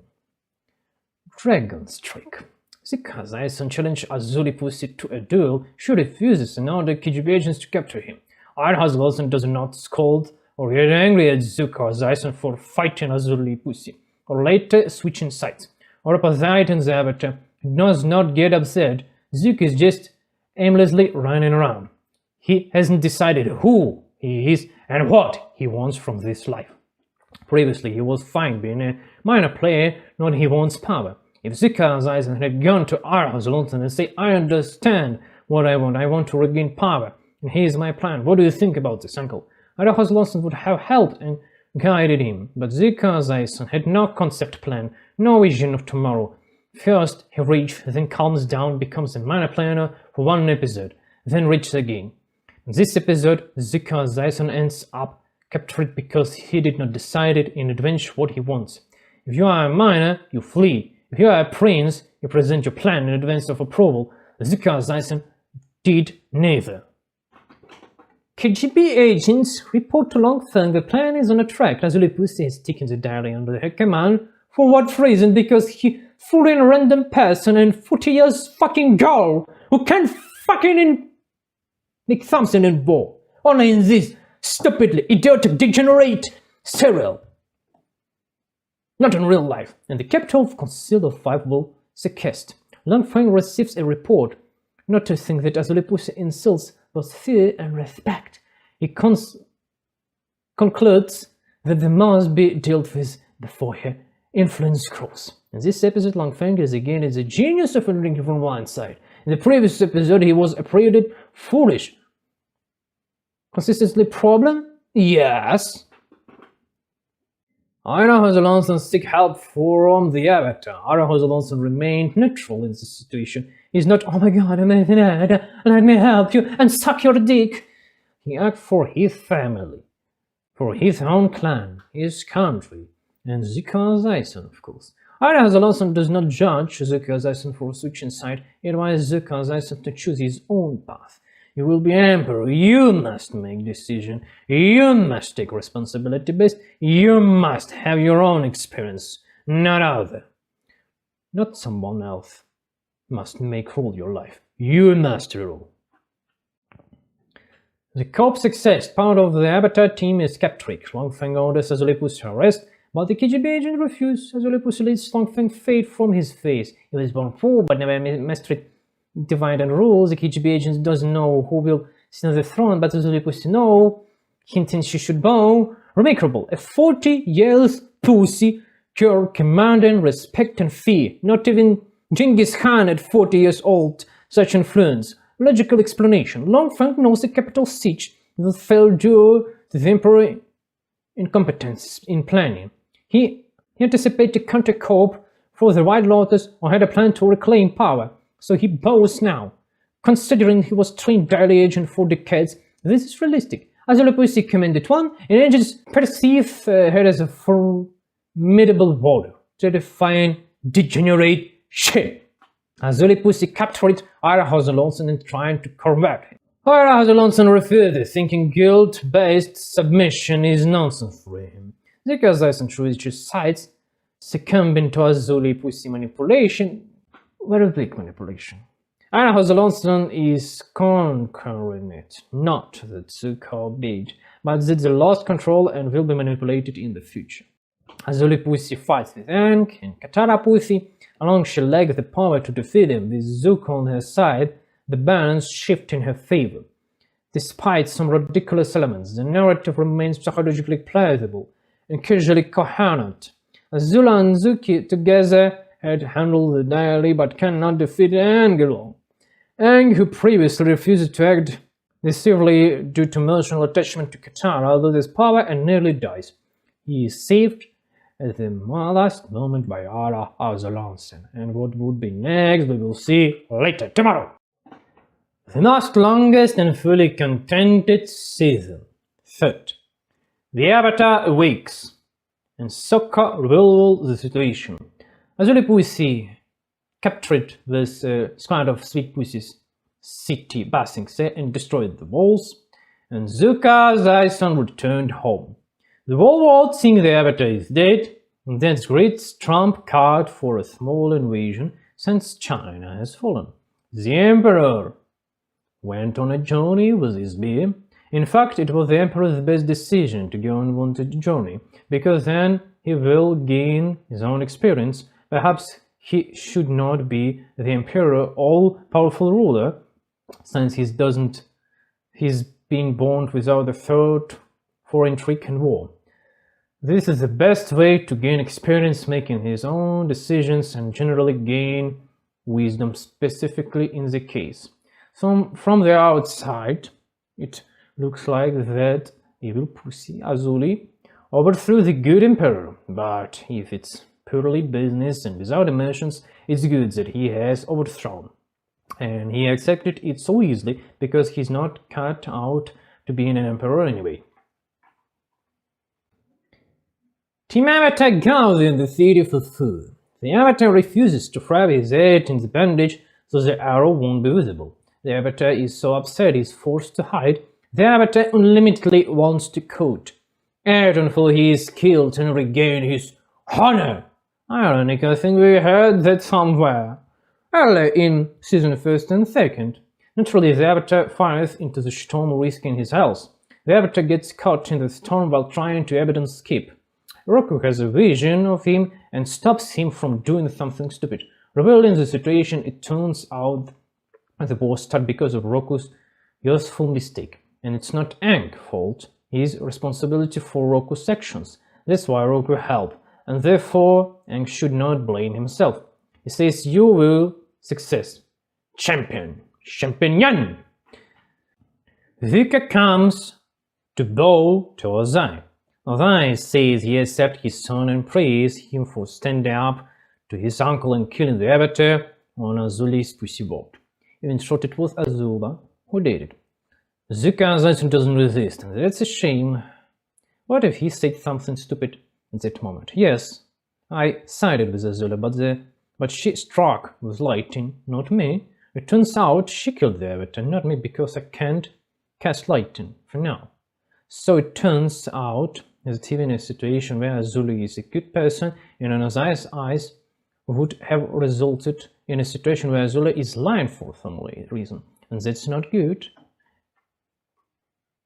Vika Zaison burst into Avatar's room, Azuli's room, and asked why you said I killed the Avatar. So if Zuka Zaison hadn't swallowed that nonsense in front of his father, where Azula lied about him killing the Avatar, he could have framed the situation like Azula was lying for some unknown reason. Maybe it was time to marry her? I think we are starting to lose control about this girl. Maybe she will fall in love with someone and have no problem with us. It's safer that way. I actually have a really good friend. You can say, Zuka Zaison could say, if you stick your finger in, he will bite your arm off. Let's invite him for a tea with wine and rum in tea. Zuka Zaison can do like this, for example. And Azuli was always trying to set you up, but now you are marrying her off, and she's no longer a problem. And even from this very strange situation, through negotiation, it would have been possible to end the war on the terms of their agreement with the Avatar. But it didn't work out because Zuka Zaison, instead of dwelling on the scenario in his head, was stuck in his childhood grievances. Sit down with the Avatar and talk. What do you want, Avatar? Let's say you manage to overthrow my father. Then what? And through allegedly negotiation, you will convince him to switch sides on mutually beneficial terms. And Ozai will only be the ones. Ozai wants his son Zuko to not grow upon as a weakness and pushover. If he sees that Zuko it's normal emperor, he can agree with his proposal to make peace with the Avatar, I suppose. Only it's my head. Another foot fetish scene with Toph, where she literally spits her shoes in Sokka's face. Sokka is being humiliated again. Gay men are being belated and portrayed as assholes. By the way, it's Sokka's fault because he's man, and men's today eats to like cattle. Enslaved. Aang gets into school by accident and pretends to be a student from the detention center. The local bully puts Aang in his place, fearing that he is hitting on his girlfriend. This is truly inappropriate behavior. Yes, the skilled bully is defending his own interest for the sake of reproduction. I mean, fake reproduction. Because no one make children with fakes, they just fucking and that's all. There is no established rules of interaction from the outside. It looks like a dog barking. The establishment rules are not how we live and are not a projection of our lives. As depicted in the serial, there are clear rules of communication between men. Respectful, the condition must be appropriative. Respectful communication will never exist among slaves, but respectful communication among masters who know how to kill. Because it will be very respectful this person who can kill you at any moment and have a weapon to do this. And I don't need that. It's better if we are friends and come to an agreement. Establishment rules are when boys are separated from girls, and there is no executions where someone harasses someone or making communication looks like harassment, like dog barking. Establishment rules are when is a clear gradation. A married woman and a woman open to married and everyone else, and married women are not to be touched because there are the rules, and everyone knows that it's woman married because there is things to it. If you break the rules established by powerful people for their own comfort, you will be stopped. Then there will be no conflict between skrullangs and bullies or anything like that, and if there are no establishment rules, there will be bullying, slandering, Boris Yuling, all this crap shit. And no program to eliminate the schools Boris Yuling will help, because rules are not established at a root of society. Zuka Zayson visits his uncle Alsomt, but Alsomt refuses to talk with Zuka. Zuka Zayson is behaving inappropriately for some reason, starting to accuse Alsomt of being an asshole, of us having a chance to get home together, and so on you so forth. Also, it's strange, you come here, you want to talk, not him, now you make an uncle asshole for what? And when Alsomt simply remains silent, Zuka Zayson gets angry and smashes the furniture. And he even calls me crazy, old man, you know. Back to the point that you come to him. You are confused, you need help, so why, if you need help, you are behaving incooperative and trying to bully someone? And attends school, and the topic of self-expression being forbidden that comes up, dancing, snitching, and so on the force. Here's a show critics raises the issues of school something on their rules, but I will think more. School is what it is, and it should be that way, because it's a crude but effective way to control the slave population. That said, all great people didn't attend school. They learn directly from the masters and his own experience. Although Pussy interprets me in Zuko's conversation, she says she learns Zuko Zayson visiting his uncle. It's wanted to show Pussy to be more cunning than Zuko. In fact, it's not even about cunning. You fall for these tricks and ploys once, and if you study manipulation purposely, you might never fall over them twice. But when the shit burns within you and it's interfacing with your life, you can slam yourself into the same oak tree 10 times, maybe 20, maybe 100. Azuli Pussy isn't really as dangerous as she portrayed in this show. Like, she's exused Shree's terror. She's just wasn't married often this time, and that's it. If Zuka Zayson had been smart and more cunning, he could have neutralized Azula from now on, even in this strange and uncertain situation. You just need a friend who can calm Azula ardor and temper someone older than her, like 3-5 years, and marry her off for that man. As soon as she would be married, she would be off, and the wedding night is over, she will fall head over heels for him, Anyway, with all this nonsense about Azuli being a cunning manipulator and a great warrior, so-called great warrior, of course. Yes, great warrior! From 40 years old pussy. Whom old Arhazulon's uncle kicked out of the ship with belly, with sitting belly. And no manipulation will work if they clearly tell her, you are married, then don't come home again, that's all. Even if you die, that's it. They don't want you at all. In your lifestyle, goodbye. Not even goodbye, just farewell. We would not see you again because you are now would be woman of another man, not from our family. You say to Azula and that's it. And the cunning, fucked up manipulation is completely neutralized. But now we need drama. Azula said earlier in the series that Azula is insane. It would be more correct to say her actions are irrational and illogical. Manipulation for the sake of manipulation, cynicism for the sake of cynicism, whatever. But if her father had not encouraged the stupidity in her, she would not have grown up like this. And since he did, she grew up to be kind of person for environment allowed.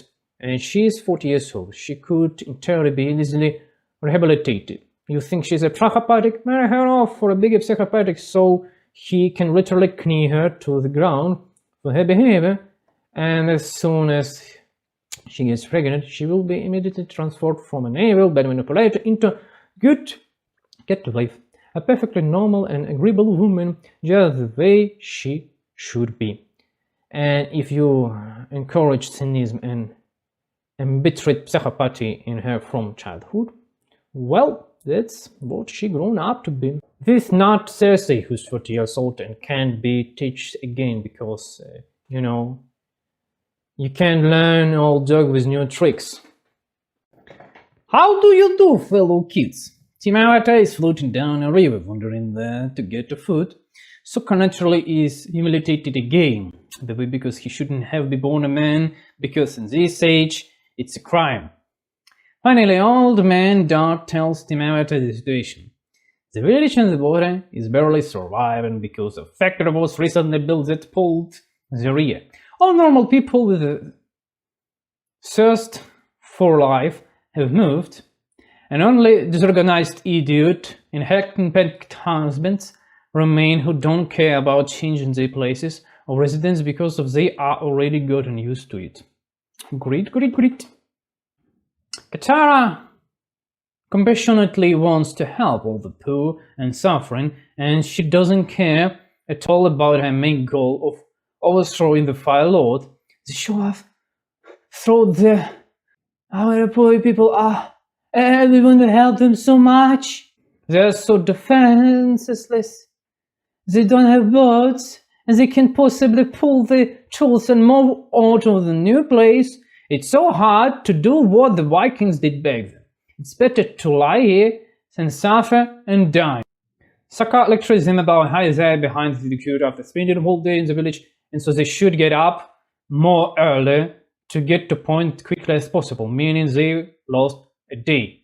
Everyone naturally starts complaining about how this is all nonsense, something has to be done. Just imagine.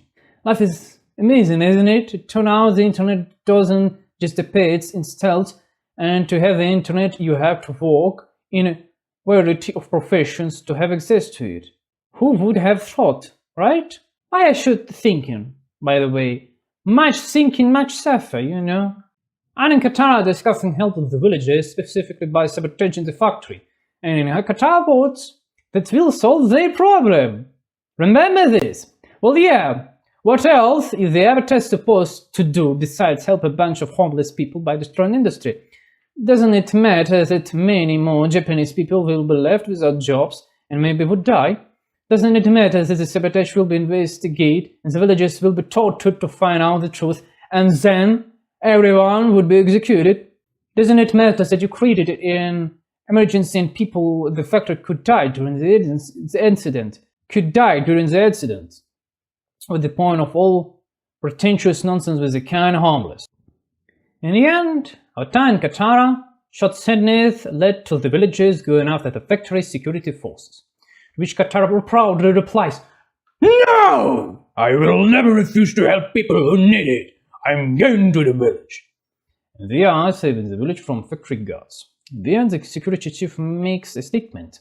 "I thought we could exist as neighborhoods, but we stole our food, our medicine, and bombed the factory.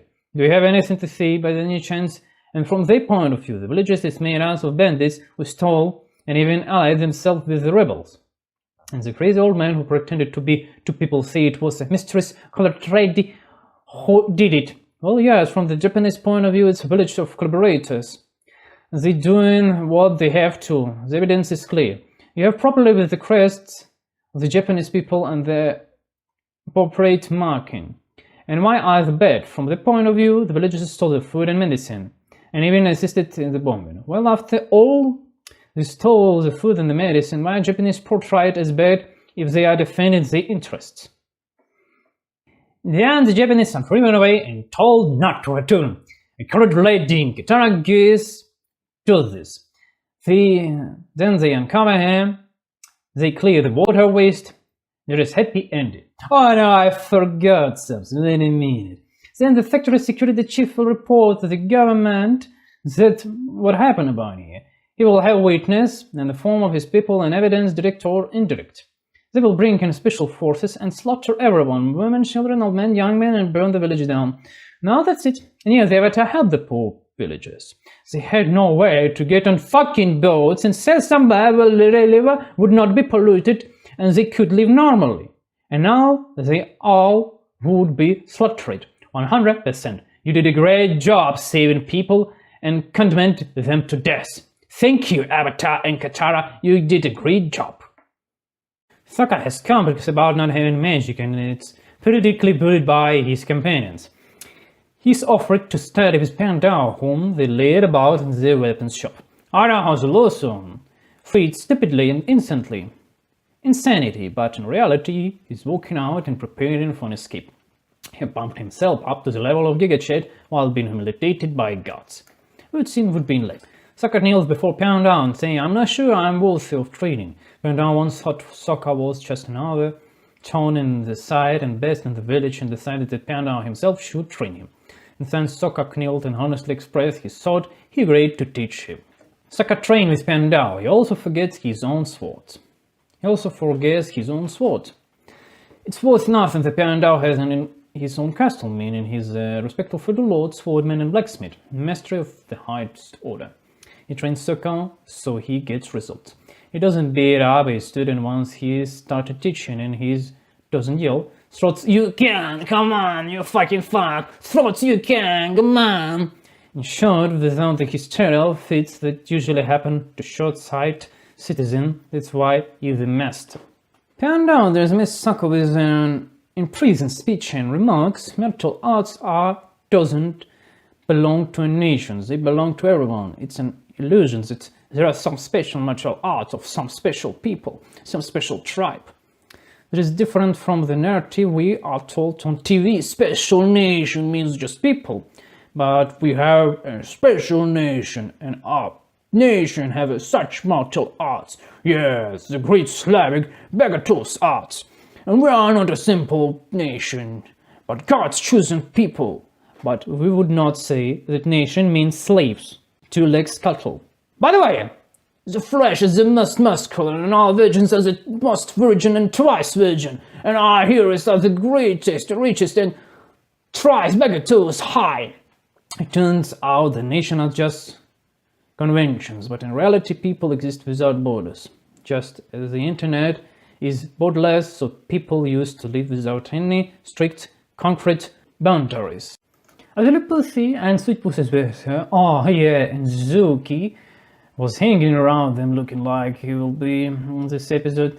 They are pretended to be aristocrats but not revealing their defiance, just to see what happened in the party. They invited Sweetheart Tylee, Sweet Pussy Tylee to the party. The rest are too solemn. What a strange bunch. Let's say May doesn't need to show on her sexuality because she's married. I mean, maybe yes, maybe not. Let's say Azuli completely out of control. Entirely just a slut, just like she shows in the show. All she knows is how to flaunt her feminine sexual attributes to the outside world. She's quite good at it. And she doesn't use it to gain the favor of just one significant person. She uses everyone around her. Well, that's not going to end well. Can you put your hand on the fire and not get burnt? It's possible to pour hot coals down your collar without getting burnt. It won't work. She uses this tool all the time, and if anyone significant notices her, they will immediately say, okay, she's a slut, and they won't consider her for a family, and she's already used to it. She might know how to do things differently, but being a slut has become so ingrained that she can't even begin to understand it anymore. Zuko Alsomt is a sullen boy in this area. Touchy boy in this episode. He's supposedly cool, looking away into the distance, like a teaser. No, he doesn't look like that. He looks like a touchy boy who was forced to go shopping with his sister. Of course, we will find out in this episode why he looks so idiotic. But those who think he's cool look like Zuki from the outside. I especially find the touchy guy pickup lines funny. Like, hey girl, there are guys even seen women spit on porn sites. They gonna show you and show you how to handle a sweet pussy. That's what these pickup lines look like. You're planning on doing something, no matter what. It's not just about picking up of sweet pussies anymore. At least take a picture of yourself, what you look like, and talk to your friend. It will be greatly to reduce the level of cringe in your life. You will end up like Zuki in this serial. This episode confirms that Ira has a lonesome theory about Azuli being mad. It's false. She tries to hit on one guy and says his strong arms have, and they're so strong he could start another clone war. I hope it's not communist war. Well, that's just a typical woman desire to find a normal man. She was just stuffed with fucking unnecessary information. Her father stuffed her. If only her mother had raised her and her father had come to check in any clarity, everything would have been fine. Then her mother was normal, but for some reason her father made his daughter into a fucking terrorist, and this is what happened. She can't find her husband. In this episode, Zuko is worried that no one will start making advances toward to May. There is a subtle psychological moment here. Some guys start making advances toward Tyler. Zuko notices that he is the guy who's making adventures and asks May what she thinks. Like he wants to follow the right one. If it's not her, May says she doesn't think anything, and Zuko says, you like him? What can I say? Jealousy is completely normal feeling for a man. Just as I worry about my own cow, my own horse, my own car, my own appliances, I'm also worried about some dicks not hitting my woman. But the question is how to do it. Doing in like Zuko Alsomt in this era is a crap. You might won't recognize how cringe-worthy that sounds. What would I advise the ephemeral Zuko Alsomt in an ephemeral situation if he came to me for advice? First and foremost, see a proper psychomatic therapist and work through your problem. Then it will become clear what you do. There is no single strict right solution, because I'm outsider. This is not my woman. I'm not supposed to know what the right solution is. But the Zuko Alsomt will have the conditions of making adequate decisions, namely a healthy psyche. First restore your self-esteem, and then you will find the answer yourself. Even if you don't like the result, it's still better than running from one cringe situation to another cringe situation. With healthy psyche, you will make mistake maybe once or twice, but you can constantly run from one cringe to another. From servitude to women to on my get-hearted and jealously. Because you give up on yourself to please others and got your back slammed. That's the genius of the scam. As soon as you give on yourself, everything else ceased to matter. So you hate another and simultaneously tries to please them to gain their approval and please yourself. And so on in the circle until you death, or until you solve your own problems. I will give you a spoiler, such a psychomatic problems are completely resolved from 3 hours to 2 months. I've already seen real results. If there are no results, you're treated like a goy. Zika Eisenband's childhood photos. Stylie says, why are you doing this? They are arguing, and Zika Eisen calls Stylie a slut. But that's just a wild way of saying she's a circus performance. Stylie says that for her, being a circus performer, it's a compliment because she grew up in a large family where she was oppressed and individual, and she broke out into the circus. Having many children doesn't really matter here. If the parents are idiots, then whether the family is large or small, the children will be unhappy and idiots too. Next up, Stylie mistakenly concludes that she realized her potential as an individual in the circus. She realized her potential only because she went through the cynical selection process. She joined at the right time, was young, flexible, and attractive. That's why she made it. Among hundreds of circus performances, she was the only who made it. She was simply lucky to pass the cynical selection process for the role of the lead, sweet circus performer. Did she realize her potential as an individual? Well, it depends on your considered personal fulfillment. If the crowd's praise for looking like a sweetheart pussy is a full-fledged person, it will quickly end when old age sets in. You will never be seen as better than your husband. No one will see you as a greater person than your husband, your parents, so to speak. As a psychologist will make you down. The only fans are sick themselves and think that if they win you over, they will get permission to feel good. That's why it's terrible that Stylie joined the circus. For her, of course. And her fate will be terrible. But not in this show.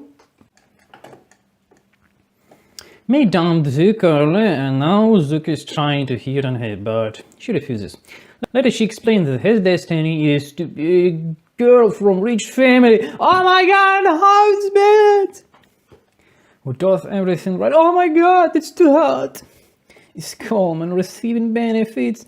Oh my god, it's bad personality. It's so bad. You're so suffering. That's leaving your husband is a calm, balanced decision, right? They also make the Santa Barbara in comics with May and her less than satisfied lover on the side. What the hell, have you ever seen a Japanese family from a disciplinary society? A girl of that rank would not go anywhere unaccompanied. You never know. Even if Zuko hitting on her with his machine, it's essentially not for political reasons, no matter how mean he is. Women have no opinion, right, to choose in this society you trying to show us. Why are you making an allegory? Why are you making an analog of the imperial family and making such stupid gross mistakes? What we were shown earlier, the children of nobles, but modern school children we have. Stylie is a slut, Zulipussy is a bitch, Min stripped pussy, and May is a depressive pussy. They are all hanging out together. They show now the time, but the conditions were not right for the type. I understand what the creators were aiming for. I've seen perfectly copies of these characters in real life, but the way you are showing them is psychologically unrealistic in this type of subject. Not modern era, I mean. During head-to-head talk, Zuko's innocent says he's angry with himself. If such had returned home, restore his honor, and everything will be fine. But it turned out not to be. He's angry with himself because he feels eternal shame. Well, that's what I've been talking about all season. If you have self-esteem issues, you can rule yourself first, for others too. You want to react only way, but you will react another. Now, it's different from the wanted psychological or cognitive behavior therapy, where you pay for 100 sessions, sit here, receiving these behaviors patterns and choosing nothing. And saying is nothing, not true. A constant struggle with hallucinations in your head. This is a terrible life we all live in. Fighting hallucinations of potential danger in your head makes us unhappy and poor. Zuko thinks that if he puts in a lot of effort and resists the feeling that he's bad, he will create a safe space. That's what results in inappropriate reactions. Aina has London sent Zuka a letter about learning Sozin's fate, which will point the way. It took a while, but Zuka Azaisen figures out how to read the hidden papyrus notes and penetrate the secret archimandrites of the Shinto sage, not to be confused with the Zionist ones. The journals are kept there before his death. Roku and Sozin were friends, and a fallout became Roku to reject Sozin's idea of taking over the world together. The argument was the nations should live in peace. This set of chain of contradictions, as early in the serial the Guru had stated a different opinion. Nations are merely an illusion, so Roku is pushing for illusionary vote and very aggressively. He would enter into a negotiation and discuss various scenarios for taking over the world, through gentrification under settled conditions, or through trade wars or some other way. Because capturing castles and changing flag shots is not breach of peace, since a couple could occur in the same country, and capturing castles and changing flag shots of a castle is not a war of people and nations, since nations are a name of tribes, different tribes, are tools and an illusion. It's not like everyone had joined the war in a single impulse. That doesn't happen. In the future, the Avatar and Zuko will reconcile, and as will be shown in the comics, will come into conflicts again, just like Sozin and Roku. Each of them is under pressures from their own sides. Roku from some sage, Sozin from warlords. The same applies to the Avatar and Zuko respectively, and that's why they decide through their silence to enter into conflicts. And where we come to interesting nuance that will, for a moment, trigger a war within the series. At least 3 personality types promote a nation in person. The Fire Lord and the Avatar are social architect, like a general. General can communicate privately with each other like ordinary boys, but in front of the supernalities, they will adhere to the established social contract, speaking formally with a growing voice and so on and so forth. The worst problem of humanity is believing in external truth. It's when you think some shining souls get nowhere, knows what you need better than you do. For Aang is this role played by Roku, and all the sages who came up with the idea that there should be peace between nations. For Zuko Zaisom, this role is played by Sozin, as the lone Sozin's son, Azai as their own son, and other warlords who came up with ideas that we need to pursue global expansion and paint the whole world red. Both Zuko, Zaisom and Aang are in conflict because they different group psyoped meaning stilt with some idea. And so they conflict with each other because of their reluctance. Within this serial, there is the conflict between Sozin and Roku. Later in the serial, Aang and Zuko will clash for the same political reasons. A person had a natural at least three selves. The first is the social relationships, work, interactions with people. The second self is individual. The third self is Sigizia, for example, a typical warrior, typical scientist, typical nerd, or typical giga-check muscleman. A personal influxed by an archetype is connected to individual incursions. Aang Sigizia is typical peacemaker monk. The way he reasons, I must adhere to peace because war is bad. Zuko Zaisom Sigizia is typical prince. Well, the way he reasons, I must take care of my people because this is my fieldom and I am the here. So the conflict between Roku and Sozin, like the conflict between Aang and Zuko Zaisom, it's not a personal conflict. It's a conflict of Sigizia mixed with the individual incursions. A typical monk fight with typical prince who were forced into a situation where they would not be allowed to harm his own avatar. When Zuko Zaisom and Aang transition to personal friendship and begin to clash in the comics, or the future Republic city depicted in the Chaos Avatar, it will be a conflict of social archetypes. The archetype of the Japanese people, the Japanese warlord, the Japanese emperor who is mentally pressured by countless people. Same as Aang, he was a social archetype of his typical monk who wants to restore the imperial world of imperial nations. And he is pressured by the social fact in the form of a bunch of people who have saddled him with debt. That's why the conflict between Aang and Zuko Zaisom, Lion and Roku and Sozin is not personally conflict, but a conflict of social archetypes and incurious personality types. Sigizia is a type of prince plus the social role of an emperor represented by Zuko Zaisom. Fights with Sigizia, the typical monk, the social role of an avatar represented by Aang. The same thing happened with Roku and Sozin. If this mess is not sorted out, they could continue to fight for generations. Well, Roku and Sozin did clash, and the Zuko assassin clash on the same principle. The scenes follow us to volcano erupt. Roku tries to calm the lava storm and Sozin comes to help. But later he rejects him and leaves Roku to die. But there is a bit of ambiguous situation here, and the further a plot progresses, the more we understand it. First of all, didn't Sozin really choose the most crappy place to live for Roku? Near the volcano? Who in the right mind decision to build a house next to the volcano, and who didn't check the volcano periodically? Was it Sozin or was it Roku? Who didn't? The reject friendship first, Sozin or Roku? Did Roku even call on Sozin, or did Sozin come help evacuate people himself?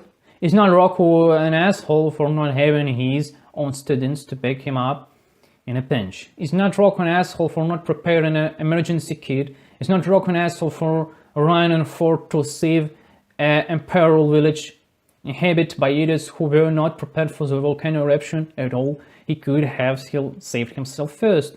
And one more question, did Sozin run off to try stop the volcano after everyone had already evacuated? Or did Roku, for some reason, run off to measure his speed against the force of nature? And one more question, who is to blame for Roku's death? Maybe Roku himself? Even his dragon arrived to help with evacuation, and instead of retreating and deciding that maybe everyone had already evacuated and no help was needed, they could leave his island. Roku decided to stay and continue to suffocate. And there is screaming that everything is fine.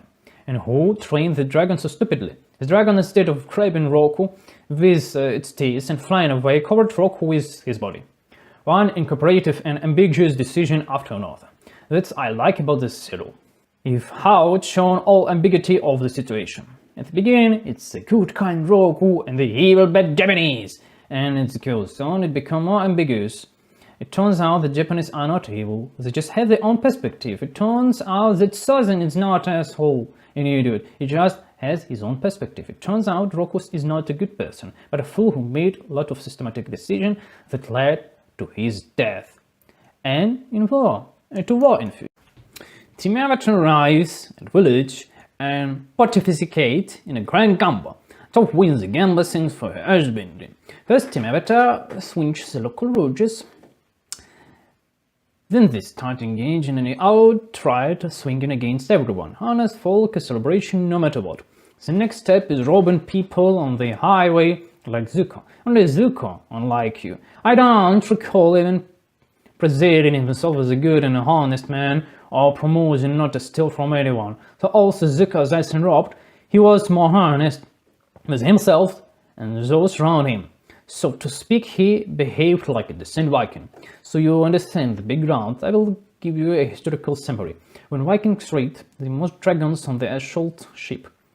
That's how they communicate of their interests. When they go trading, they remove the dragon. It's generally accepted among the Sand people not to hide and attack from behind, but to state their intentions and strike head-on. And if you are afraid of attacking head-on and prefer to attack from behind, and sniffing still in another, snitching, then something not going well for you, something wrong in your results of deception. Humanity achieved a high level of development not through deception, but through organized and transfer of knowledge from generation to generation, in ages. Sokka brings to the news that her business have led to her being declared wanted. And she's happy about the negative effective attention. She's received sort of bribe Sokka and convinced him to not spread this information. And Toph quarreled with Katara about it because Katara discovered a wanted poster in her personal belongings. There's a tricky situation here regarding fraud. You seem to have a good and comfort life. You are powerful bandits. Why are you cheating? Is there really no other way to make money? You don't know how to build or weave or trade. You have a bison. You can load up with swag and trade from place to place with start-up capital, but you prefer scamming. And that leads up a very seduction throat. It does not matter what your position is. There is no such things as a quick or slow money. There is systematic and consistent money, or the sudden kind which you fail. And it depends on your skills and predispositions. Top with the same skills could build houses, Sokka could trade, Aang could do something else, find a job and monetize it. But instead they scam. And they earn pennies which they could have earned by not scamming. Where they could kill you. But by trading, would you be praised? And you'd get money, more money. So it's not about the money, it's how Toph wants attention but knows not now how to get it. As her parents restrict her and now she's gone rogue. With the line, so you offered, so you went into denial. There's a line between just withdrawing into yourself and running your own life. Second Toph having a head-to-head talk about Katara. They agree she's good of taking care of the whole team, and this argument is pointless. Katara overheard this, and that's why she suggests a gamble with Toph, thinking a capture for money. Well, yeah, and that's what happens when there is no man. Sokka and Aang are just decorative men. Both without nuts, I mean. When Zuko shows up, Zuko dies, and there is at least be some order, but for now we have what we have. Women's Kingdom. Pussy Kingdom. Next off in Katara will have a head-to-head talk, and Katara will say she went on his adventure to show she know how to have fun. And Toph went on the adventure to spite Katara because Katara was telling the truth, saying Toph was missing her parents and was doing everything to spite him. Well, there is you have it. It turns out they're not even fighting for their own interest, not for safety and good life, but simply because they are bitter. Well, they are reaping the consequence of their own decisions. They make decisions based on their grudges and thus getting what they deserved. Team Avatar arrives in the Eclusion Chernobyl zone. No, it's not Stark. It's placed with people disappeared during the full moon. There they met a childless woman. They let her alone. She's a captive from the Southern Water tribe. Thought there when she was captured, who know what they did to her. She was just a captive for the sake of it. They fed her, watered her, kept her guarded, kept her in rooms, and maybe treated her so they didn't have to do anything, just to have something. Who can afford it? And its main question, why it's necessary. It turns out the childless woman from the Water tribe is kidnapping people. Why she does it completely unclear. She says it's out to deep resentment. Well, it's like in movie Braveheart. They've already punished the captors, but they still need to genocide a few thousand more people just in case. Maybe a few millions. I'm just curious. Does she hate all Japanese people or just this village? And will she kill people from the village's outskirts? And will the neighbors' villages near the outskirts also be slaughtered or sprayed? Where is the line? Where is Doten line? And where she get food to feed all these presidents? There is a few hundred, I suppose. In the end, during the duel, the old man drives Katara hysterical and she's uses blood bending on the old man, disarming her, and that's it. People from the village come and take the old woman to prison. Very interesting story. Otherwise, we only see manic men, as if there are not enough psychopathic women. There is only one for you, so you can watch it. It's not entirely clear what the point of the episode. You've added some dark. Cool. The only thing missing is for this old woman to use children's bones in rituals. By the way, I don't understand those. She also hated Japanese children, and will she kill them? Or both boys and girls, or what? And at what age will she start sparing children? There's no that code. It's just not entirely clear if we are going to manic everyone or selectively or what. I mean, uncontrollable resentment can drive a person to extreme of madness. Resentment is not even that. It's a signal that you've been treated unfairly. Okay, resentment tell you that you've been restored, justified to yourself. And how? Will genocide restore justice or not so much? Aang realizes and Vision is coming soon and tries to exercise more using keys. Eventually, he gets over tight, and his colleagues in the dangerous business try to help him relax. Yoga, psychological analyst within a sash. Next, they will show us that the avatar is actually driven by the fear toward his companion. What is something happened with the companion? But now, what worries the person is actually very simple. Well, what are you afraid of? Afraid of the fire lord of the Japanese people. Okay, what exactly are you afraid of? That you are not ready. I'm not ready. Okay, what the worst that could happen? Well, Fire Lord would win. There will be tyranny, that's not good, everyone will be forced to manage information, I'll be killed and my companion would be sold in slavery, sex slavery of course. Well, Lord of the Japanese people will win. Okay, and what the most troubling about all this? My most troubling is about my companion. That's it. Now, if it's irrational and illogical fears, we can work with it. If it's rational and logical fear of real danger, then planning is needed. The problem arises when irrational and illogical fears take hold. Then a person with the hallucination in their head and thinks, if I do something, let's train and put a lot of effort into it, then I'll create a safe space.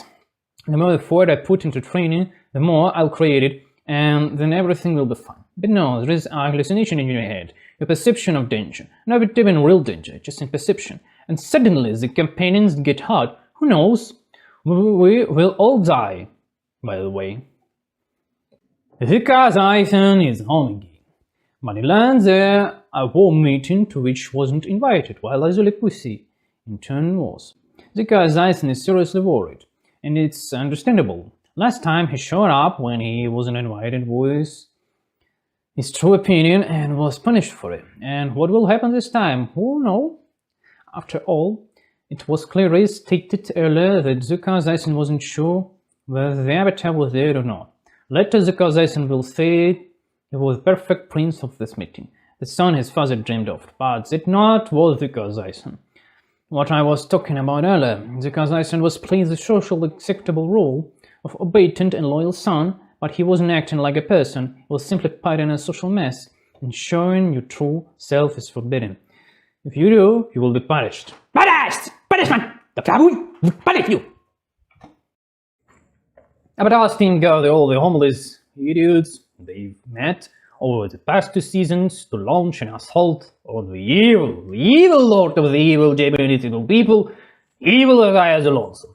The idea of this episode is at the beginning of the story. We have no information about what will happen next. We only have narrative right here now, and let's show the cliche of other theories, thinking the final is coming. In fact, it won't be an ending. It would shatter our expectations. This is another dramatic moment in the serial, which adds another layer of mastery to overall treasury, making the serial a more perfect masterpiece. Even people from the area who had previously clashed with Toph and Avatar's team showed up for the invasion, and this presented to us surprise. Basically, even the babies know about the invasion. It's no wonder they are prepared for it. The women guardians brings food to Idaho's lonesome. Starting in the third serial, the summons of women began. Where did these women wrestling come from? On par with the men. This is also happened in the prison episode where men are put in the same cage with women. And women are sent on patrol with men. And who cares that it's a prison? Considering that show's narrative began to change in season 3, and considering that the show wasn't renewed this type, despite the fact that there was martial arts, there was opportunity, it means the creators are fed up with the narrative. Add women, reduce men, add soccer suppression, add lesbians, add black men, basically everyone possible. That's how it all ended up, breaking down the narrative. We have seen the beginning of a broken narrative since season 3. The creators simply left at the right time and ended the serial correctly, how they could. Well, it could have been different, like with Amateur.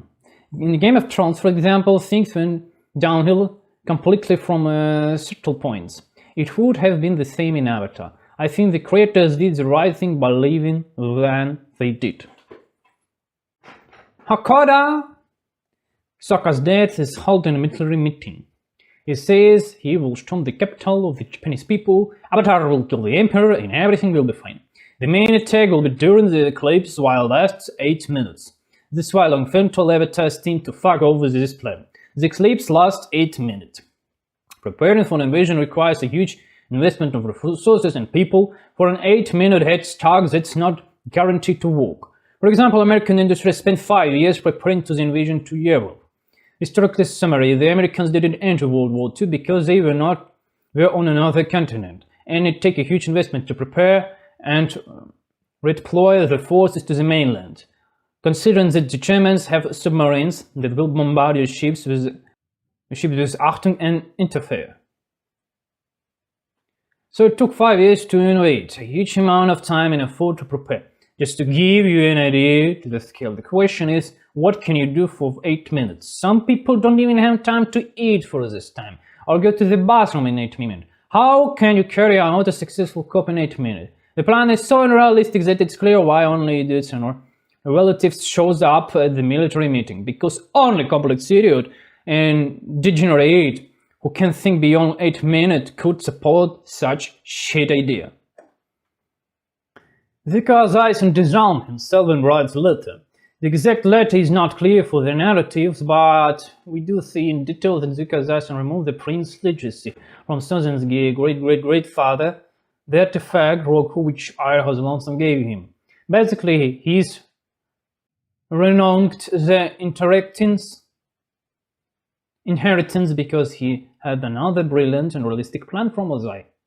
So Avatar and his team wants to successfully end the war in 8 minutes, and they in turn want to repeat the Nanking Massacre X5 and wipe out all Chinese, and they will definitely defeat everyone, and all resistance will come to nothing.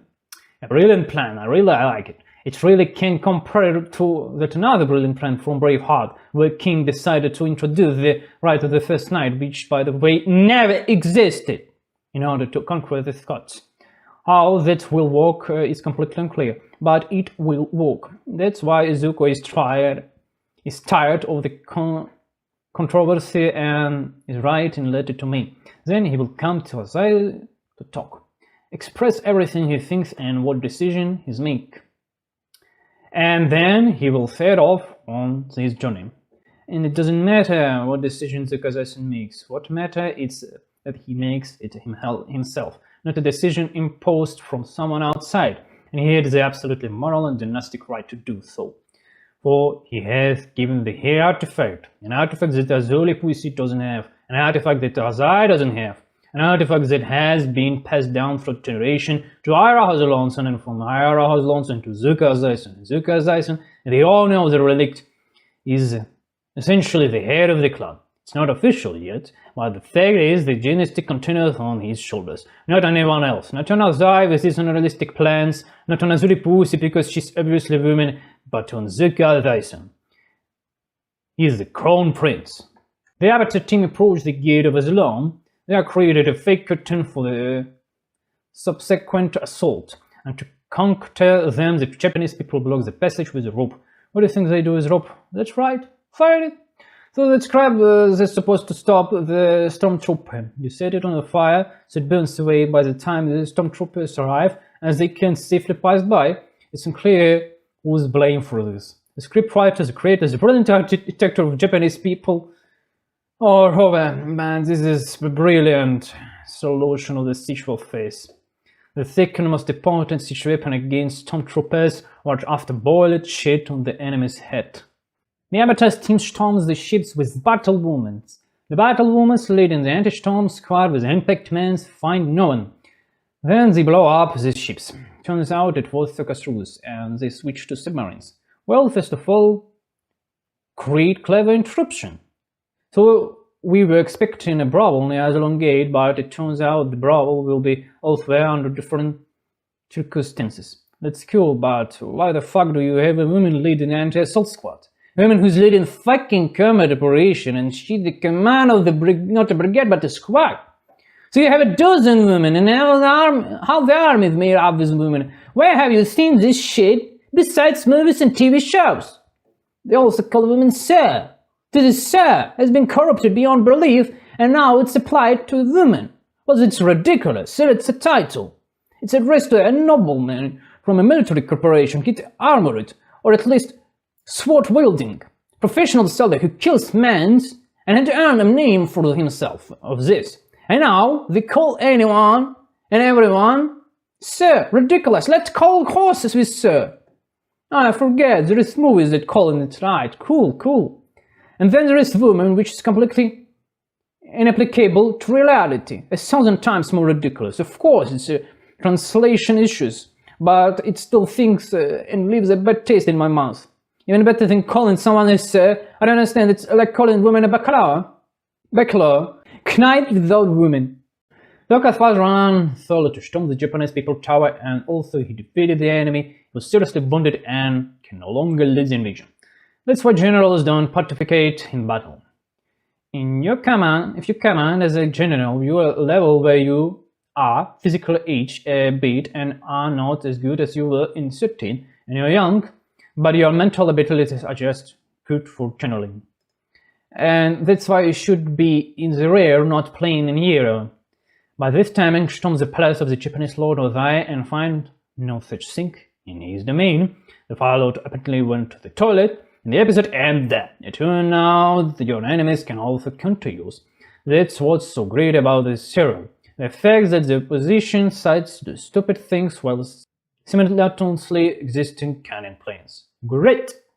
Here's another good dramatic moment. This isn't the second time Avatar comes to attack the Fire Lord, but it turns out he's being made by damn figures in the form of Azuri Pussy. The Fire Lord is actually sitting in a completely different room. Great thing. The Fire Lord lied to Zuko's eyes during the clip that his mother, Ursa, was in setting Ozai to barricade, and that Ozai will then become a Fire Lord, which will in turn save Zuko. As if Azulon really strengthened Zuko, and it wasn't just Ozai's idea to clear his name and tarnish Ursa's. As if he himself had not said 1,000 times that Azulon weak, and Azuli had not repeated it word for word that Azulon weak. Azulon's son is weak, everyone is weak and not taught enough for the throne. But Ozai, well, wow. The Avatar once again refuses to participate in the plan. He leaves the Negative Nation and says it's better to survey the territory. Basically, he's acting like a man offended. I'm sorry, like a school-offended boy, 6 years old, but he is now 20 years old. And he's trying to flirt with a girl 40 years old, Katara mean. What the hell is going on? If you would flirt with girl is more older than you, maybe for fucking maybe third time maybe it's okay. But if you tried to make family with her, you would be handback husband. Zuko's eyes on it to surrender to the Avatar, but he is not accepted. Often the Avatar team are arguing. The Aang fights with the Katara, and Sokka just has to hold responsibility and decide what to do next. Your friend has been captured, if not killed. The Emperor is now on the throne and has seized everything he can. What to do next? It's unclear. And there is a fight going on. The situation is ambitious, but at least the reason is clear. Everyone had their own grievance, and people are not ready to let them go for the sake of ambiguous situation. We have adults here who are quite successful in life and don't know why they need emotions.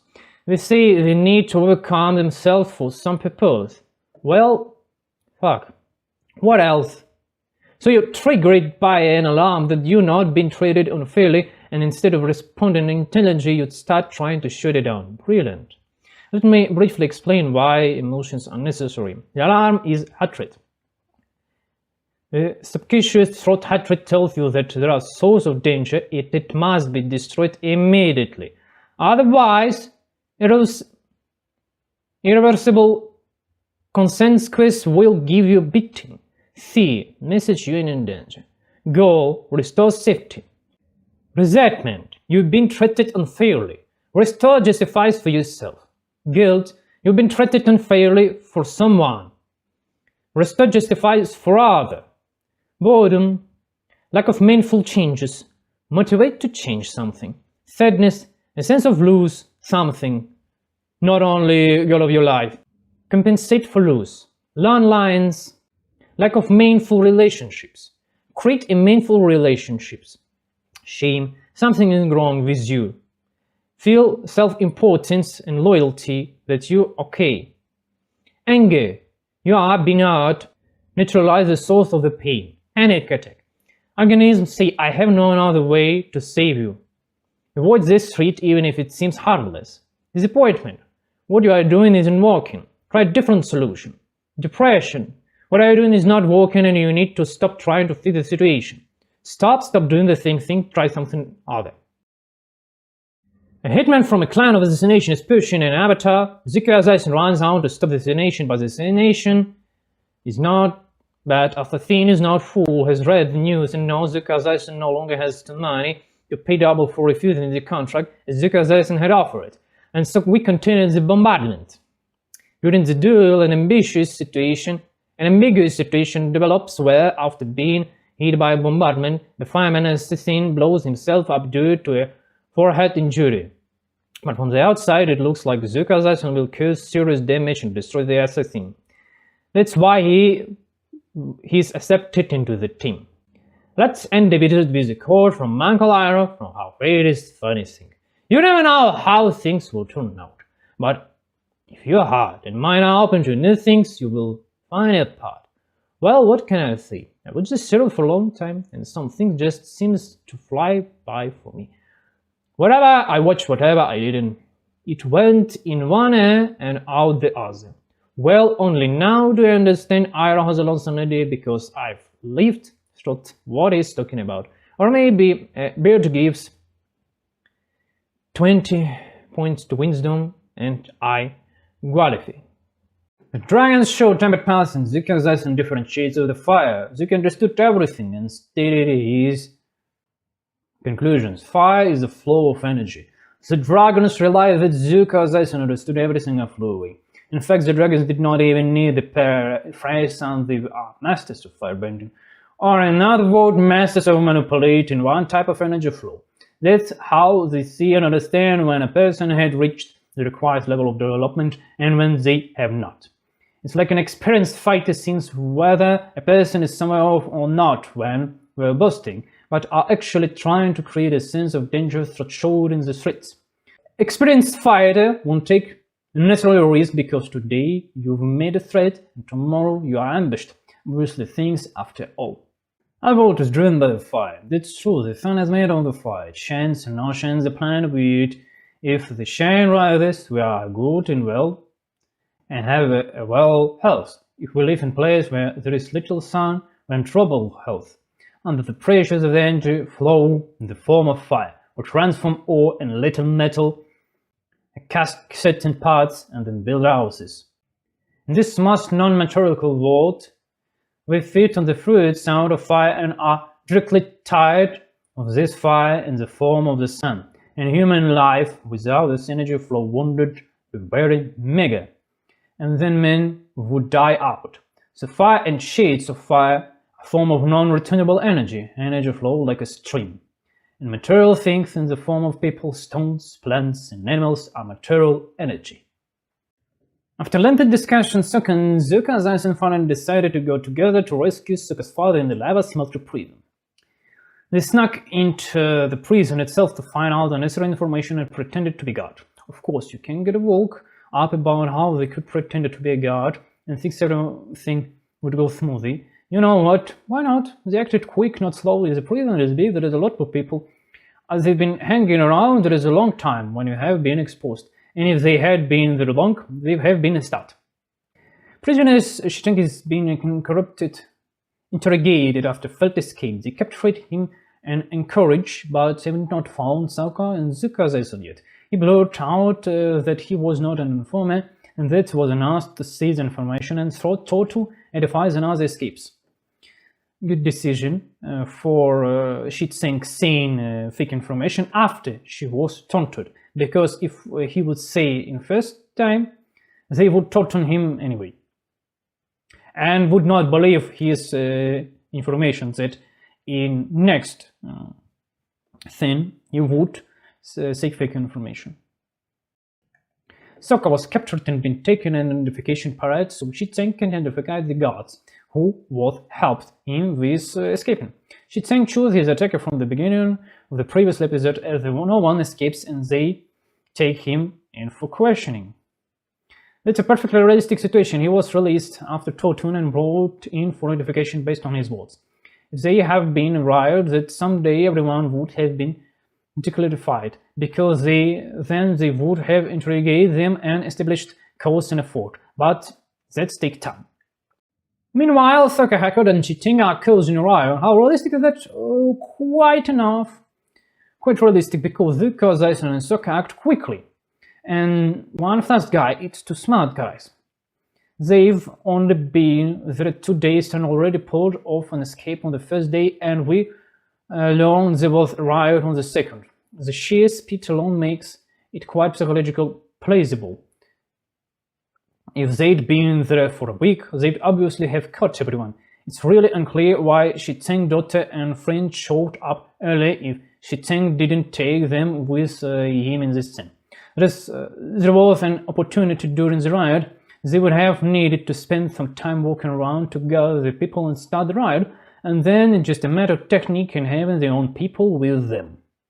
Well, if you already introduced them as significant characters for Shiteng, why doesn't he stick with them during the new riot attempt?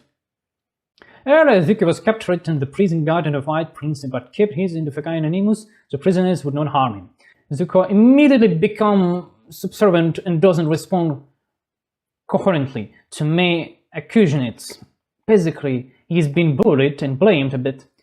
Then they learn that riot has begun and Zuko uses this moment to escape. Okay, since we are being picked on the details from the very beginning of the story, I will do the same here. Basically, I believe that Zuko acts like a heel. It's psychologically plausible. Zuko spent most of his adult life in exile.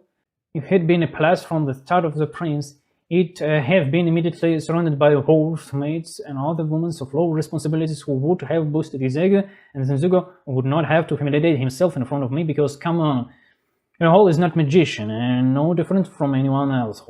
So I say it, I had to leave for the country, there is no point to blaming me. But Zuko spends most of his life in states of needs and survival. Well, if that's the case, then a woman he considers important could very well blame him. Why not? Zuko, Nathan and Azula Pussy engage in a duel with their colleagues and dangerous business on each side. The fight reaches on and an opportune moment Azula entirely falls from the gondola as the warden has ordered the wires cut. The guards start cutting the wires because they know the warden. And he said, I'd rather drown in boiling water than have anyone escape from prison. This scene would be better if you showed that Azula Pussy striking Zuko's eyes and Zuko's eyes and easily absorbing all the balls. And she's in ineffectual shock at how much Zuko's eyes has improved since their last encounter. While the Azula Pussy used to easily break Zuko's eyes, and that's no longer the case.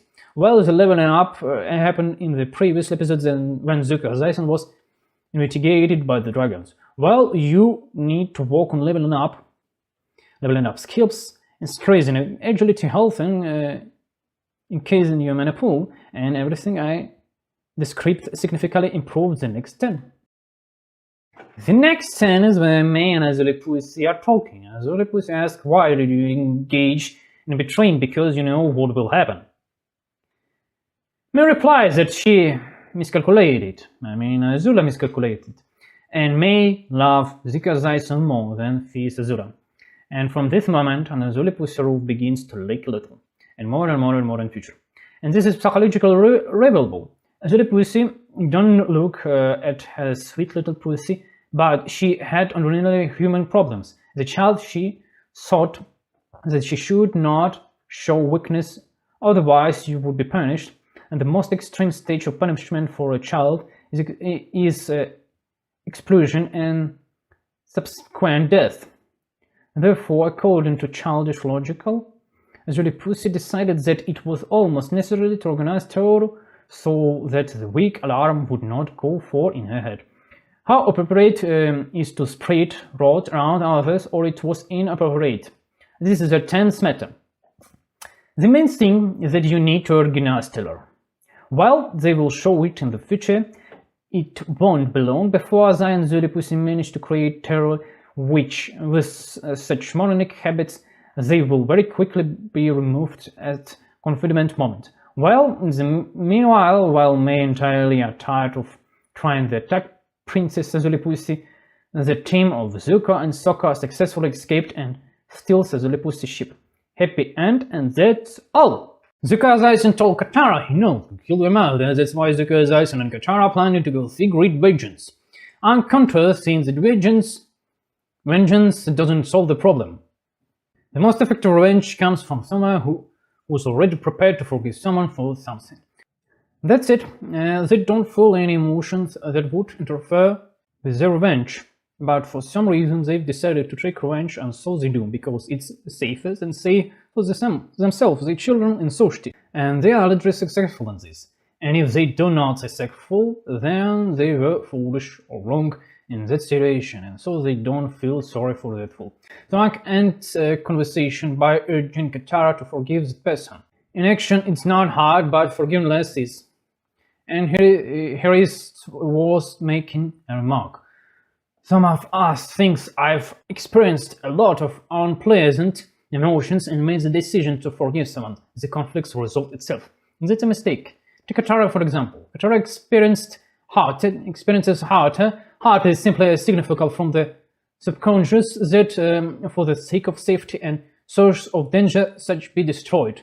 In particular, the saltiness in water is perfect rational emotion that forests about rational concepts like safety. That's why there are different kinds of heart. Katara and Zuko successfully found information about the saltiness in waters and are heading to Blue Whale Island to accept their revenge. Katara hasn't slept all night, so Zuko doesn't tell her she needs to get some sleep. She refuses, of course, saying there is no need to worry about her, since she's not a little girl who in the southern with Sarah.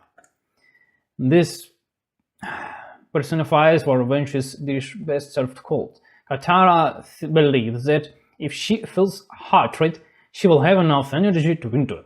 But that's not true. The body has primary energy source and reserve energy stored for extreme situation.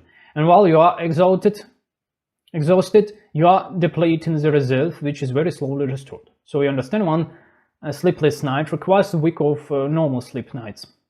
This is noticeable in people over 40-45. It's less noticeable in younger from 15 to 30. But this doesn't mean the effect is absent. It's just that offsets the issue. Katara and Zuko advise and find the old leader of the Southerners and Metis, and Katara doesn't kill him, but forgives Zuko in return. Also, many people misunderstand the concept of forgiveness. You can forgive someone when you have the opportunity to take revenge, but for some reason you don't do it, not because of weakness, but because of your own decision. And this old man ultimately tried to sell his mother to be slaughtered. It's not surprising, those who love this bloody cartoon the most of all will say, I get a hard on when a dead soulless mother received a funeral notice. There is such fatalities because they have been so shitty then they have nothing to lose. It's like an alcoholic who's ready to screw anyone, not because he's strong, but because he's drunk, and what did this stupid do to this drunkenness? And such people love torture and abominations because it's the most primitive boost to animalistic self-esteem. If I can torture someone, it means I'm strong. I'm walking down the street and see a hedgehog. I can stab him with a knife, which means I'm tall, but why I should stab a hedgehog? Such a person will do that because he's being bullied, so he vents his anger through abominations. I don't justify such persons, on the contrary. Treatment technologies have advanced to the point where any psychological issues can be addressed rather than having a torture and jobs or cutting off cat's paws. This episode Avatar's team with the set with the performance played about Avatar. They mock Zuko's filthy, slubbering personality, Katara's winning nature, rewarding nature of course, and even bringing Katara's ex-jet. One scene really touched on Aang. The scene where Zuko and Katara are locked in a dungeon and Katara dramatic clench it over Zuko saying they don't want to know about the affair anyway. That's it. That's what happened, guys, when you don't have clear boundaries. You want to hit on him, but you are too weak and nails to express your interests. It's assumed that Katara is your girlfriend, but no one's told it, and there is no rules of engagement. So she's my wife, she's given birth to my children, and there is people watching her to keep eye on her. If anything not happen, of course, just to make sure there is no identity even in theory. So you are staying at a gypsy cabin brothel, no cruel rules, just momentary animals' impulses. The performance setter ended with the defeat of the Avatar team and the fact that Aang never got his hand on Katara's sweet pussy, which reflects reality as it was. And it would have been a realistic scenario if not for the piano and the bushes they form a wild lotus, which we'll learn about later. As for Avatar Aang, sweet girl, that's certainly a funny story that concept us all. We live in an amazing time where there are two extremes in interaction with women. Either kicking someone in the stomach is a signal of attention, or sitting there staring dreamily and doing nothing.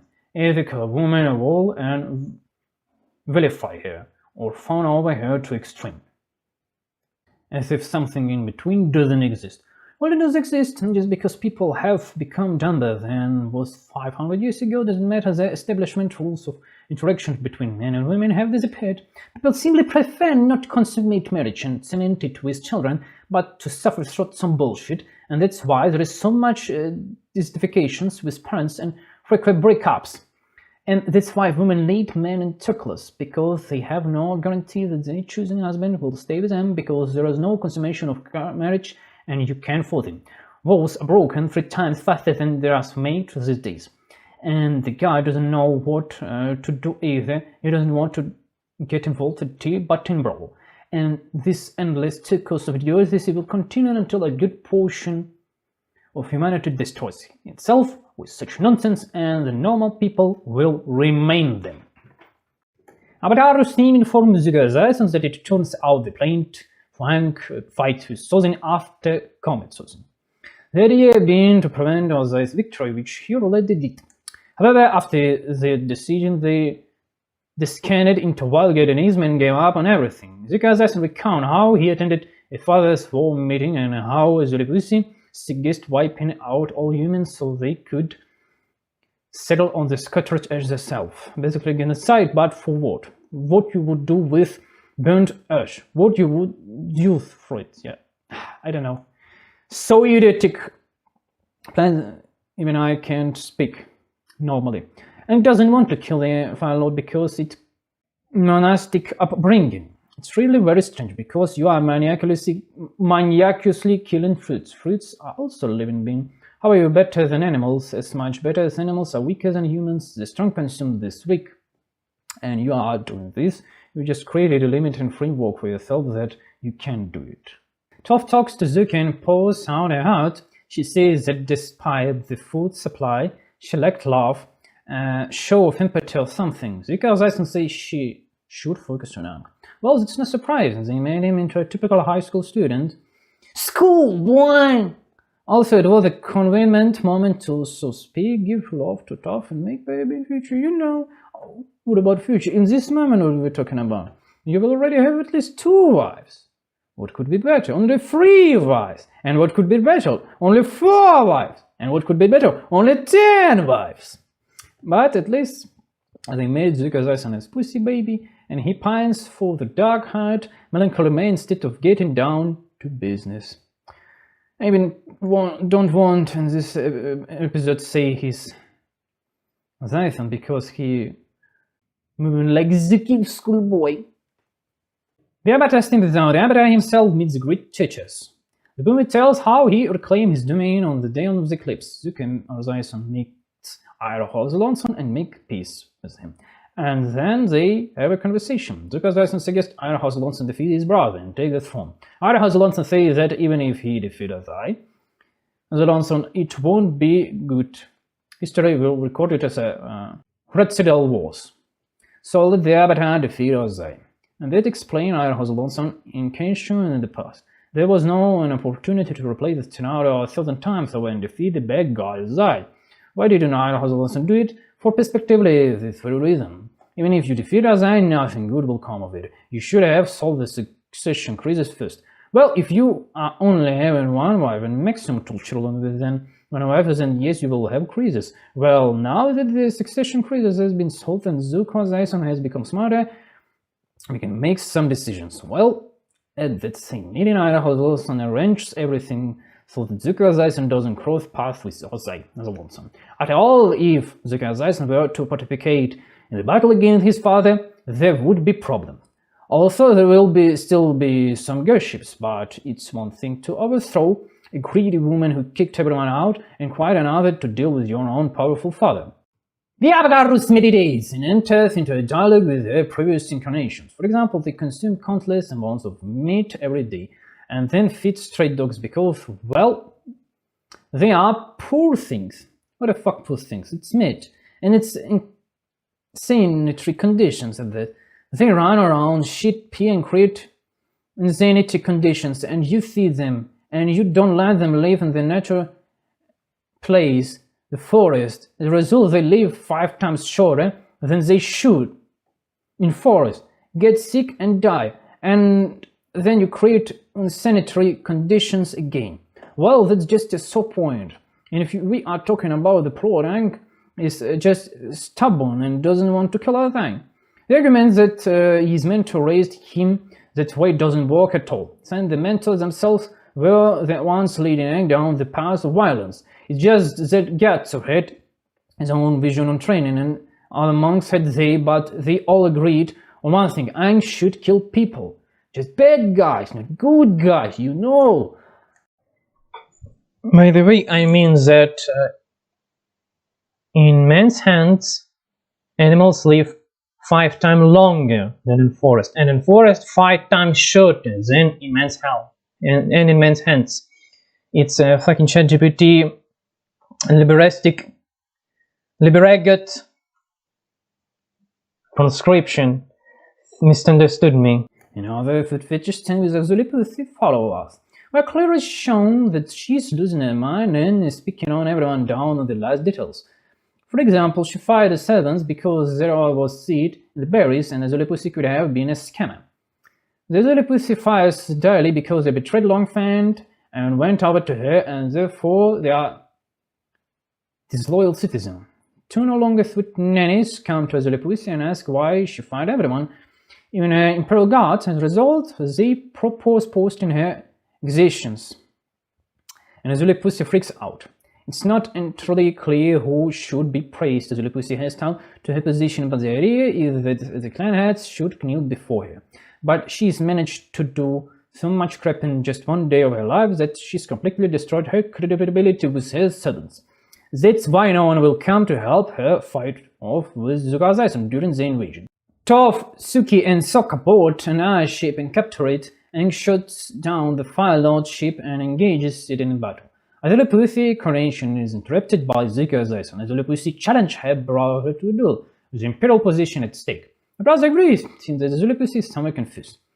It would have been nice if during the duel they shown Zuko taking a bow properly while Zulipathy is literally knocking over her feet.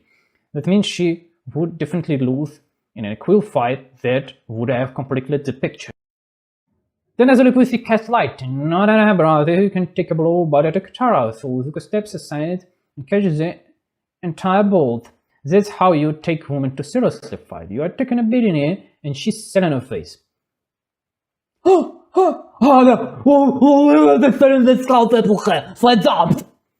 the fuck did you even bother going there? I simply wouldn't have saved her. Why did you go selling your face? You'd have gotten lightning and rightfully so.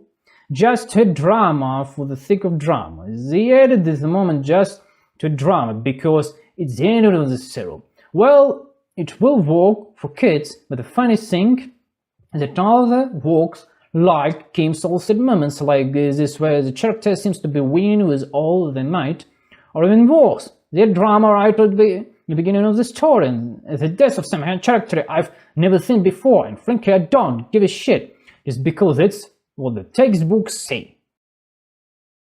The Avatar ults and begins to with Ozai as a lonesome. Avatar, in his Avatar state, bombards Ozai with homing missiles. The Avatar, using a gift from the ancient lion tropical spirits, strips Ozai of his selfhood and takes away his powerful fire powers. Then comes the happy ending. As you can make peace with me. All the homeless leaders who ever helped Avatar are gathered in Japanese city square, rally into Kyushu warrior gods. Avatar dons the robes of an elden monk. Zuko, Zaison, and Aang become friends, go out to the people and declare a new era of peace, kindness, and positivity. But it's not to be. Zuko, Zaison visit his father to find about his mother, and he sets the stage for the next season. but there won't be nextism. There will be comics, but they smell like shit. So I don't want to analyze this. There is too much drama for the sake of drama. In the meantime, let's listen to Ira or the loathsome Sugnihorn, if I would remember it at montage. No.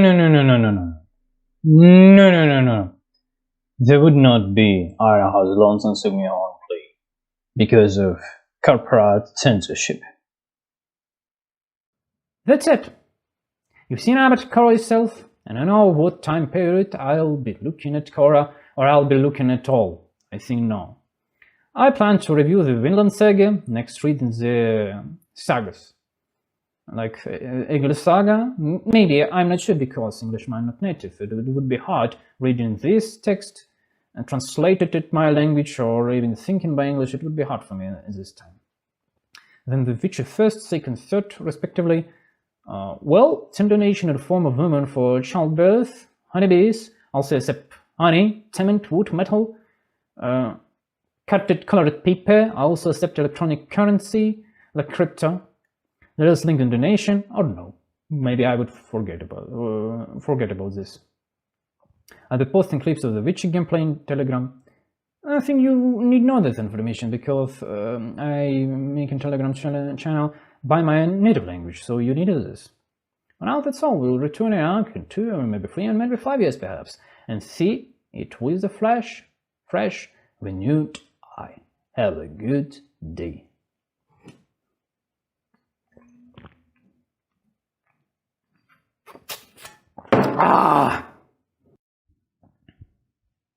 If you have any psychological issues like being overweight, it's like 20, 30, 50 kilograms overweight, educations of any kind, fear of communication with woman or man, irrational or illogical fears, you can reach out to me. I can help sort it out in about 6 hours. Honestly, I'd say 3 hours of actual consulting would be enough. But because of the language barrier, it will probably take longer than clear consulting 3 hours. Write in comments what communication method you think I should leave in the description of this video. Maybe not everything in the English-speaking audience has Telegram, because in Ukraine, Russia, Kazakhstan and other countries like this, we use Telegram.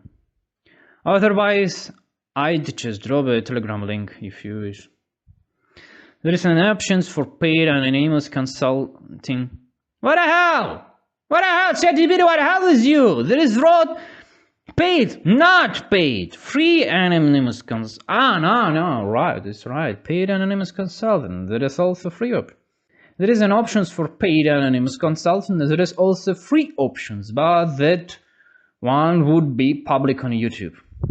So if you want, I can also provide public consultation in Russian language.